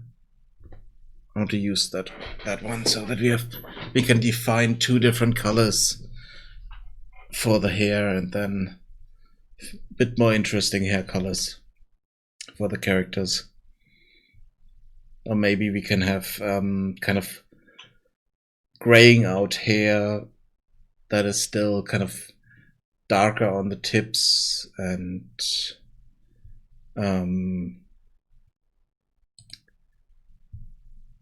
turns gray for the rest or something like that.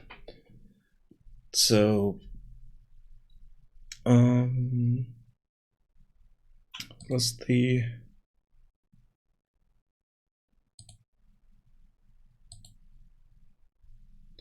so gradient A is the tip color.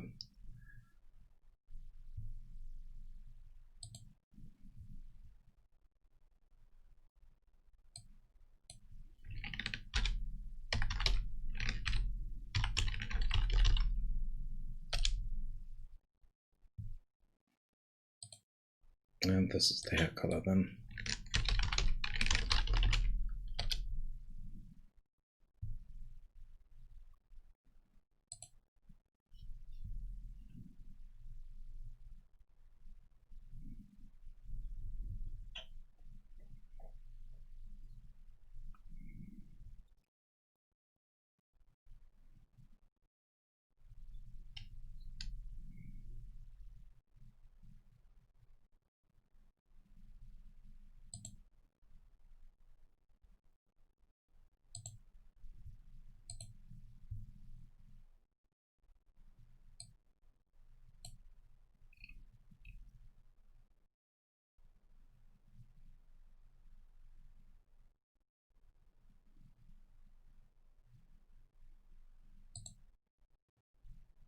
Okay. Let's see.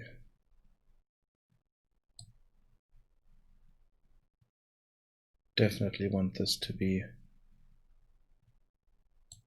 different here.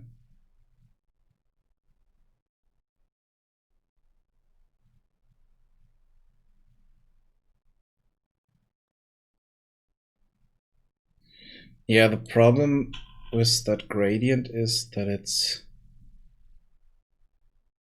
a bit too much. If I just want to have the tips to be a different color, then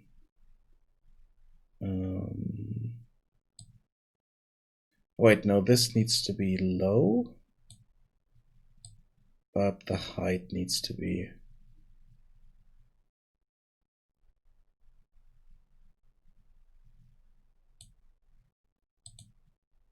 so this is 2.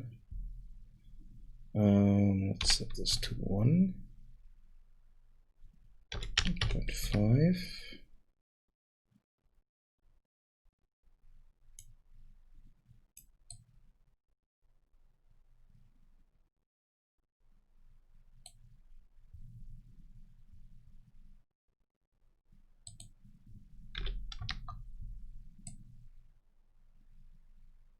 Yeah, let's set it to 1. Doesn't matter.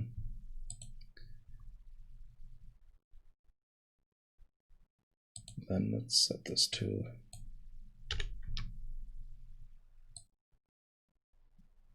I think that's fine. So this way we can select different colors there. So if I go into the character data table here and select the let's select the old man here. We have hair color for him set to 7. If we add something else here, hair tip, and set this one to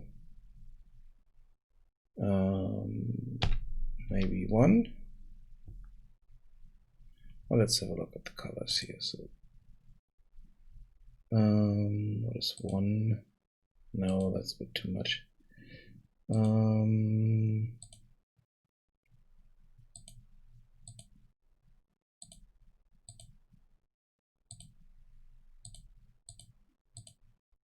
Let's go with 5.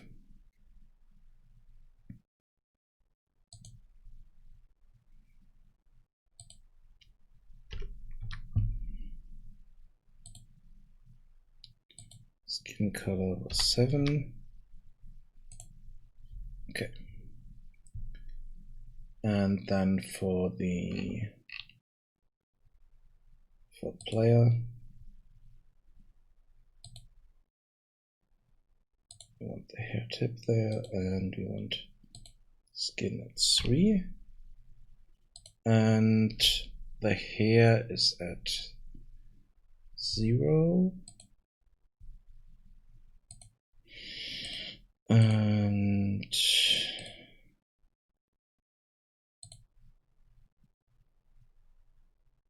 yeah, let's put this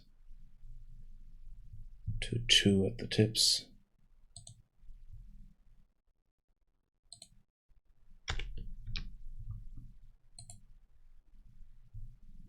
Let's see what we get from that.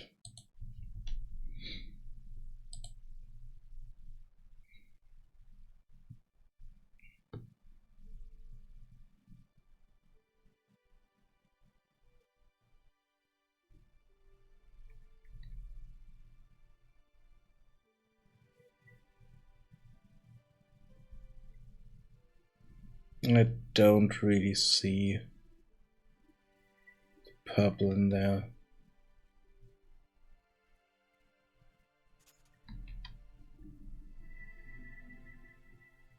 See, can we see a bit of difference in his hair? No, not really.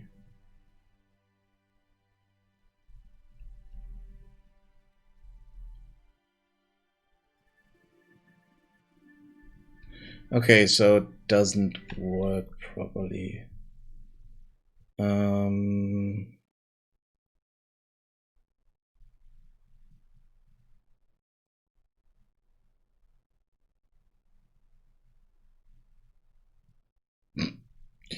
Okay, hello.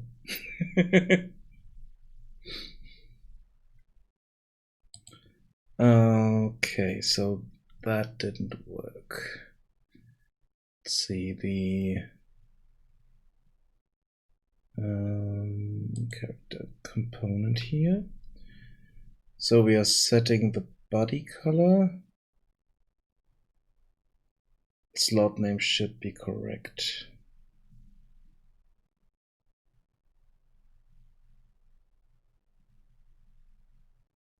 Yeah, slowly but surely it's getting along, yeah. But really slowly, sadly. Okay, so new color. So set colors for mesh. We get the color there.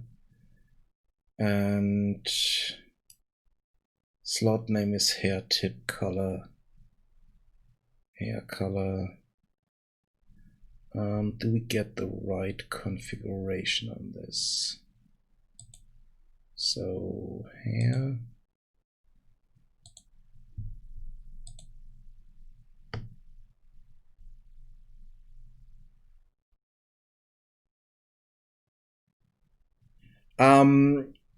I know a few things here and there, but there are parts of the engine that I haven't touched at all. So one area that I only briefly looked at is particles. Something that I haven't done anything with is the physics assets. I know almost nothing about sound assets. And I haven't touched any C++ yet. So I know a few things here and there, but I wouldn't say that I know a lot about the engine or that I'm really good at the engine. Because in some areas I have no idea what's going on.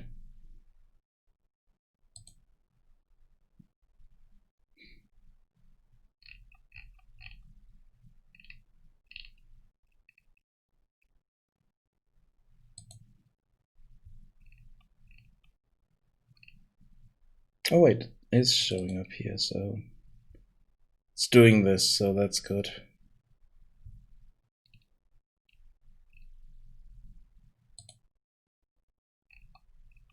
Yeah.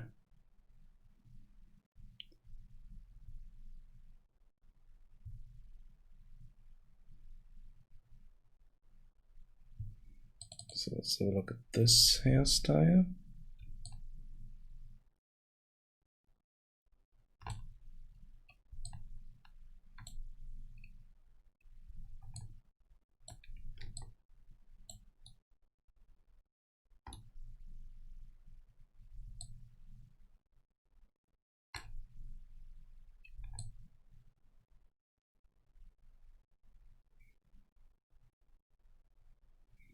Yeah, there should be a bit of color change in it. Strange.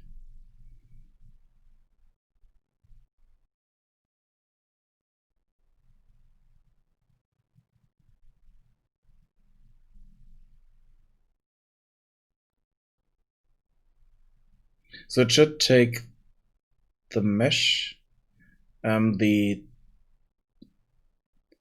this part here from the mesh to fix it. So is that an instance or is that that's an instance, yeah. Yeah, it should pick that and then work with it. And here we already set this to use color gradient and hair tip color. I'm not sure, maybe it doesn't have the hair tip color as the right parameter here. Let's see.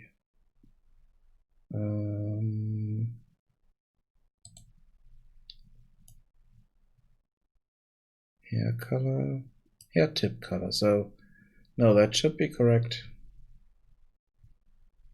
Let's look at this again.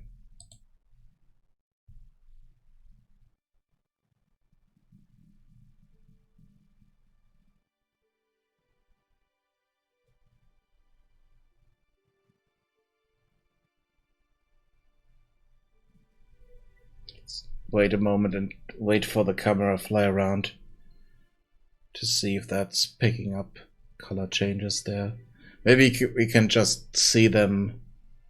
No, it doesn't look like it.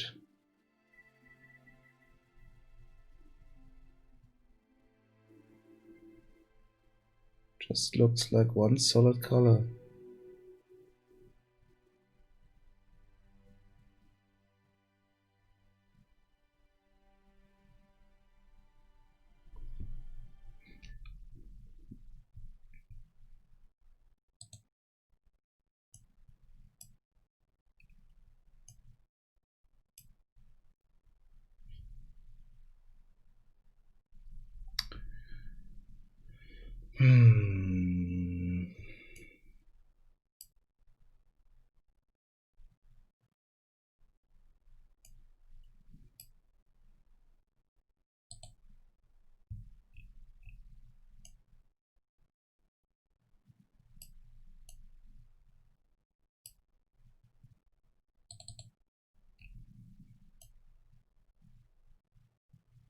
So here we are getting the materials.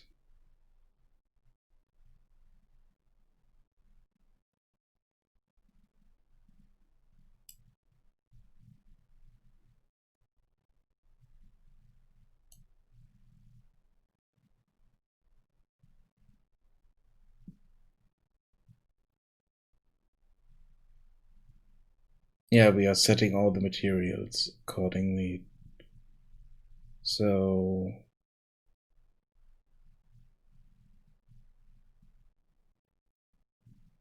it should be fine.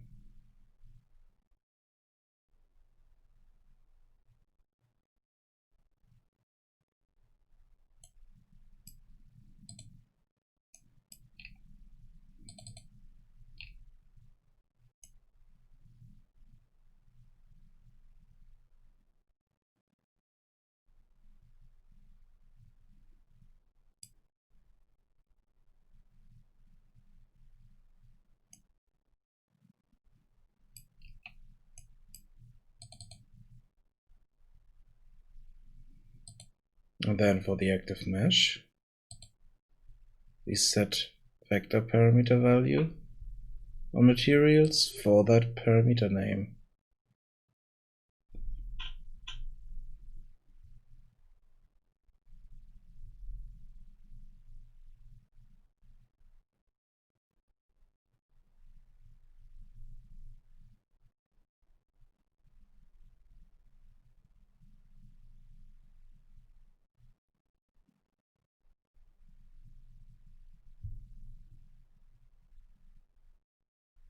So let's have a look here. If we don't set anything,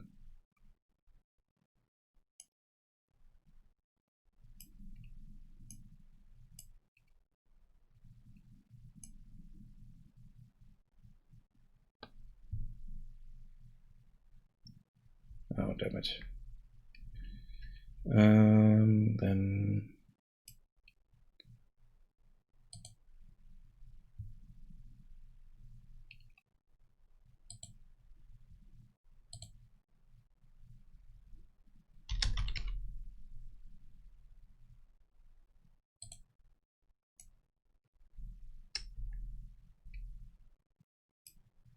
yeah, okay, this is working here.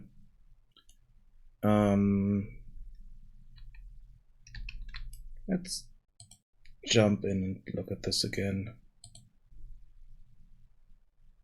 For characters where we don't set any colors.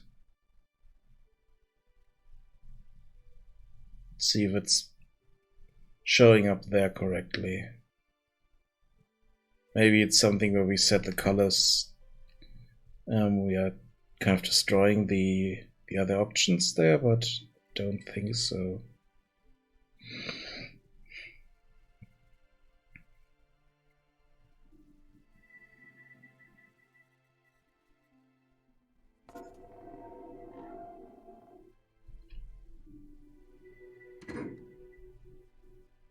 Oh, yeah, I know what's happening here.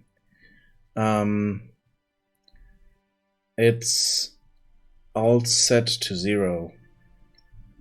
So hair color and hair tip color is set to 0 for both of them. That's why it doesn't work there.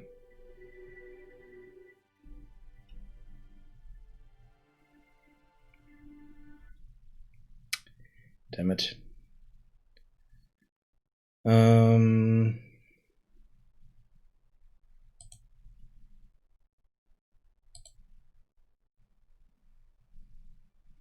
Let's have a look at the old guy here again. There has to be something.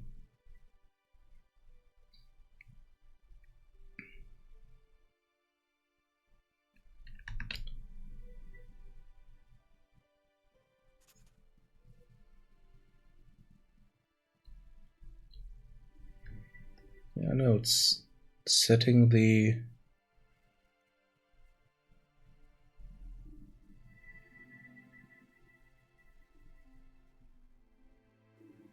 Yeah, okay, now he's really close, so we can see that It's definitely the same color for all of it. So it's not setting the colors properly.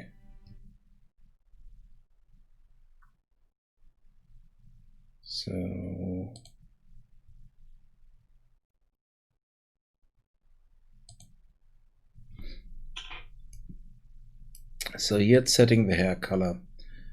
Here we get the hair tip.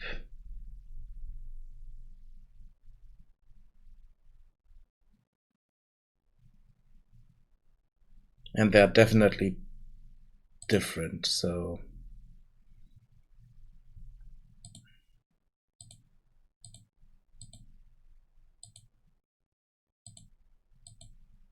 I mean, okay, this is still different enough so that we should be able to see it.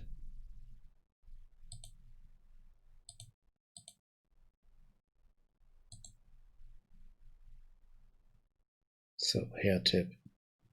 Set this to 1. Let's see if that's doing something. Then for the old man,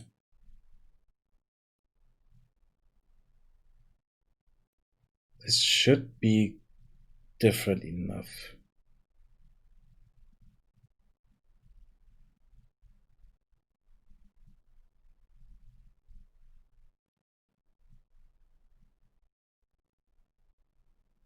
So where's the component here?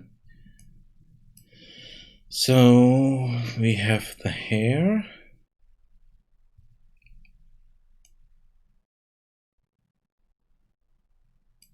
And then we go through this. So if we don't find the skin color, so we don't sorry, we don't change it, because we get the slot name in here and it should change the parameter there, so it shouldn't be an issue.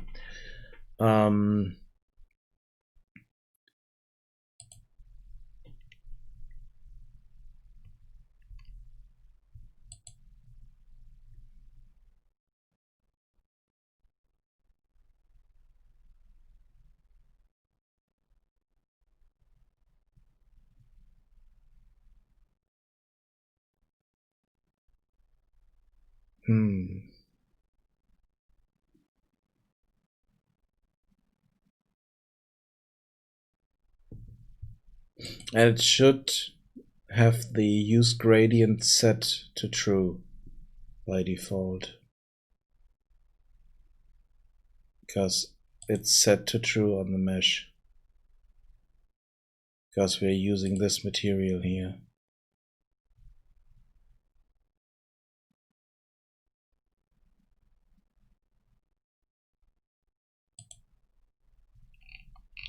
Let's try something here. Maybe it needs to have this set by default. Default value is true. So yeah, that should not be an issue.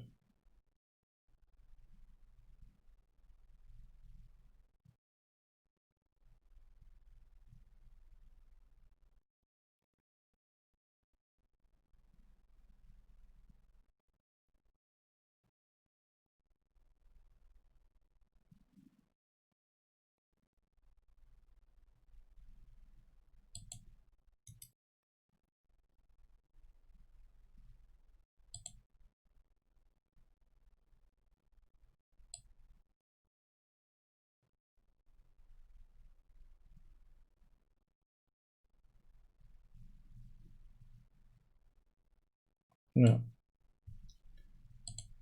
I mean, we see this here, so that's fine.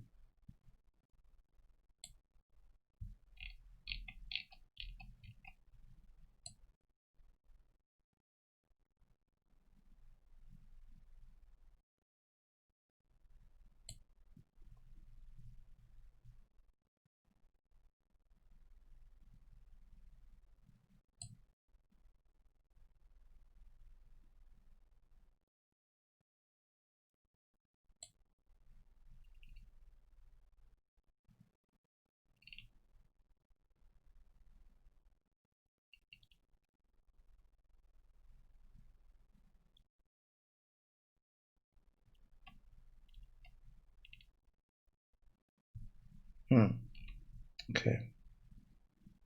Not sure.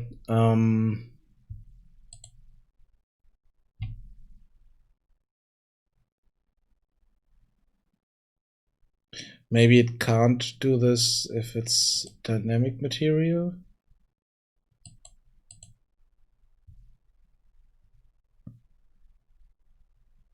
But no, it's not a dynamic material. It's just a parameter.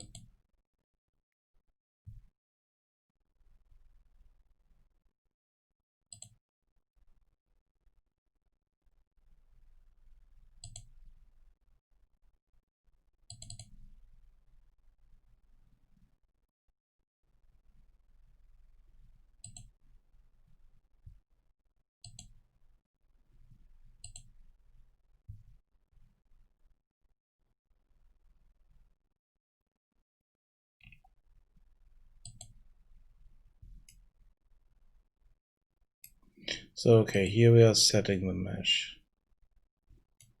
Then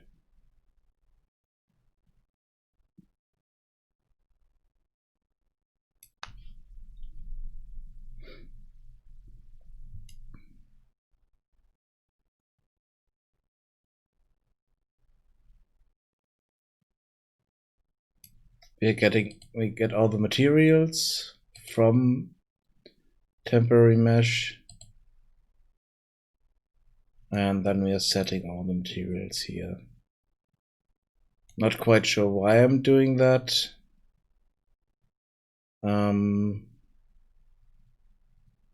As it should just take those materials. Just try something here. See why I'm doing this step.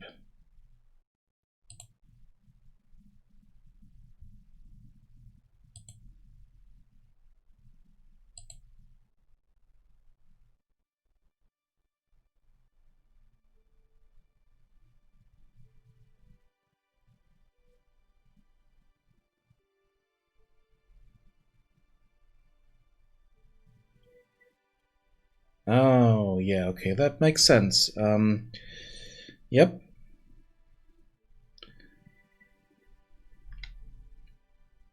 You can't really see it, but yeah, we need to get the materials from the mesh. Otherwise, we keep the skin material, or we also keep this in the wrong order in some cases. So we have the skin material on the collar of the dress, or the trim of the dress at the moment, and not in the middle, the white parts that you can see on the neck there. That's not the skin color. That's the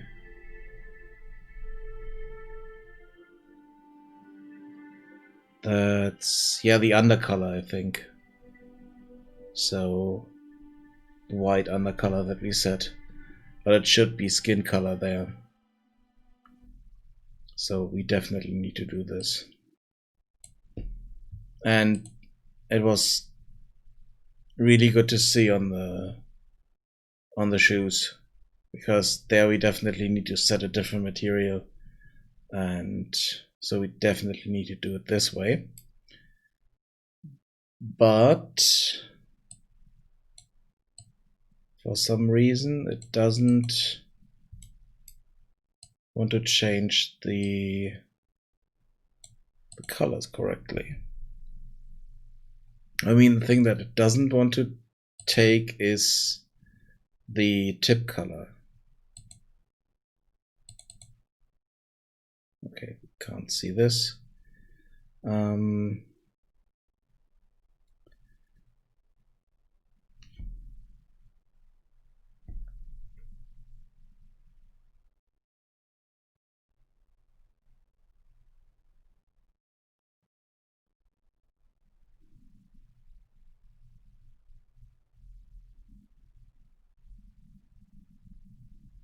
So let's check this again. So this is hair tip color. This hair color.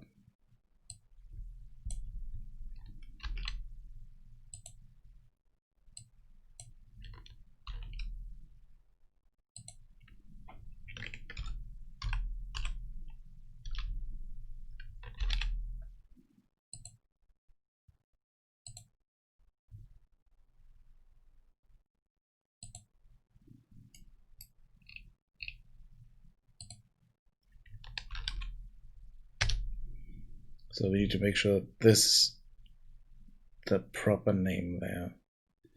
And this gets the hair tip here. So let's double check. Hair tip 5. So look in here. 5.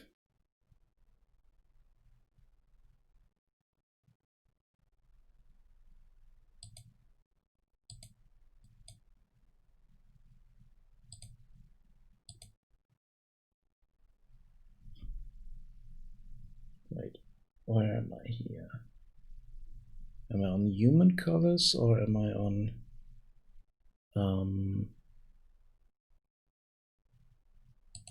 which character am I here? Oh, I'm at the old man. Okay, so hair tip is 5, hair color is 7. So the human colors. So 7 is gray. 5 is brown.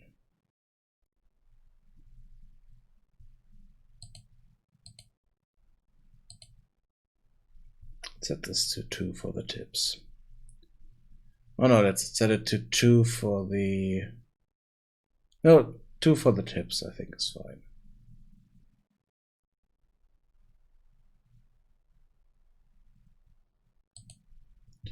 So.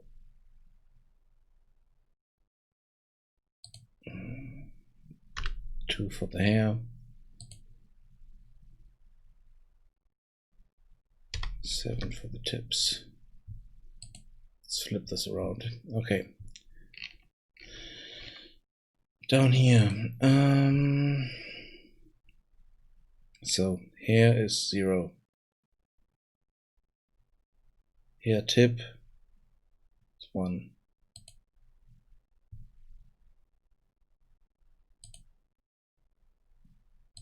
Zero is that. 1 is that. So we should get a gradient there to that blue, which we don't get for some reason.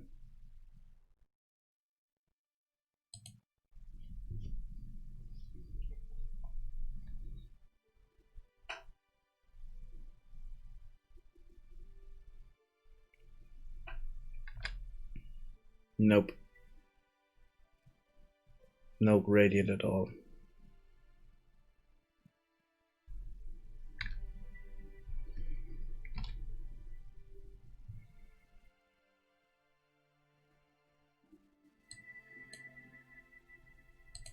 Let's have a look at the hair here.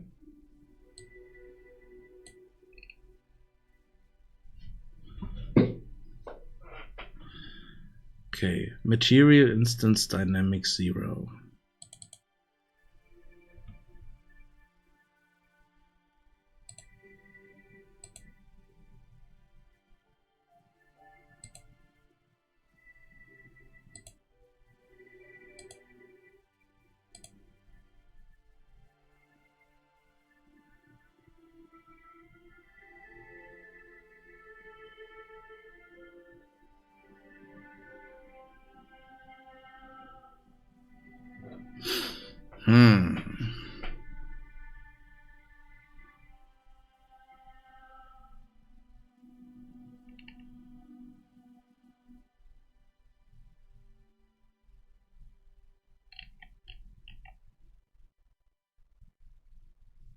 Okay.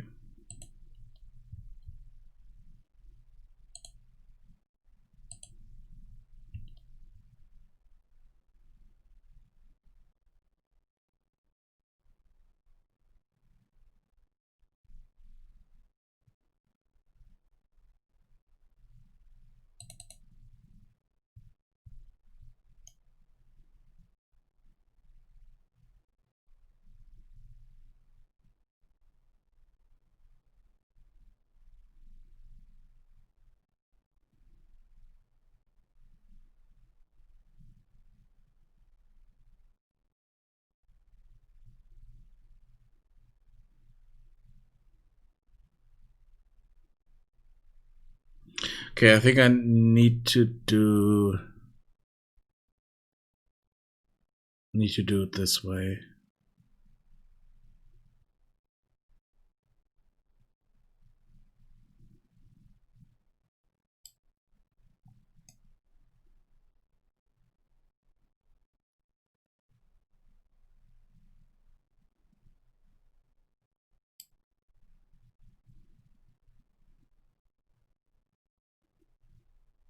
No, the problem is, yeah, I would need to have the parameter name in here, but create a dynamic material. So let's see, set color for mesh, set body color. So we need to change this here. So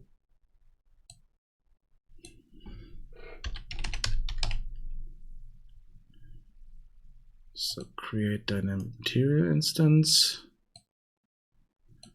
Problem is we don't have the index here.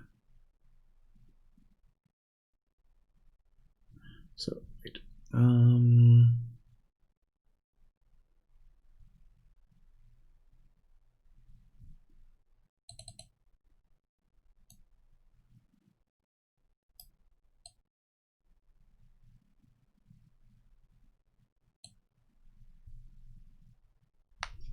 So we need this.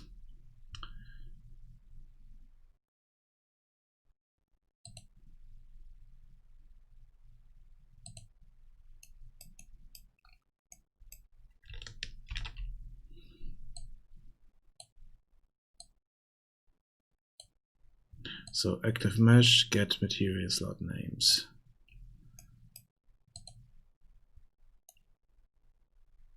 Then we are setting the index. Let's do the create local variable here. And this is the slot name.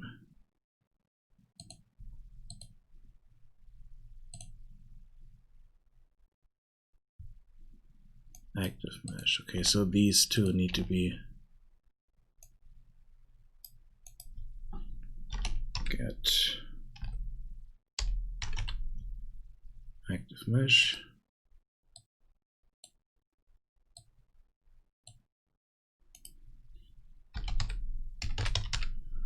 Get slot name.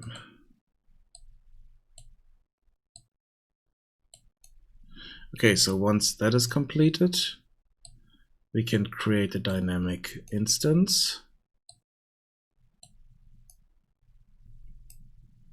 with our index here.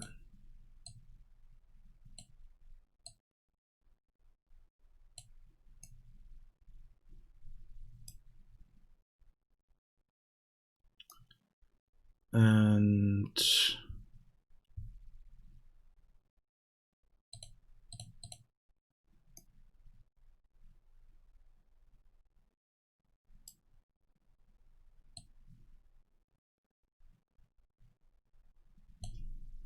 then do this.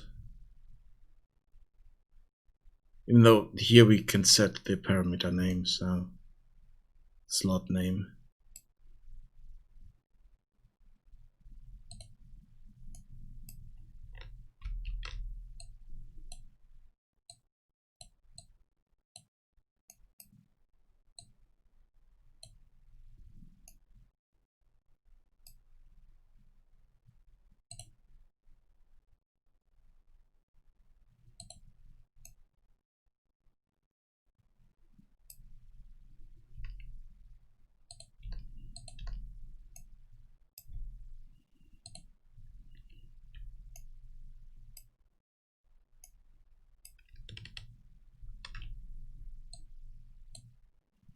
It's there. Slot name is here. Yeah. And then new color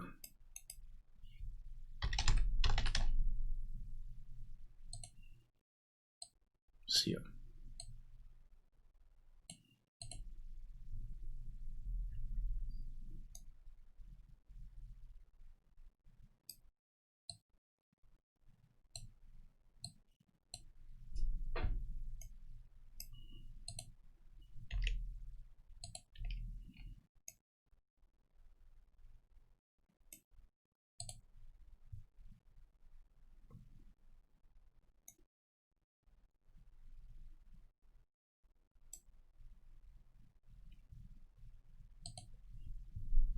see if that's doing it.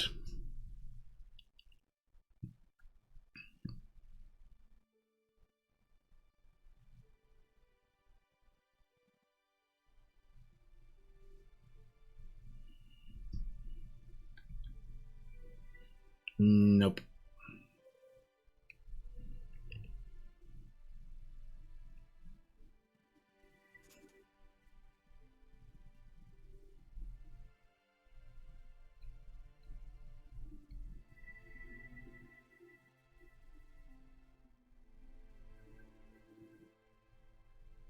Oh, it also changed something on the...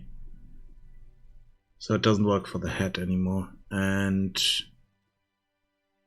by the looks of it, it doesn't work for the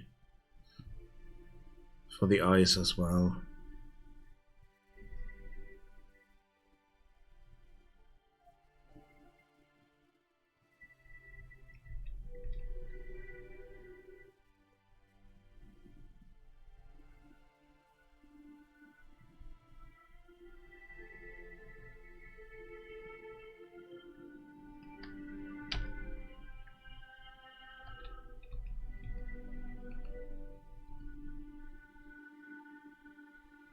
Wait. No, it works.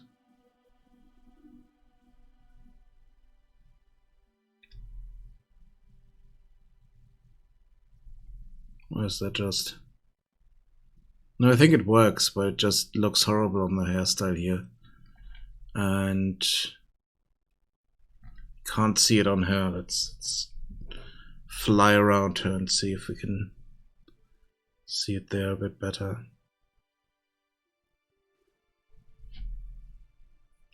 Doesn't look like it's doing it.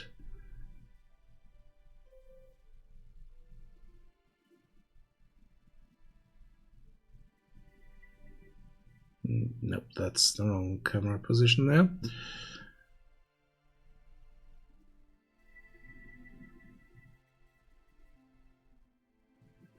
Nope.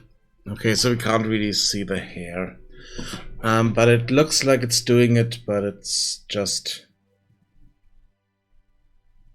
really faint. And for some reason it doesn't do it properly for the head. So let's have a look at the head. Yeah, we get access none, trying to read property, return value.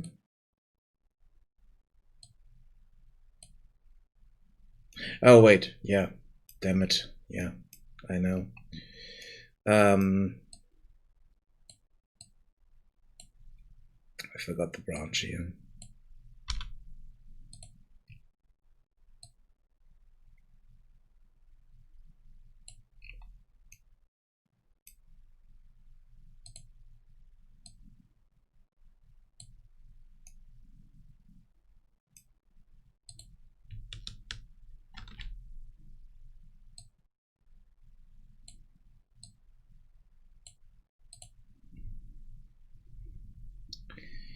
Yep.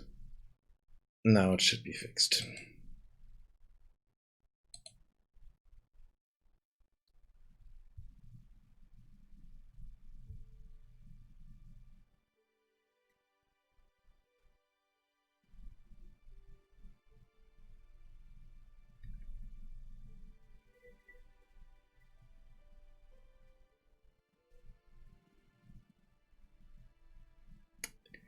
Not really.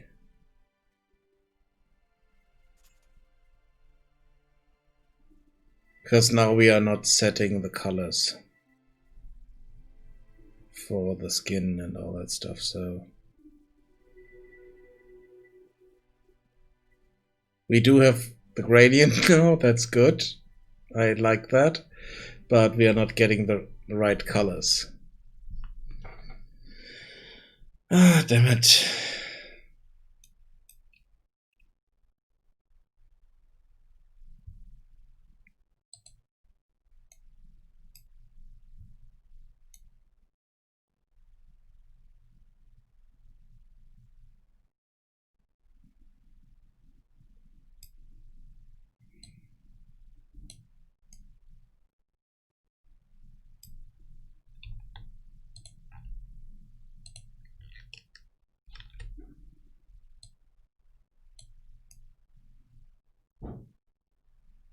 Oh, yeah. Um, Source material is not set. I think for the class color. No, it's also not set.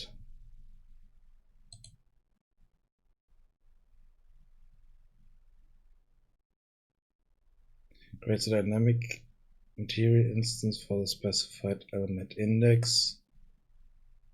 Okay, optionally from supplied material. So okay, we don't need that. Um,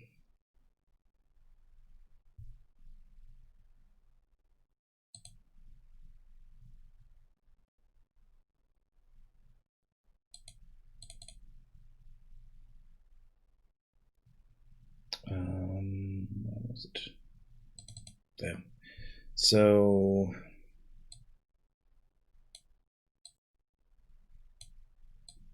why is it not doing that?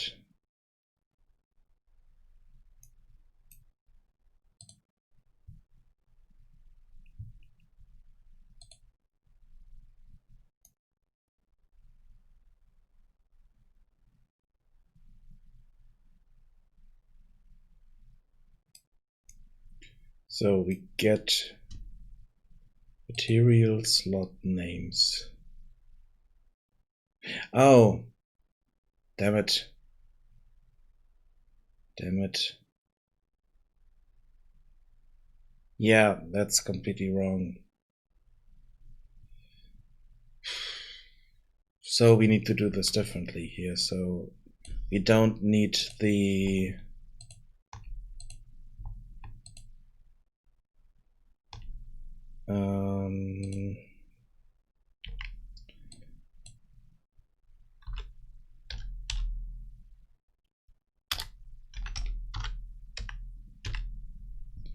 so get materials.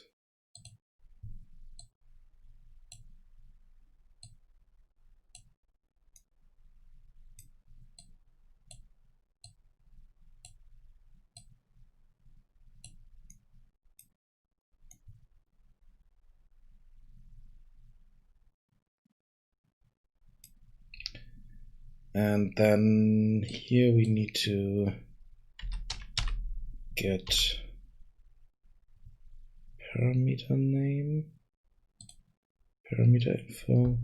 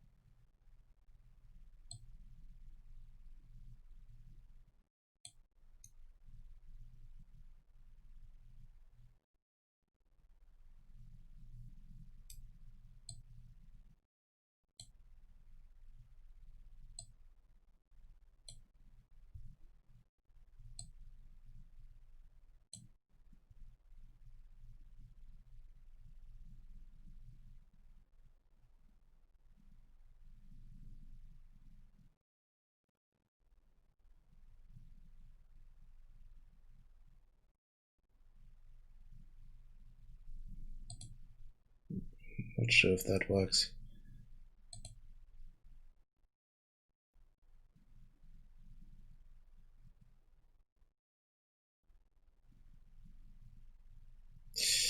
Yep.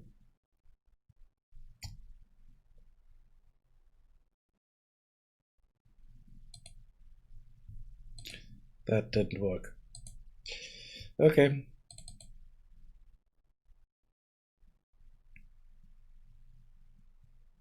That was a bit too much for the engine.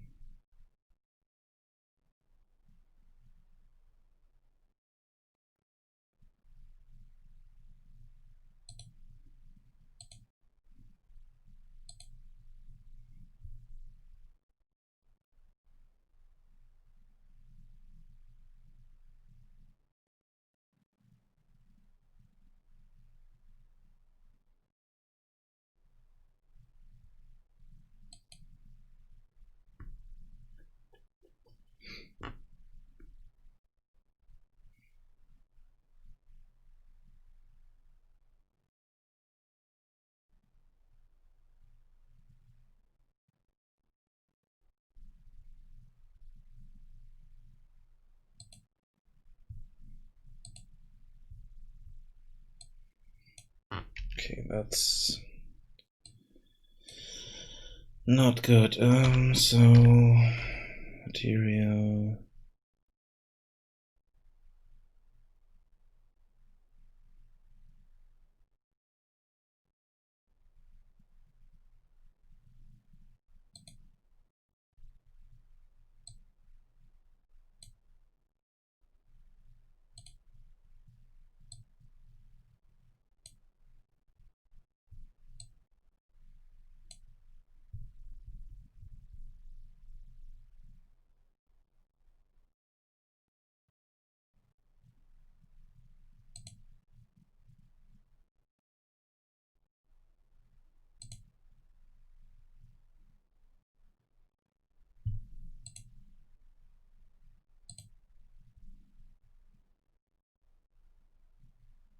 Okay, that's crushing as well.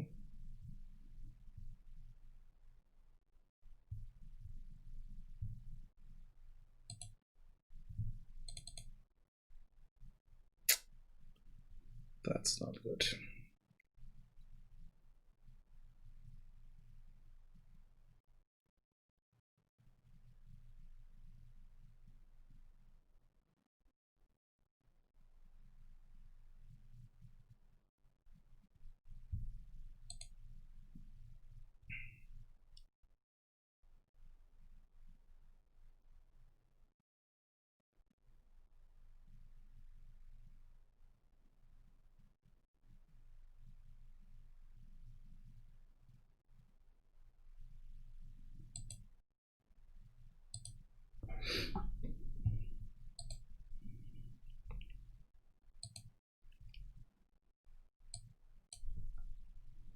So we have the material here now, and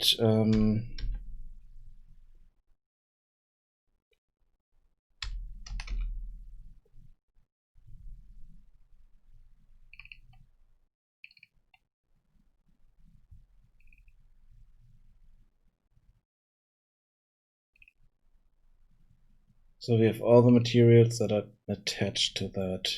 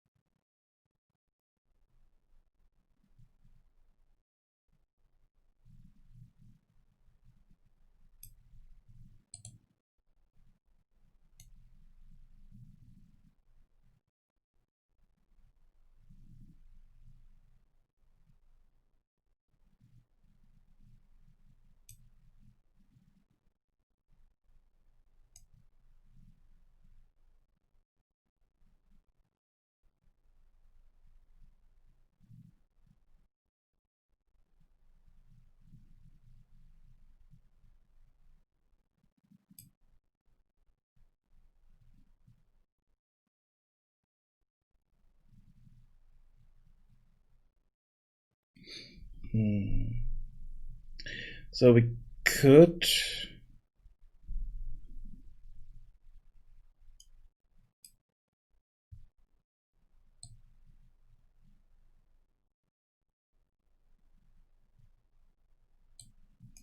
just iterate through all the materials and then set this, but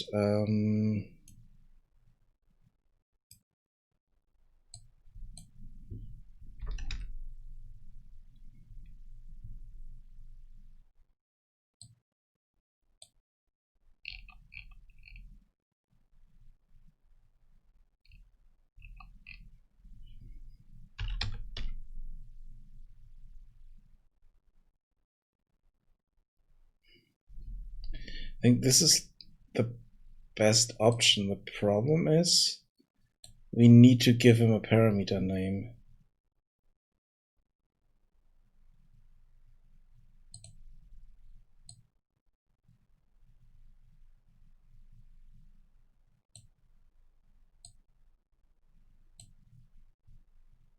I think. Don't think this is optional.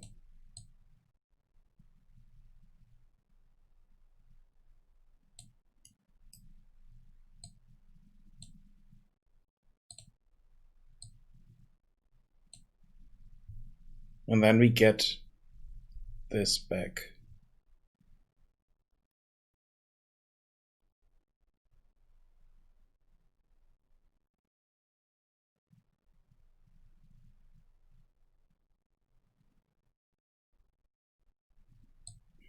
I don't think this is working here.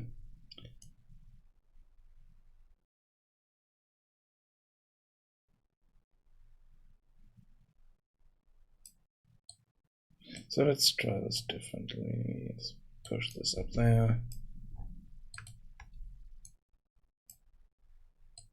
Okay, we go here.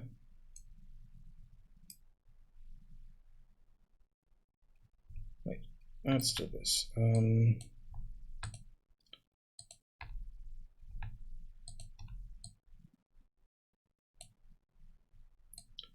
Set the index here.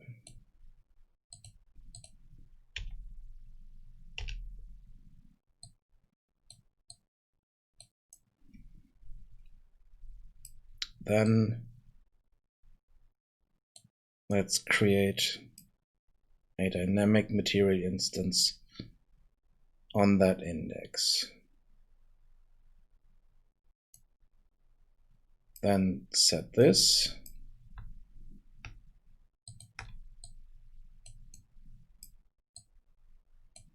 And if it's completed, return out.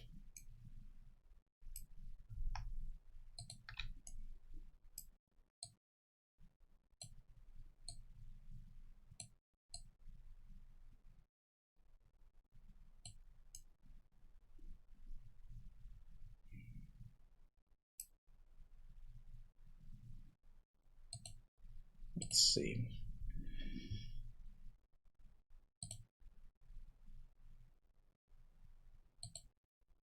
Okay, it's not crashing.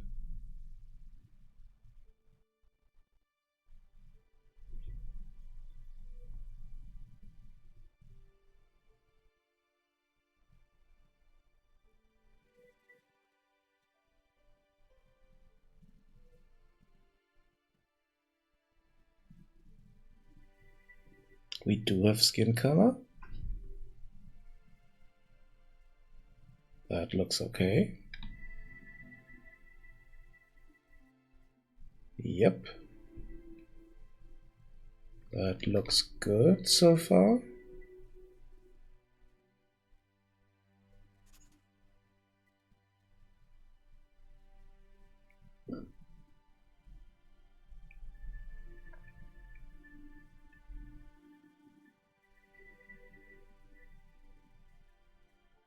No, I don't think this is doing what I wanted it to do.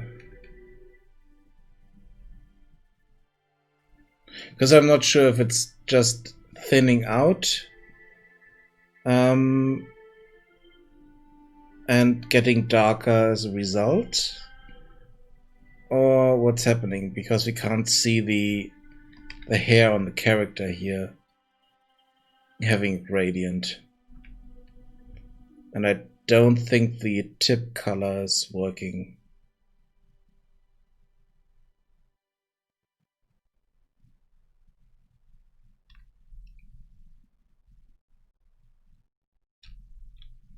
So let's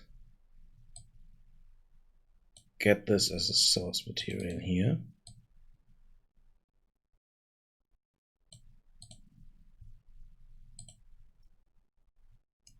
For creating the dynamic instance.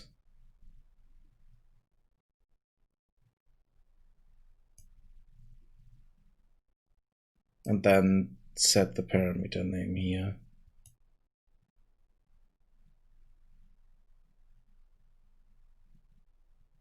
Do the rest.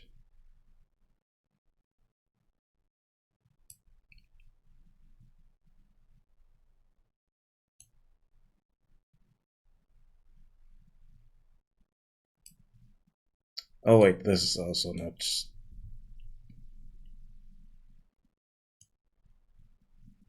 No, this is wrong. Set material Yeah, here we need to do the index. Not the slot name.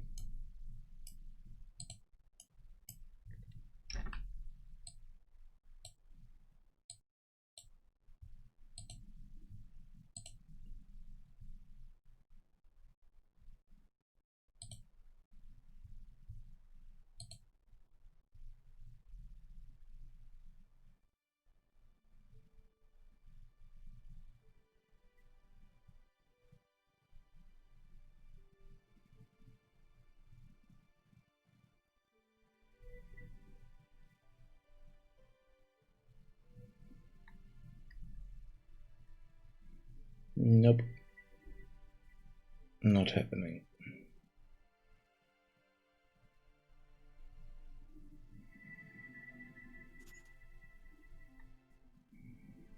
And I really can't see it on him because it's not working. Let's do this for another character here. Let's see, we have...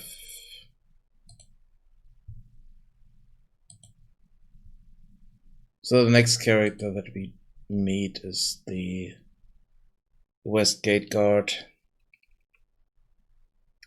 She has hair mesh data 2. Yeah, so she has the long hair. Well, we should see the gradient on. So let's give her color data for that at least.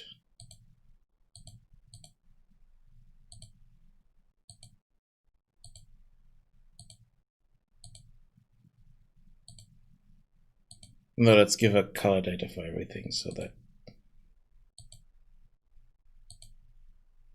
we need to do this for every character anyway, so it doesn't matter. Okay. So for color data, elf skin color. Where is it?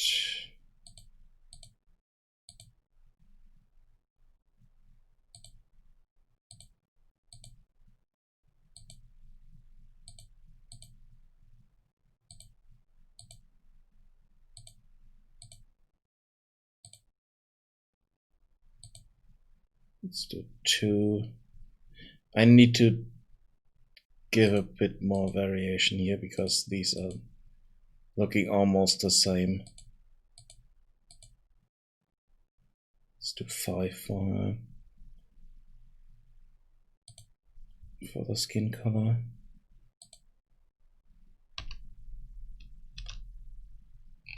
Let's see, what did we use for her here? Skin.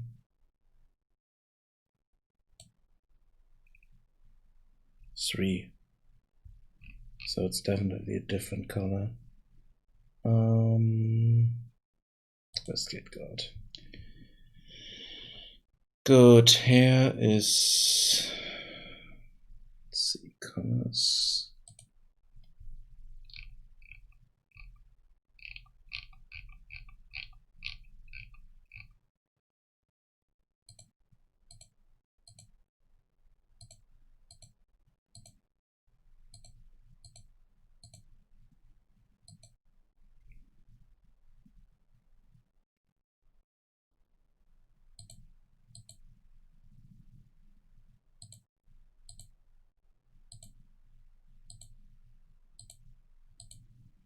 So 1 and 7 for the tips.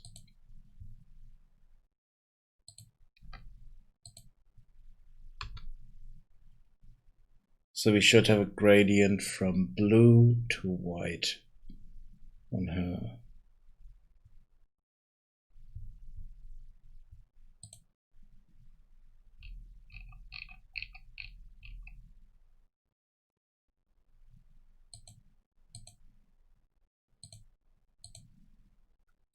So she's running around in uniform, so the top color should be 2.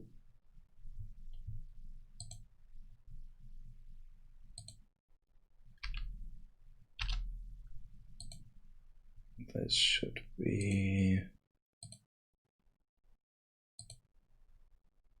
1.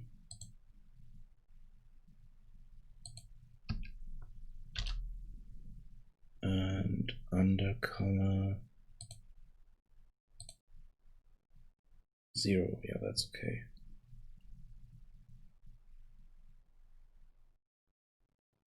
Good.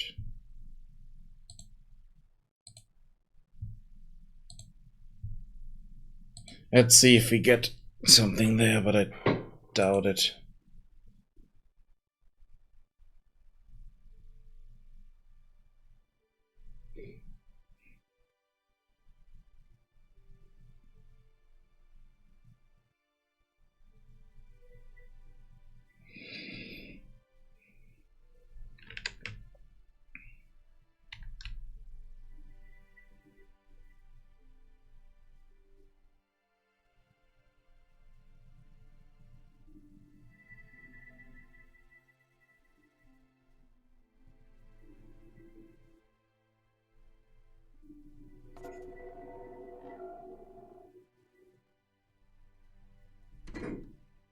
Nope. It's not doing it.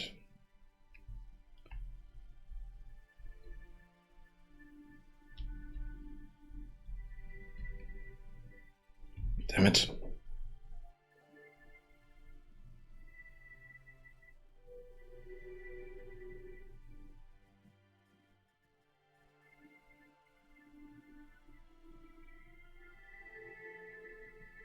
I mean, the rest of her colors are good. That's fine. But it's not... It can change the colors, but only for one parameter.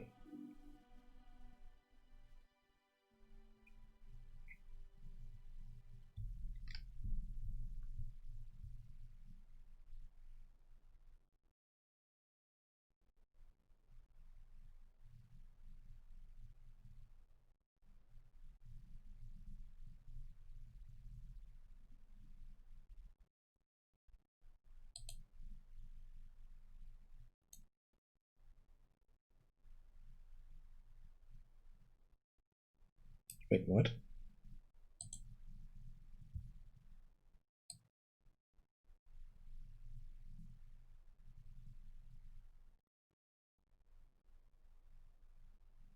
Access 9, trying to read.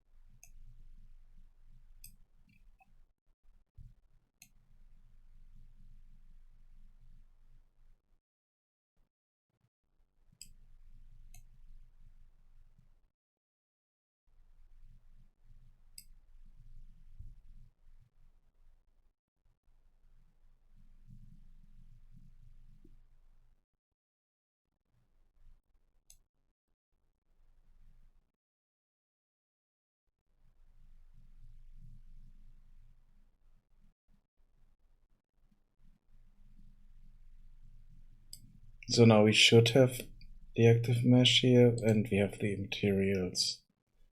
That one. Okay, so source material. It's not connected there. I can't connect this because it's not material.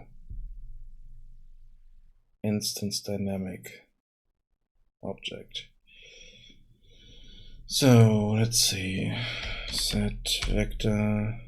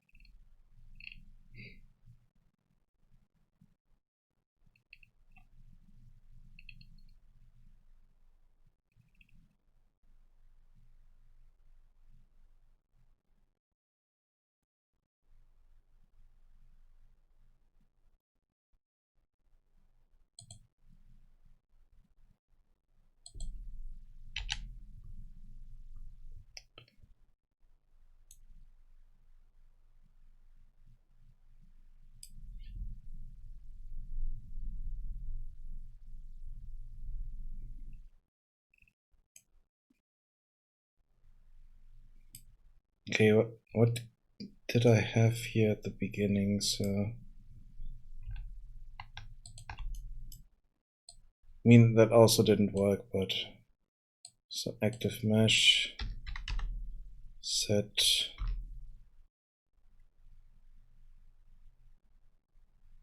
material. No.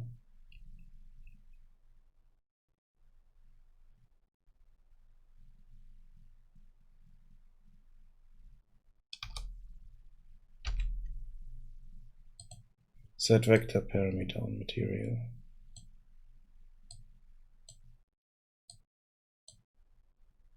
This is what I had at the beginning.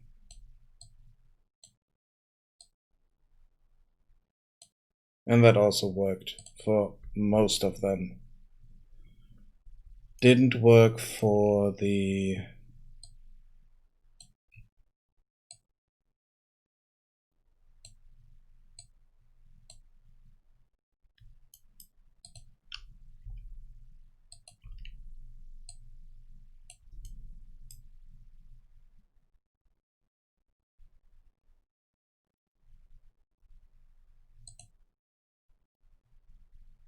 still didn't work for the hair color or for the tip color.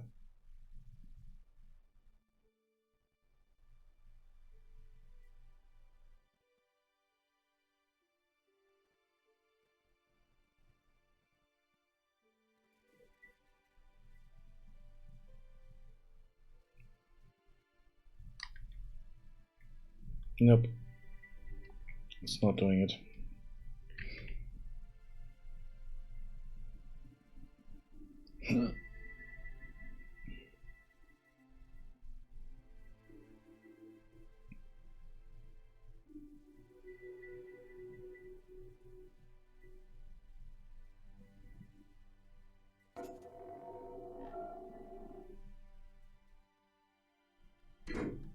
Nope.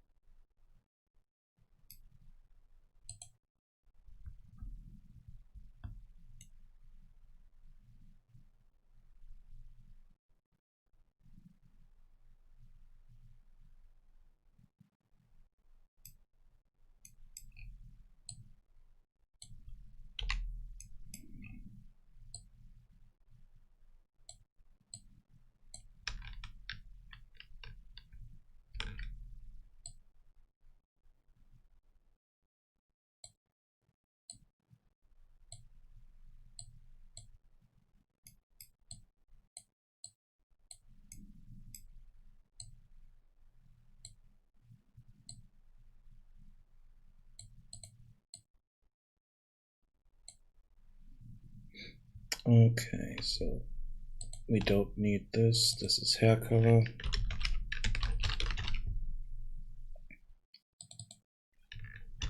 And this is hair tip color.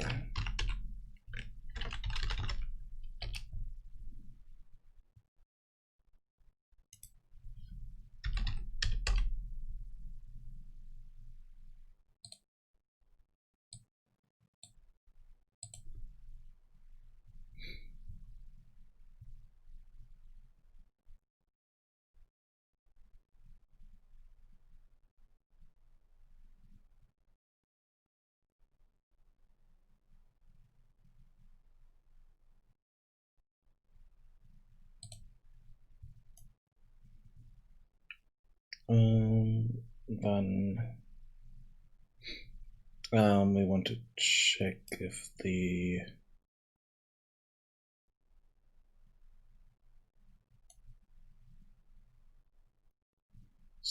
set body color, if it's skin color, slot name, hair color.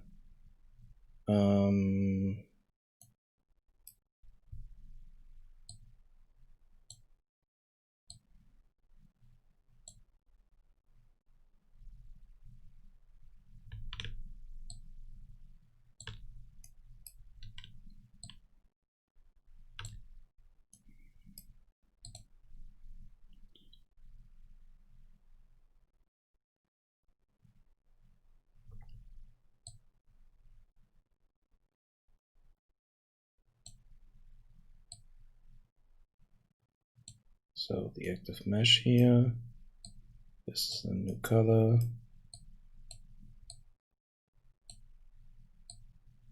This is the new tip color.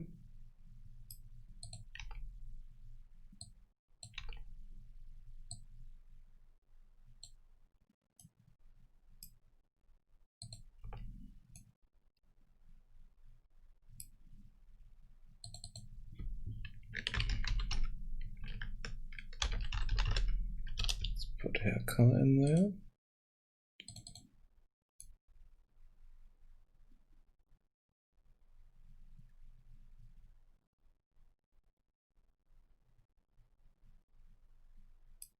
Yeah, it doesn't matter. And we can do a sanity check here. So if this is equal to hair color,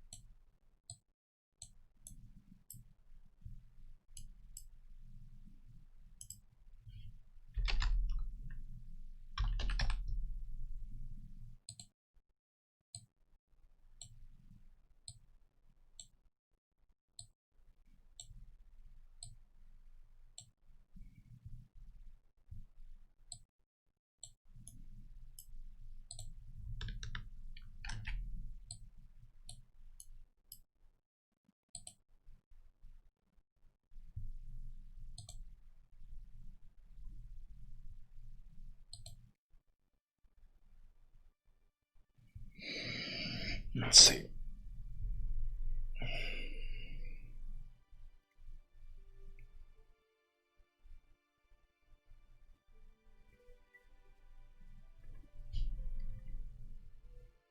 Nope.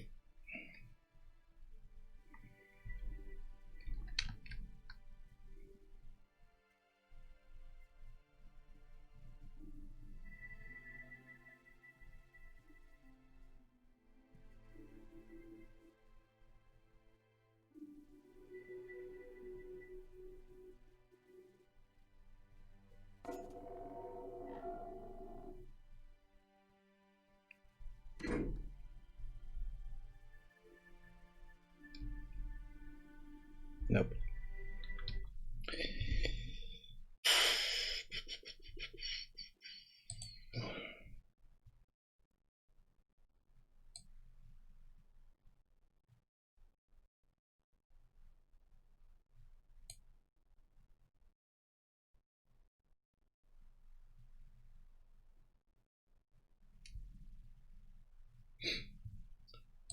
Why is it not doing that?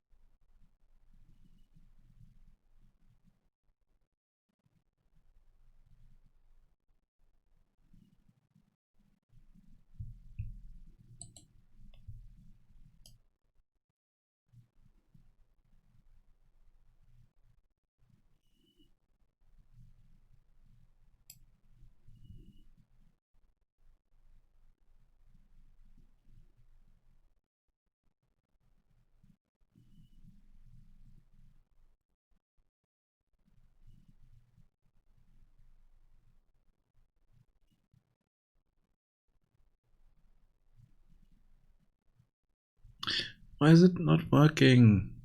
Why is it not doing this?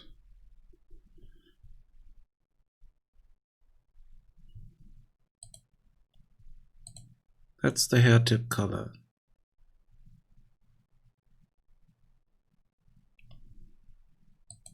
Here it's hair tip color.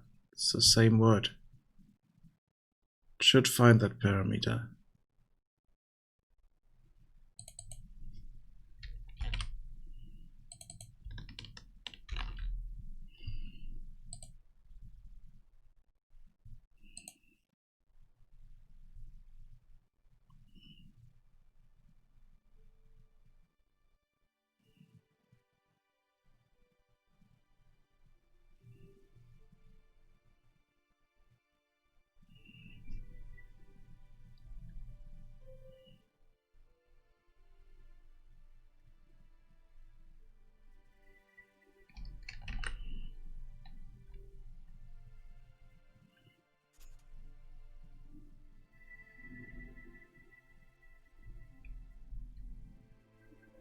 Wait, what? Why does he have blue hair?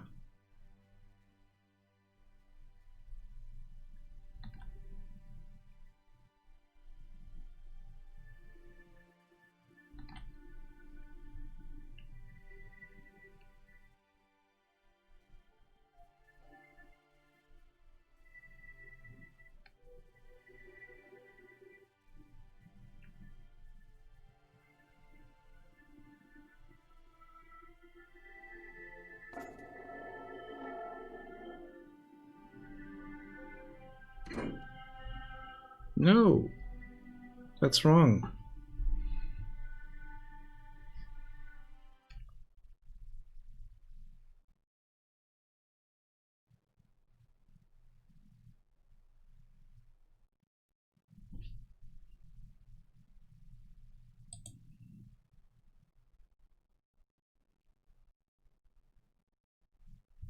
Okay, so cannot find the tip color?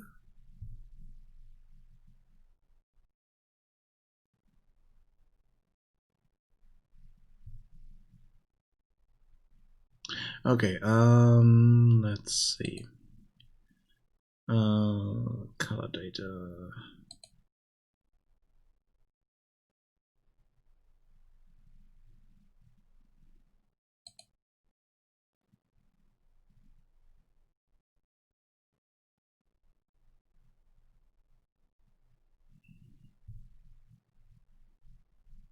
So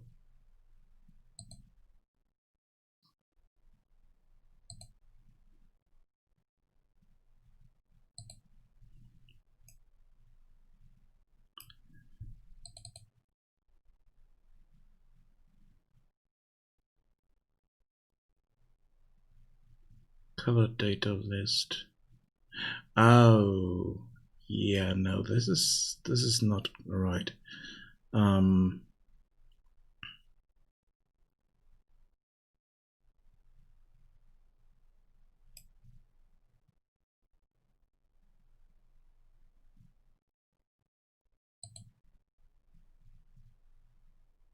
No, it is. No, this is correct. So this is the color data list that we have here. That's correct. We have the name and then we check this. So we check the race, we check the color slot, and we find the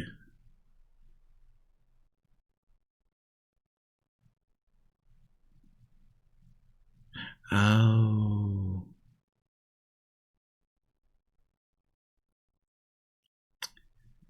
yeah, wait.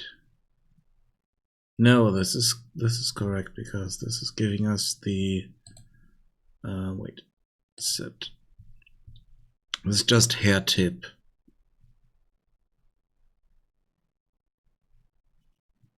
and hair.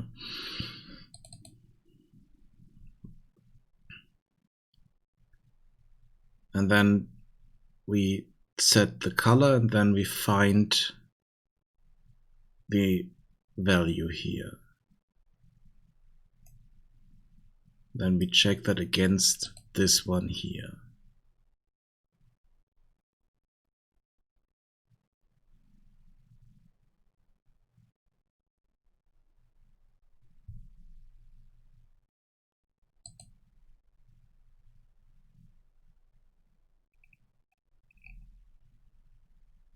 I think I know where the issue is.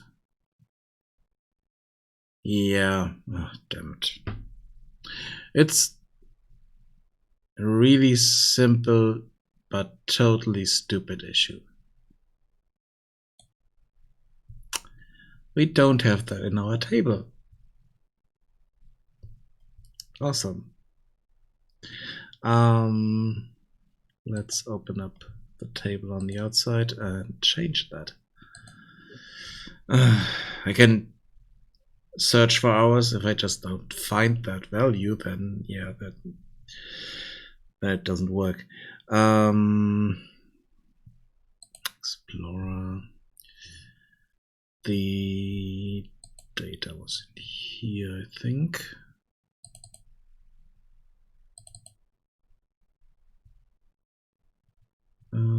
Color table.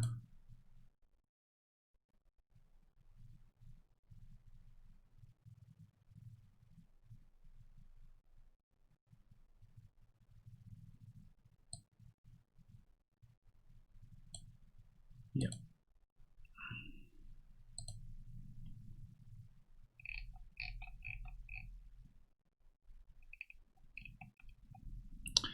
Okay. It's that easy.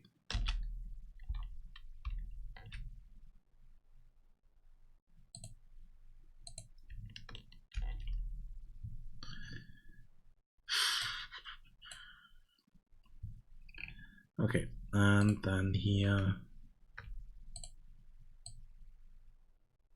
fix up the numbers and change this to tip.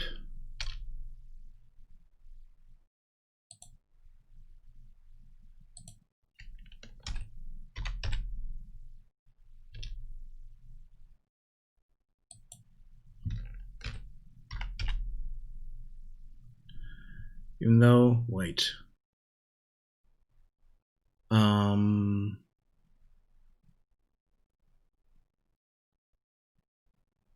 Will it be a different color on the tip than on the rest of the hair? I don't think so. So we could just use the same colors basically. So we don't need to change anything here. We just need to go in here and change the way we use it in here. So if you find hair color, then let's use hair color there, but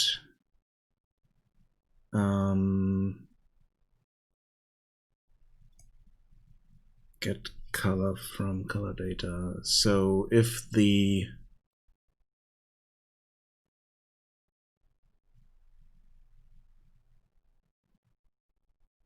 color slot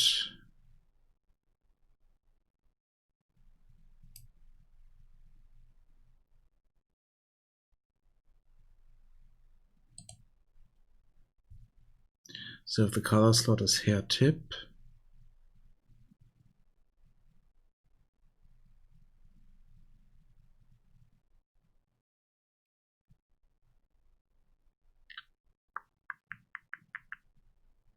okay, let's go into that.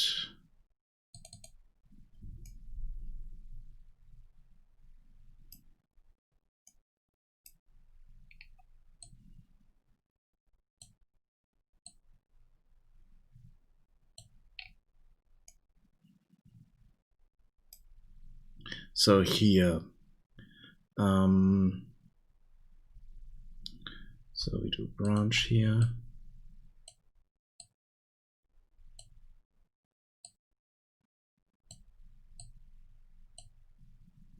And we check if this is not equal to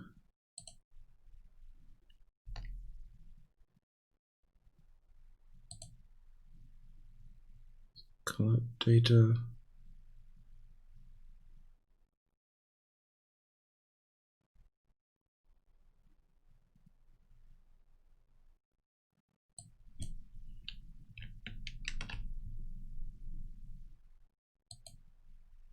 Wait, this should be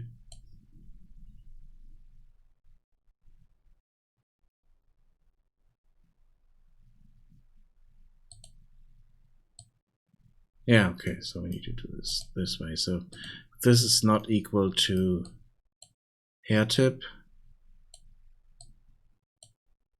we do just this.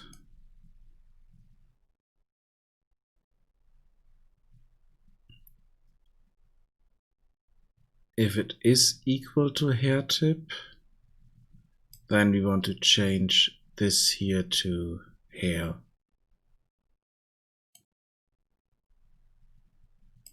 So we basically do the same.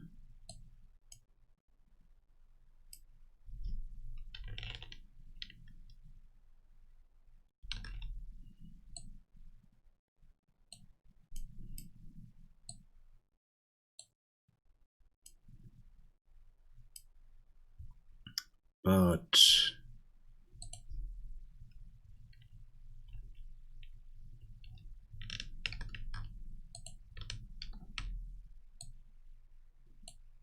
we get hair tip here.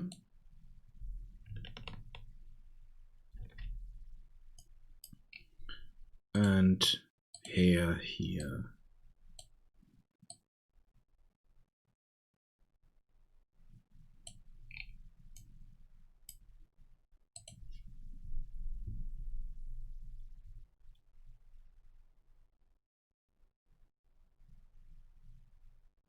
Not happy with this here, but I mean, I could have collapsed this part here to a function or to a macro or something like that, but let's just try this. This way we should get the right information, but we don't need to double our hair colors in the table.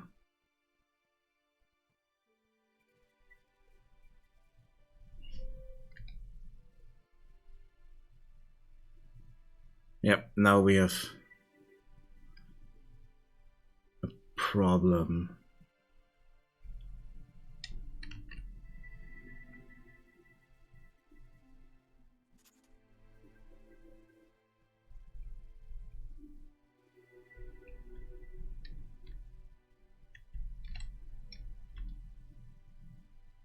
We still have a problem here. Wait, did I change something on the characters here? No, I didn't. Did I change anything here?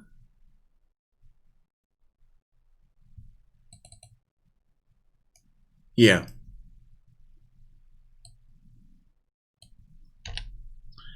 Change this. Okay.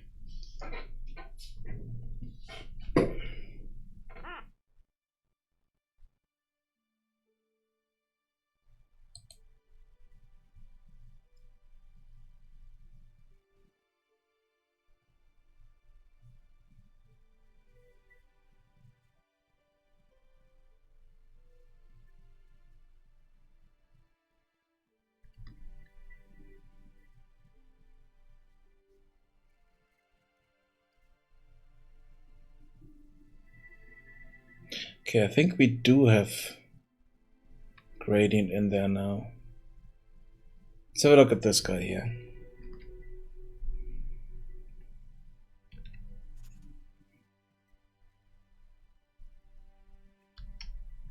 Still can't see anything, but that's probably the hairstyle. Let's have a look at the guard here. Should be really visible on her hairstyle because she has long hair, and we should see the gradient there.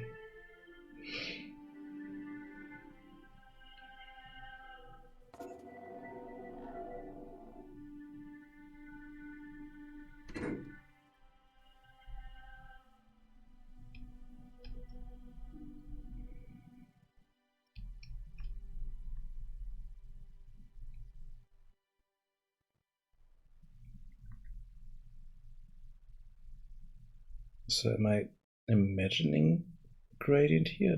Yeah, I am. It's just the lighting. So it's not doing the gradient still. Still not doing it.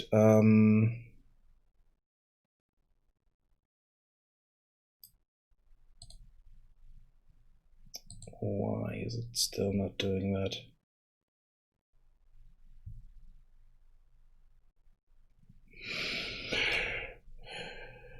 Oh, sorry about that. It's getting late. So what are we not doing correctly here?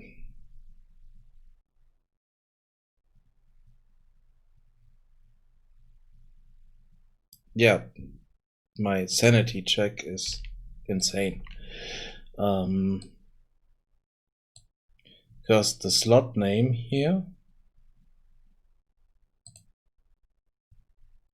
I mean, we are setting hair color, so it should always be the same, so it shouldn't do anything else. It's just saying hair color, so it should be fine.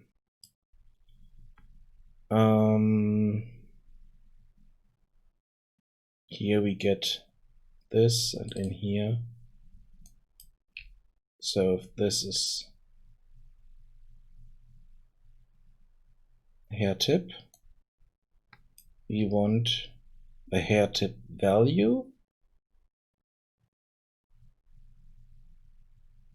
but we want the hair name. You can also do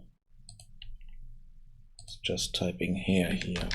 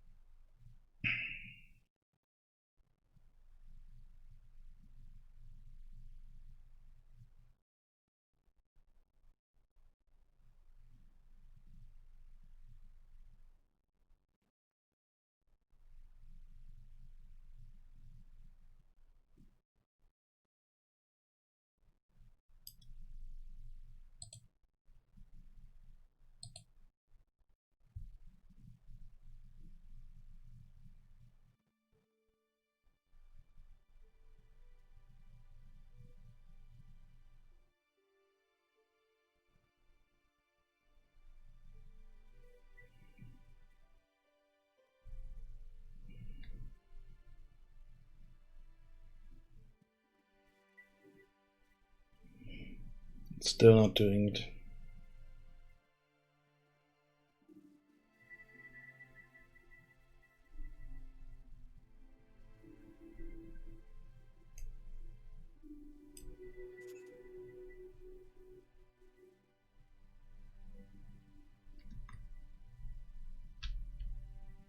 Nope.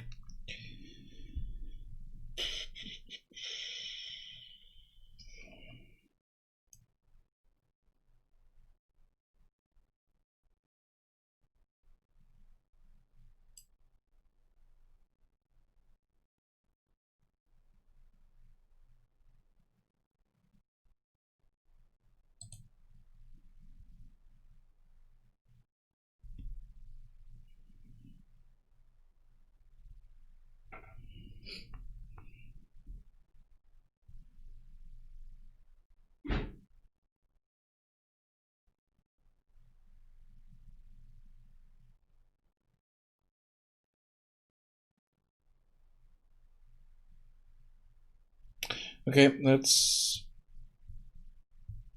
try this differently. And I find it a bit stupid to do it this way, but let's do it.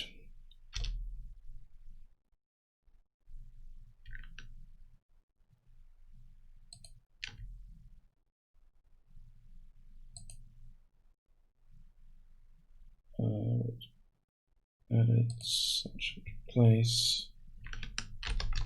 Yeah. Let's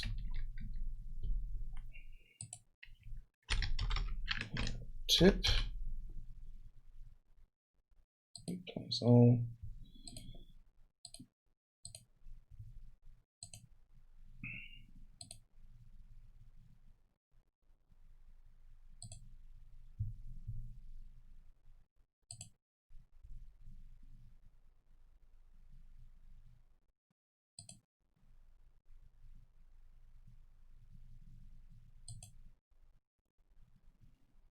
Let's close that.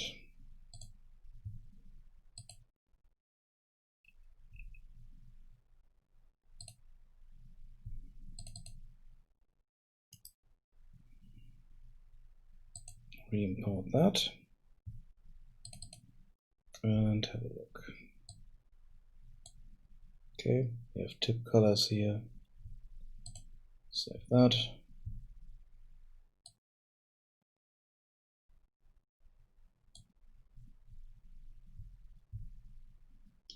Then go in here. Change this back.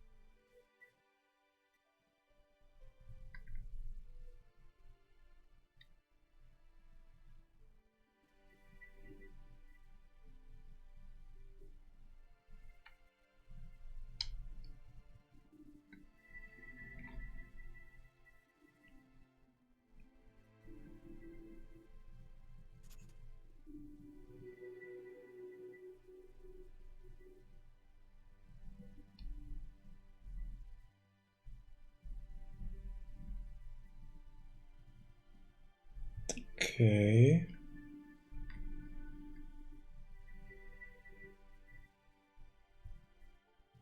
That's strange.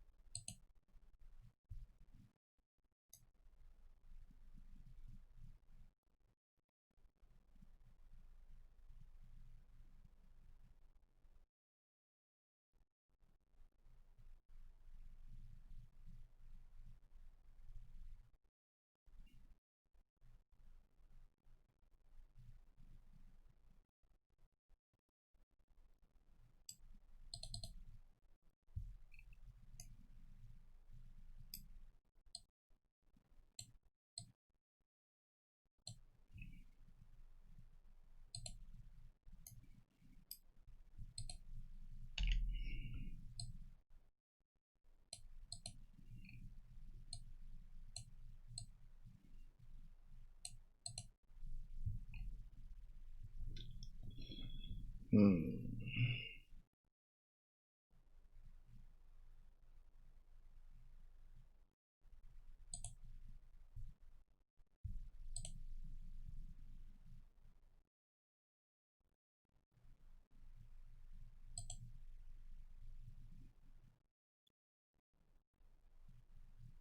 it's 1 and 7.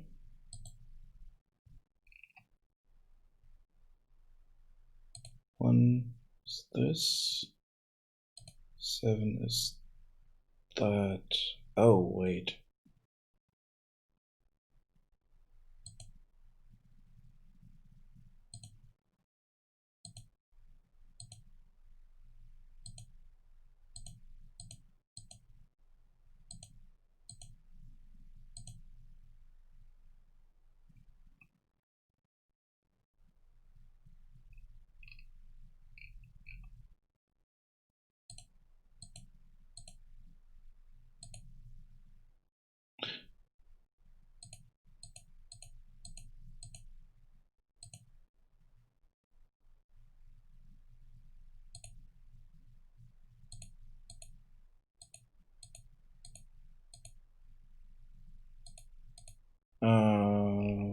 I think I destroyed my colors here that I had before.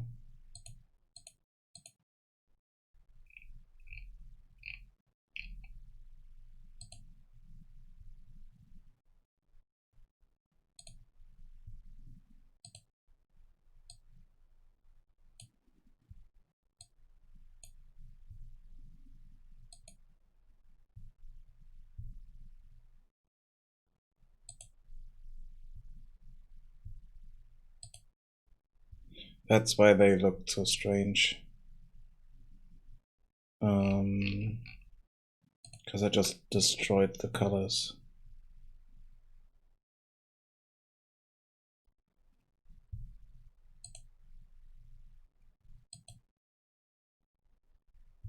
So I must have set different hair colors for them and just didn't save them properly. Yep, that's the issue here.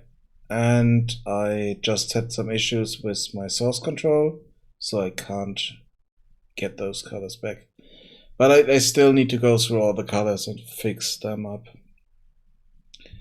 So let's see.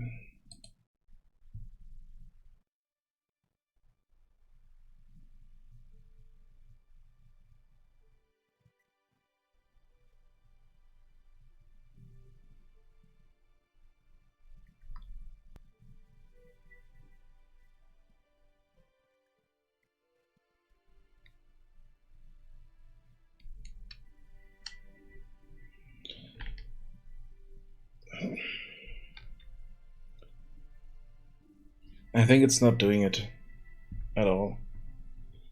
It's not setting the tip color.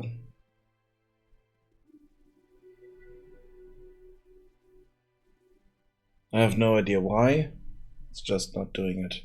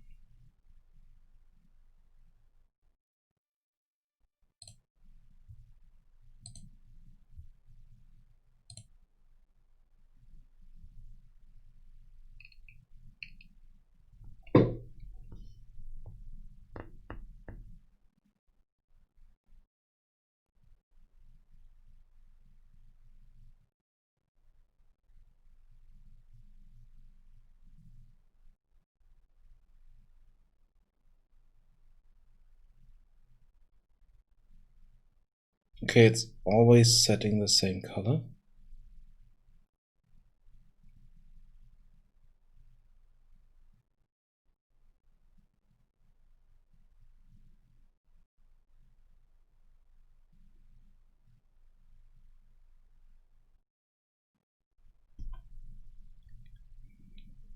So that is the issue. So the data that we put in is wrong.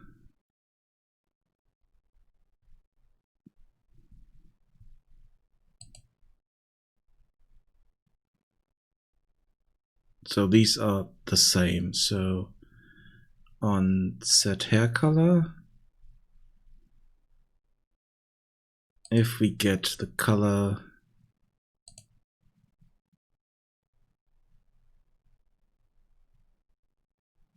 here, then that's the same as this one.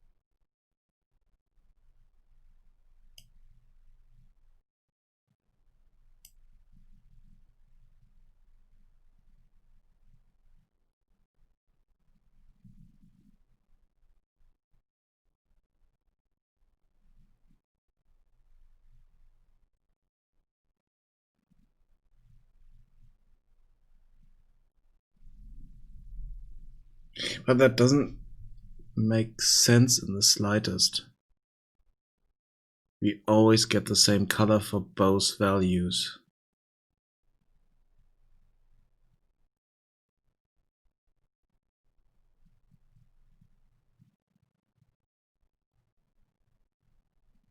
Because we have different colors for the hair, so yeah, okay. Wait. So the standard setting is like that. So yeah, that's. But I need to start the game and see what we get then. Okay.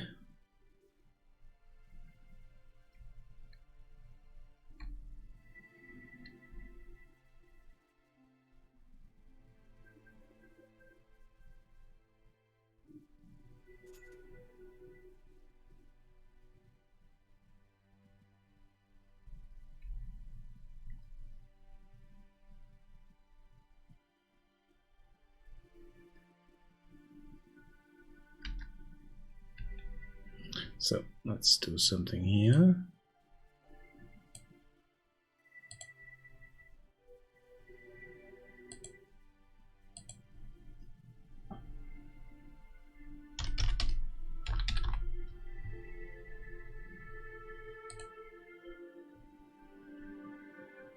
Hello. No, it's an exploration adventure game. It's close, but not quite that.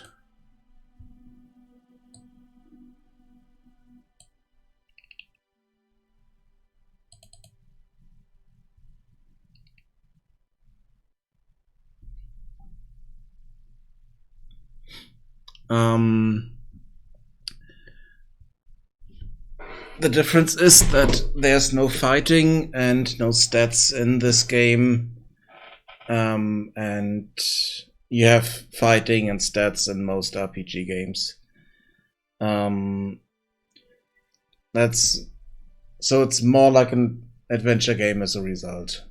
So think about point-and-click adventure games and add an open world basically to it. Or think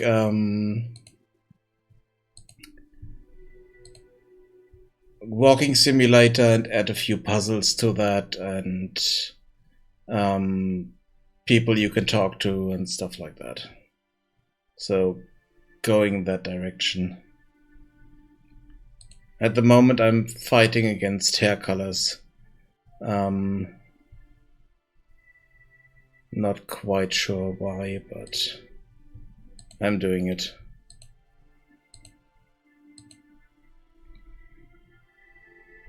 So we do have this main quest here to locate recipe for magical ale.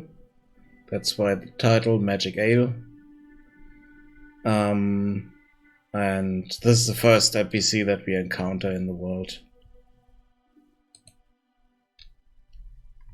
We can switch between first and third person.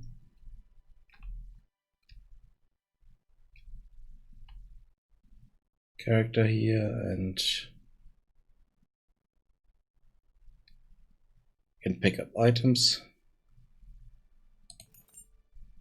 We can also pick up some foliage or some plants or things in the world. These crystals here. Or these mushrooms.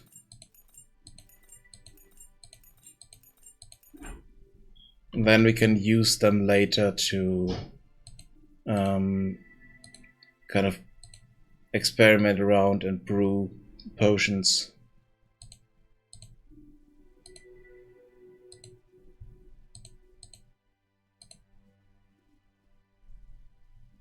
For instance, we've just found one recipe here where we need 3 red crystal shards, 3 red crystal dusts. We need a bit of wood and a few sticks. I went to a school called Games Academy in Germany.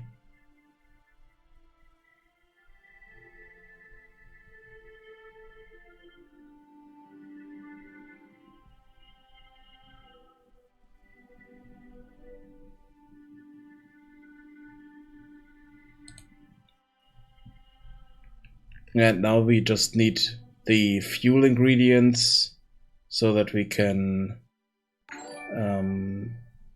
thank you for the follow. So that we can brew those potions.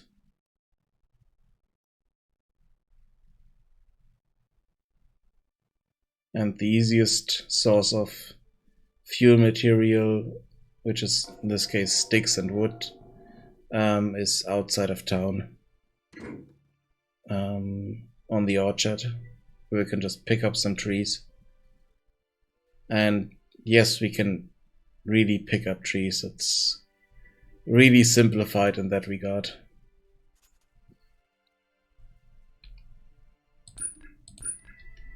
And this is one of the puzzles in the game. I know that by heart by now, because I need to open that door too many times. So I need to add some clues to the game so that if you don't know the combination, then you can kind of figure it out as well. Still need to do that. So now I should have enough. Yeah, I do have enough. I have enough sticks and enough wood here to brew that. And now we can look. So that dark potion here, if we drink that, kind of get cat eye vision. It's a bit hard to see everything at the moment because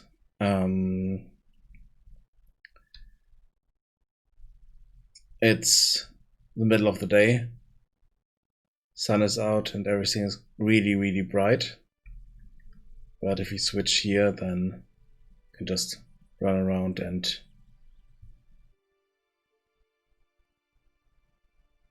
get back in town.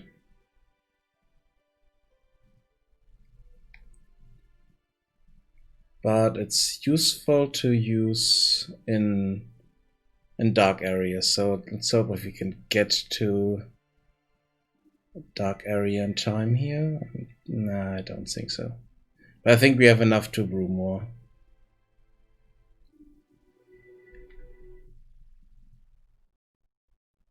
Okay. It's just changing, so this is quite dark now.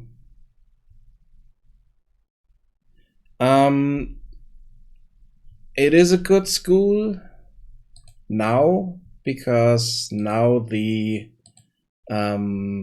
certificate you get at the end is accepted in Germany. So the certificate I did is just kind of a private certificate that I can put on my wall, but it's not officially sanctioned. And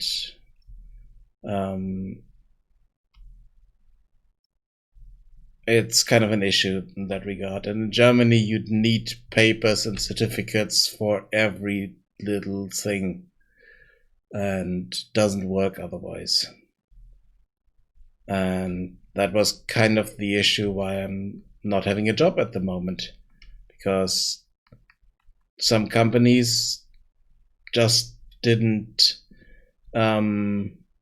see that what I could do at that time, and then I said, okay, I'm doing indie stuff, trying it on my own.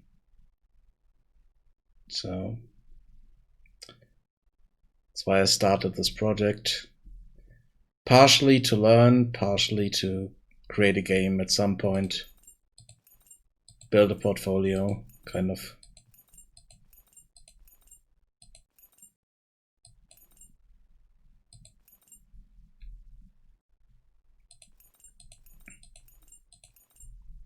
But it was definitely fun, interesting, and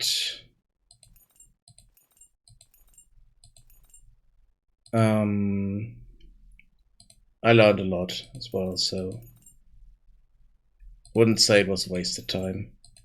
It was a bit on the expensive side, but most schools like that are.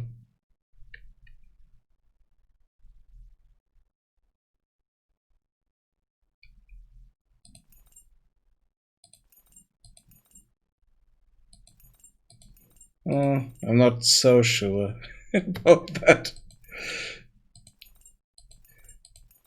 I mean, okay, sticking around and trying to finish a project for once, then yes. Otherwise, not really. Because this project here is one of many projects that I worked on, and it's one of the projects that I really want to finish at some point. Despite the fact that I've been working on it for way too long. So does she have? No, she doesn't have different colors there, so damn it.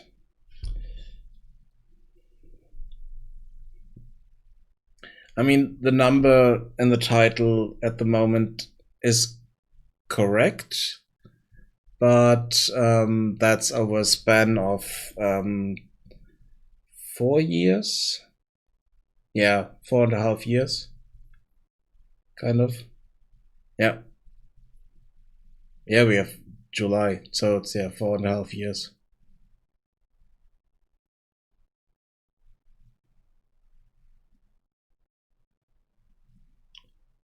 Okay.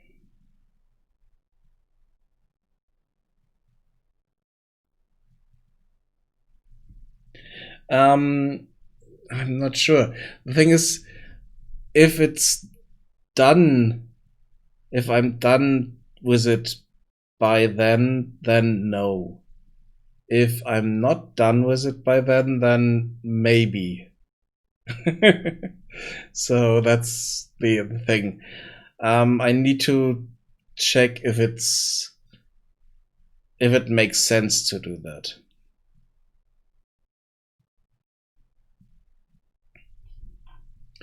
If it doesn't make sense to do it because it's either too much work or too much, or it's not working properly. So this is human hair tip color 0. And if I'm going to the elves, elf hair tip color 0. What's the issue there? Apart from the fact that colors are a bit too close to each other sometimes.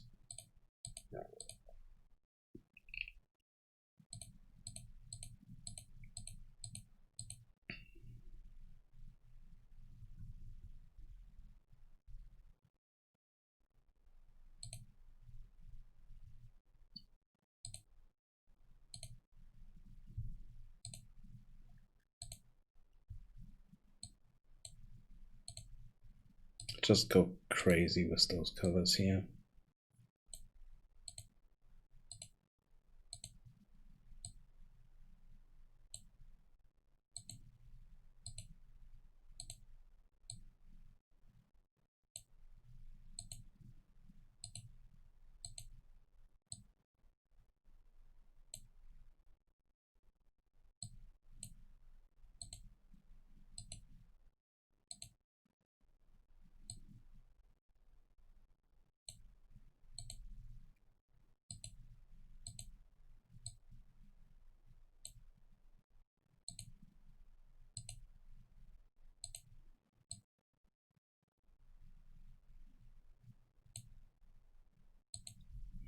Just so that we see a clear difference between the hair colors here and the hair tip colors.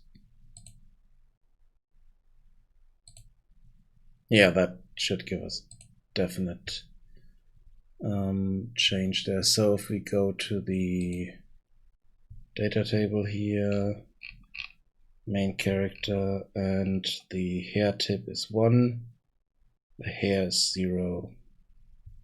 So check that. So this is the color here, and this is the base color. So we should get gradient from red to pink. Let's do blue. That was 3.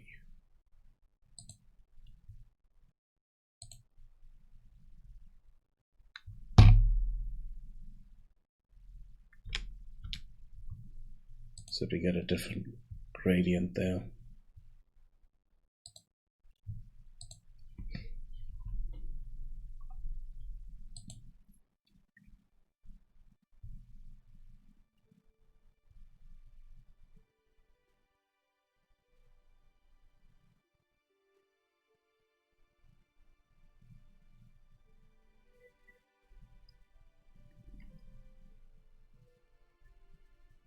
No, we don't. We don't get any gradient at all. We get the red, that's there, but we don't get the tip color on it.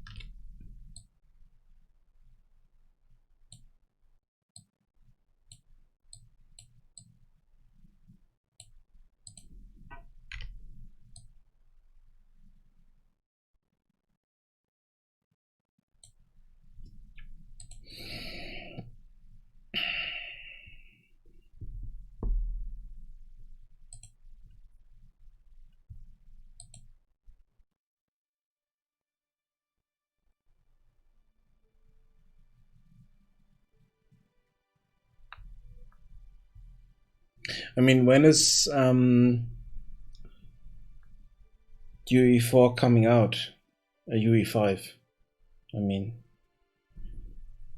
did they tell any? Did they give any dates yet?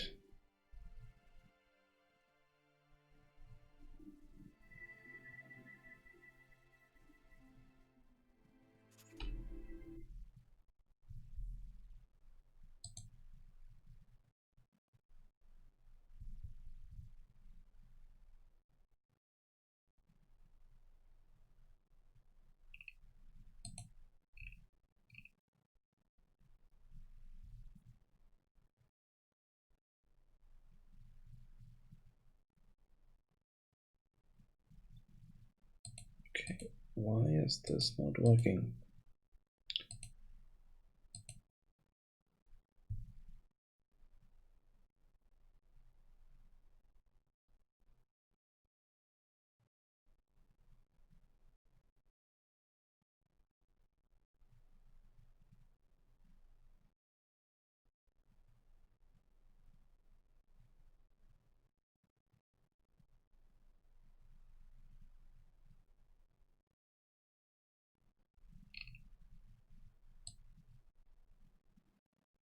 This doesn't make sense.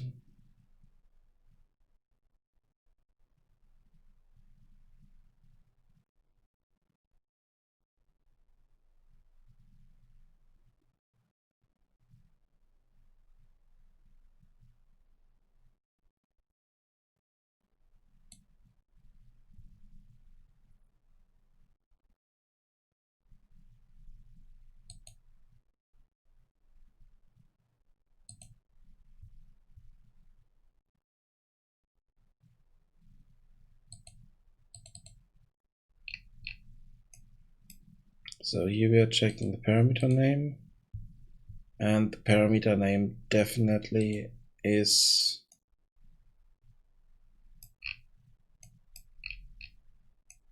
hair tip color.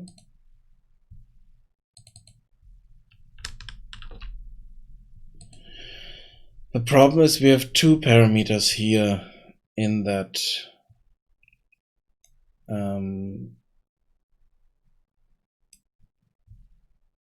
material. But as far as I understood this node, that it's changing all the occurrences with a specific parameter name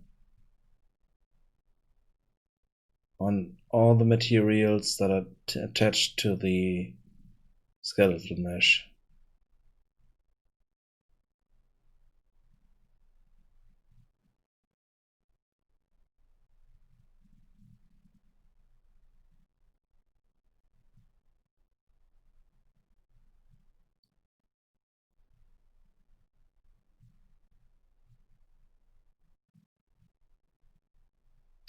So should just go through all of them, find the parameter, and then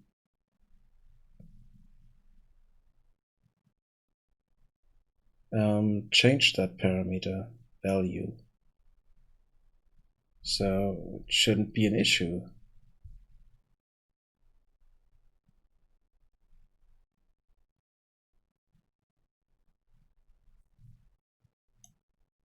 So I mean, it's kind of like I wanted to do it here.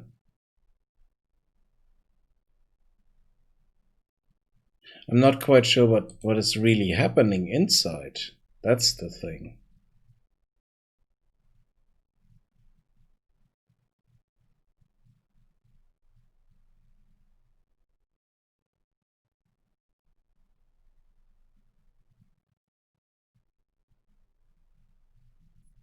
But I think it's something like this, that they take the active mesh, get all the materials,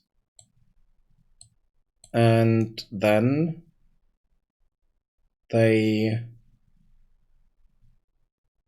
I'm not sure if they are doing it like this, but I kind of doubt that because they set this here as a vector. I mean, okay, it doesn't matter if it's a color or a vector.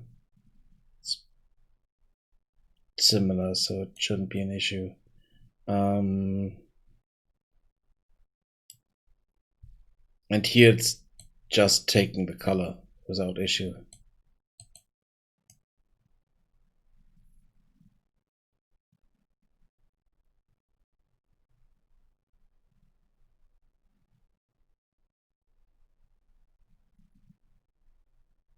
I thought it would be basically this here.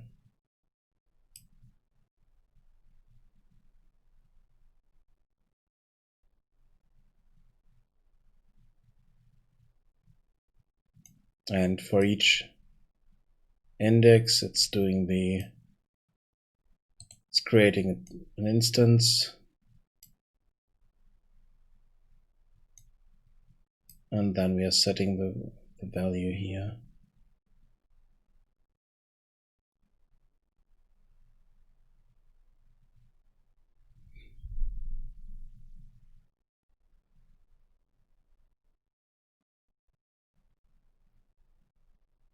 I think that might be the issue. That it is creating an instance for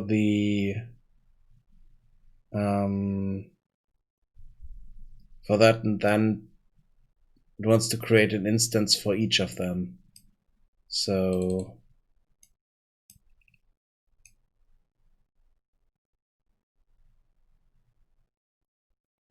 I think that's the issue.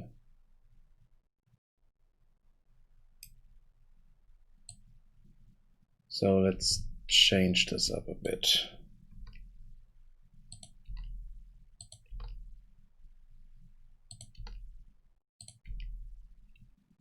So let's get the active mesh, and then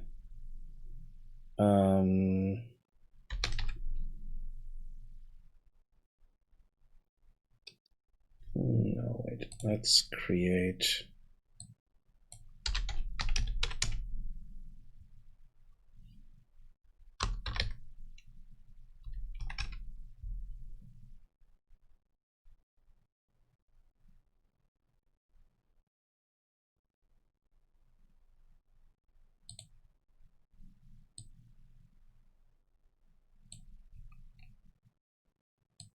active mesh, no.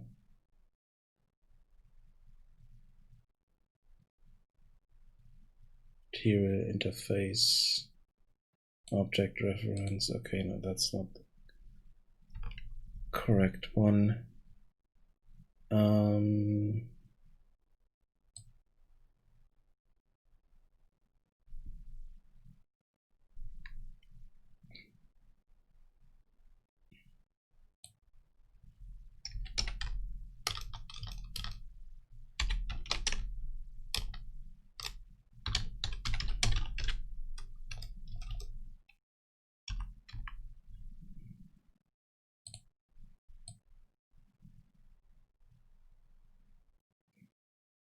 Yeah, I only have one, so let's just do this. So return value,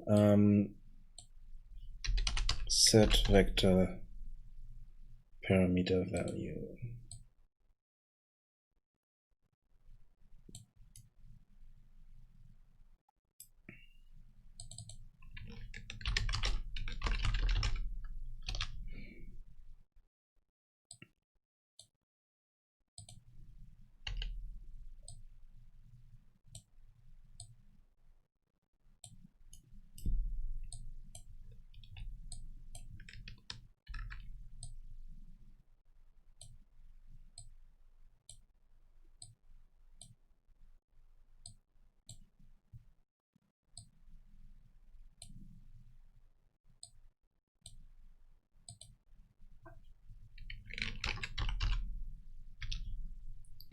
Yeah, tip color.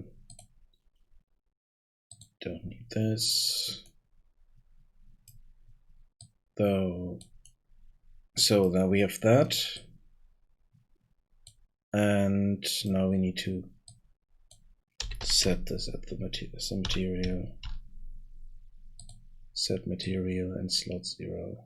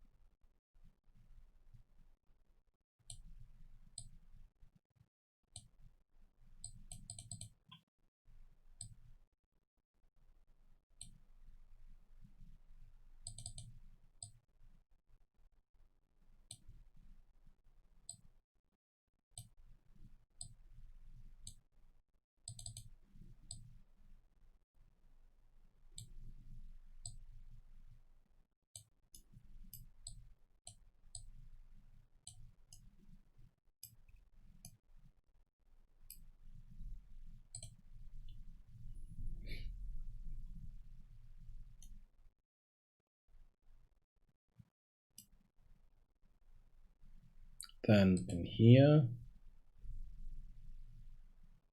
I don't want this, but we want set hair color.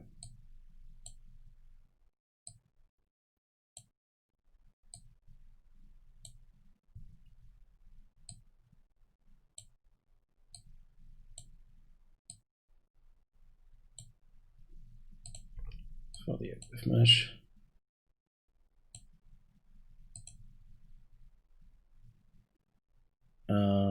Wait. No.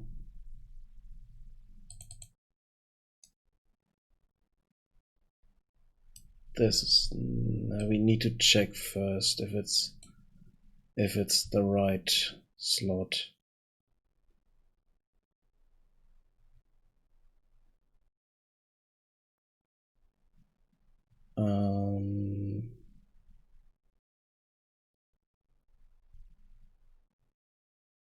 If it's the right mesh, if the mesh is here.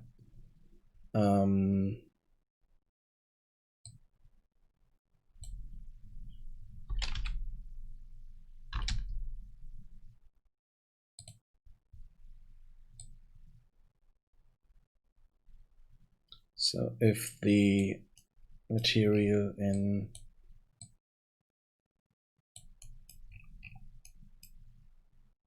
so if that is equal to our material here,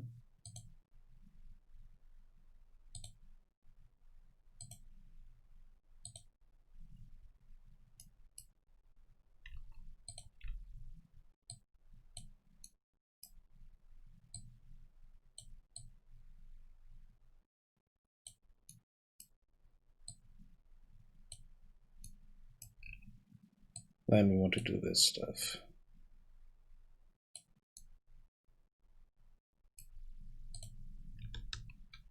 Otherwise, we don't want to do anything.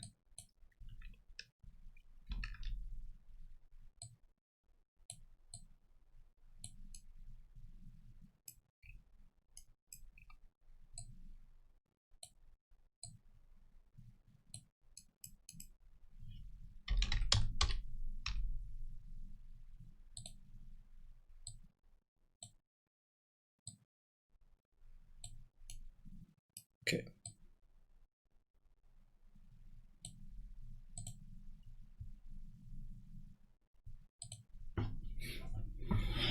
Let's see.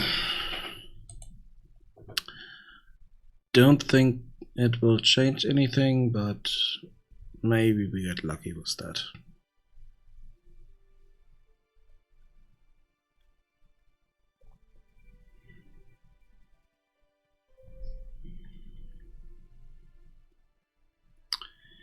Nope. I mean, yes, but no.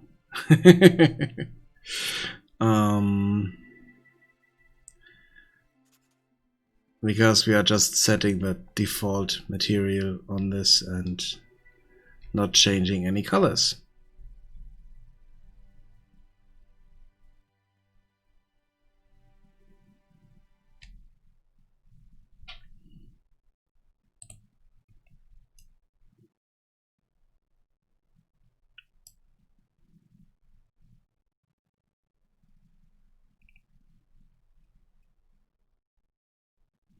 which means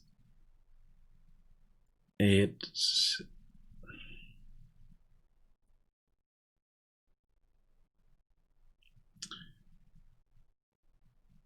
what am I doing before that? So I must be doing something here that is okay. So here we are setting the materials.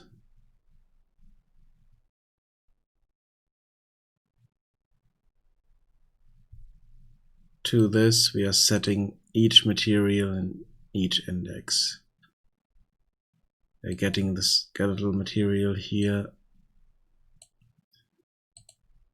Damn it. So that's not working.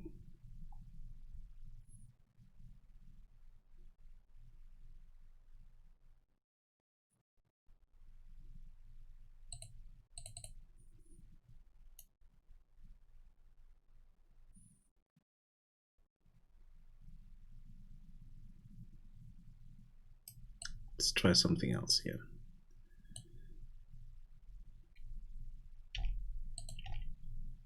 Let's not create a dynamic material here, but just set the... Yeah, okay, we can't do that.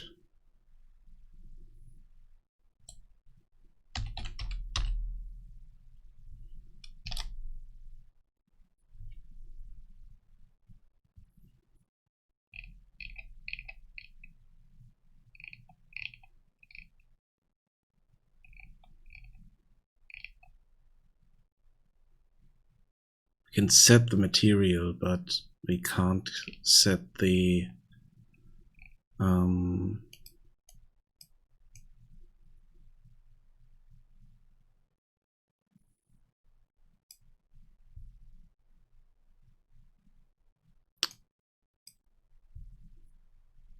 it.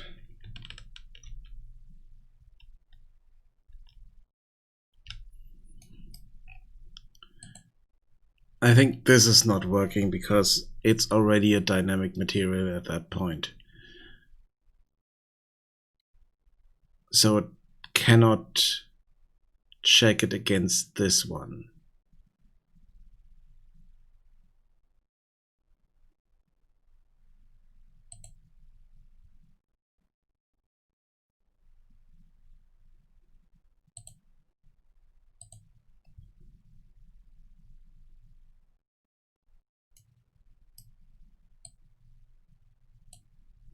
Okay, let's see if we can check it against the parent material. And set the parent material here.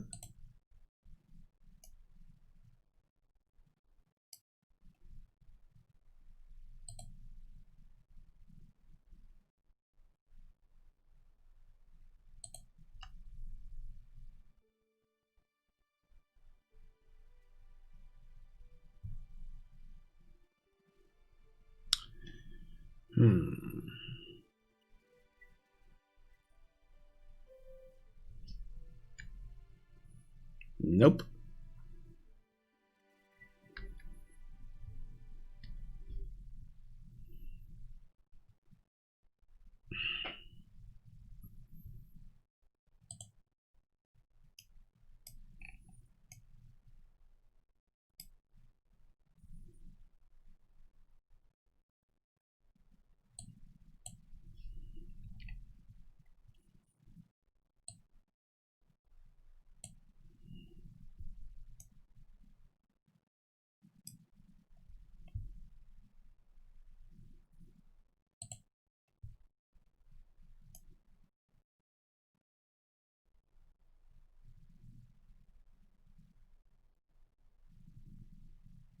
So we have a valid mesh. We are plugging it in here.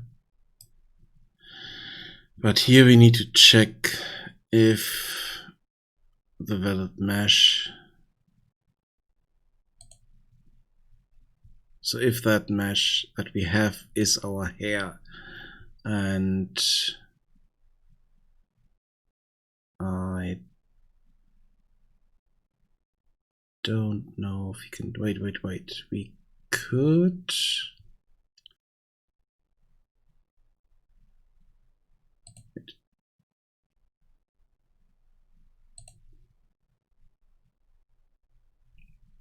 So we have the current slot here.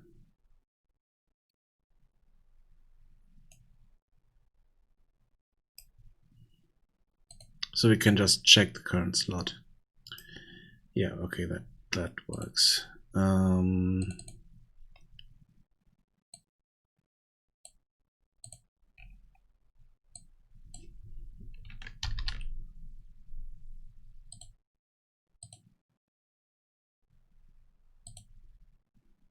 So if that is hair,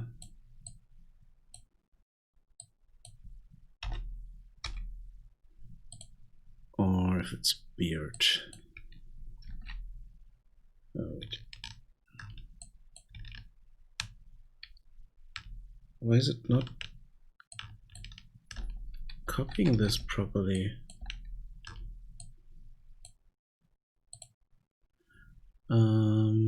Beard.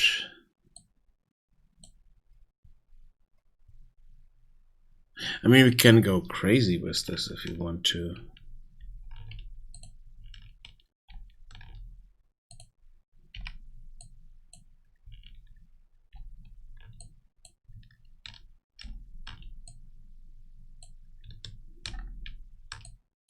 So, okay, I think my keyboard is dying.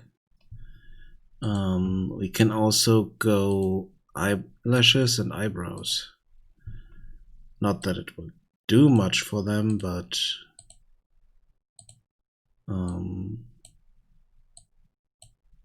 we will see.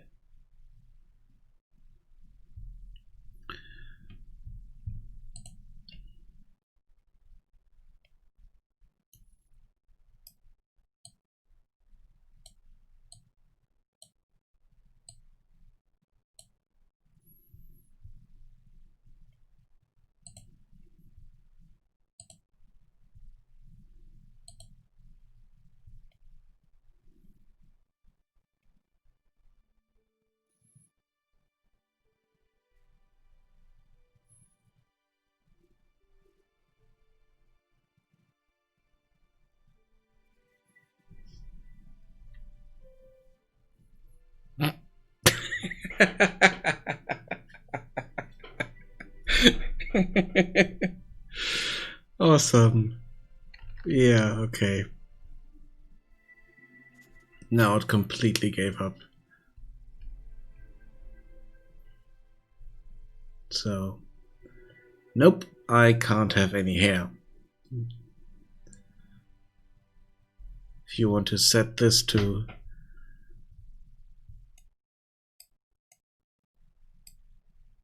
anything here, then nope. Okay,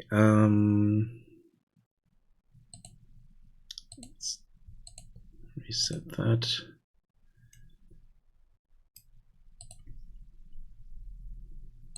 Let's try this again.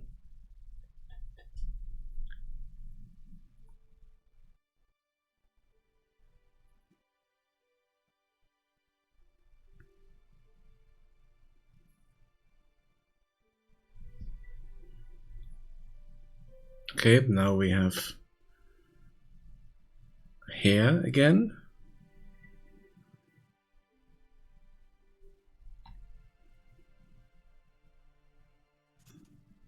But I don't think if we have a gradient or anything on it. Nope, doesn't look like it.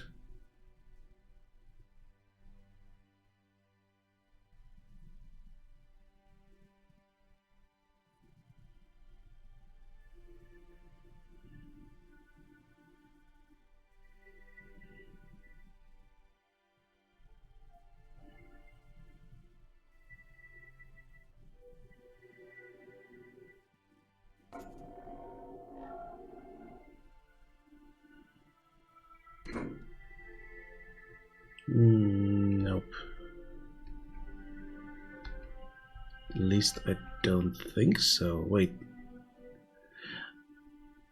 It looks like it. I mean, at the top it's kind of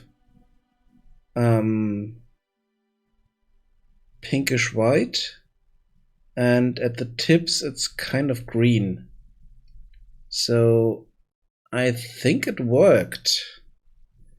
It's just that the hairstyle is horrible.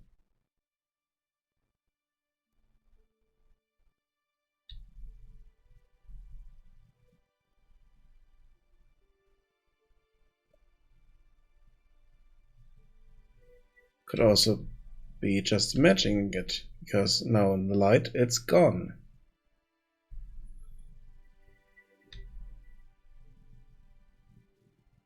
I'm not sure.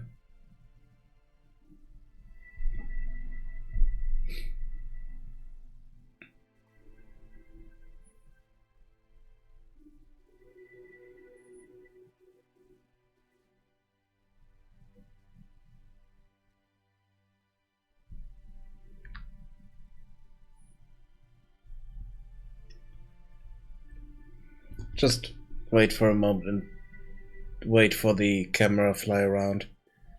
See if we have some kind of gradient on characters here. Not 100% sure, but I think we have a bit of a purple touch in the tips.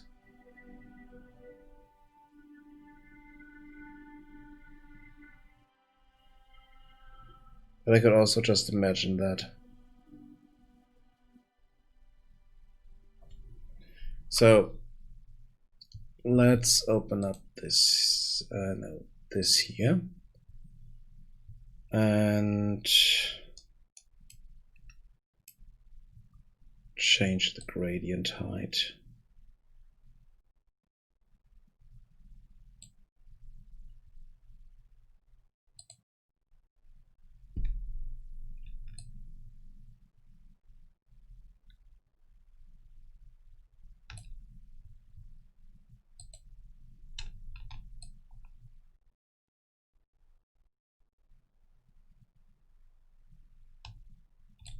Let's see what we get from that with those values here.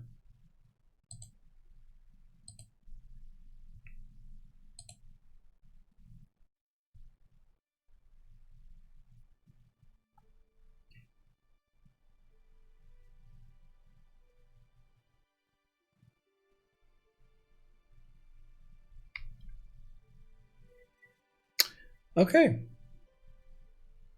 It works. Awesome.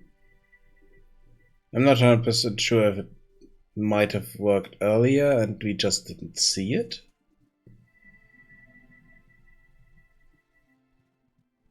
But maybe it worked all the time and was just not visible. Could very well be the case. Oh wait, I can turn the camera around.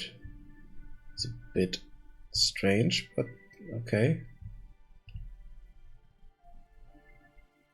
Just need to move it so we can have a look there, but we can't zoom in, so. Oh, this is, whoa, not a good thing.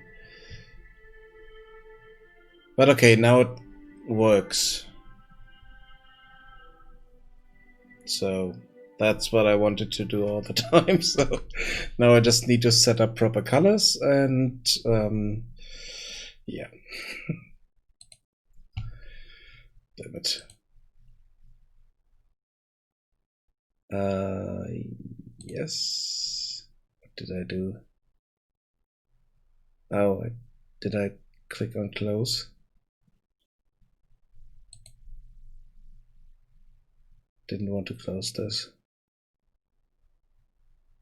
But I mean, I should close it because it's getting late. So,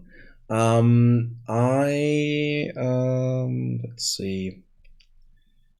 When will I be back? Yeah, okay. I closed the wrong thing. I just wanted to close this and not the editor, but the editor was on top of it, so in the back. Good. So now the tip color and hair color are different. I can change those. I can play around with those. I think I will be back tomorrow, but I still need to work on this project here. So I will be back tomorrow with the strategy test game because I still need to create a few houses there. And then we will see what I will do after that. And because I also kind of want to do some gameplay at some point.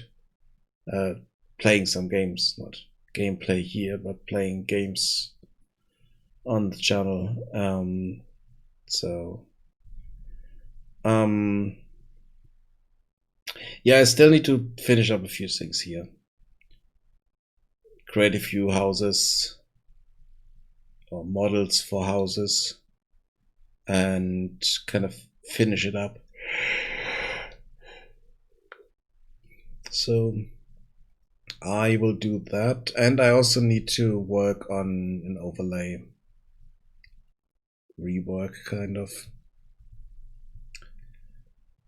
something to think about soon. Yeah, I might be back. Not quite sure about the time tomorrow. Maybe similar time to today, maybe a bit later. So it would be around 4 o'clock my time, 1600 my time, which is CEST, Central Europe summertime, something like that. So see you then. Bye bye.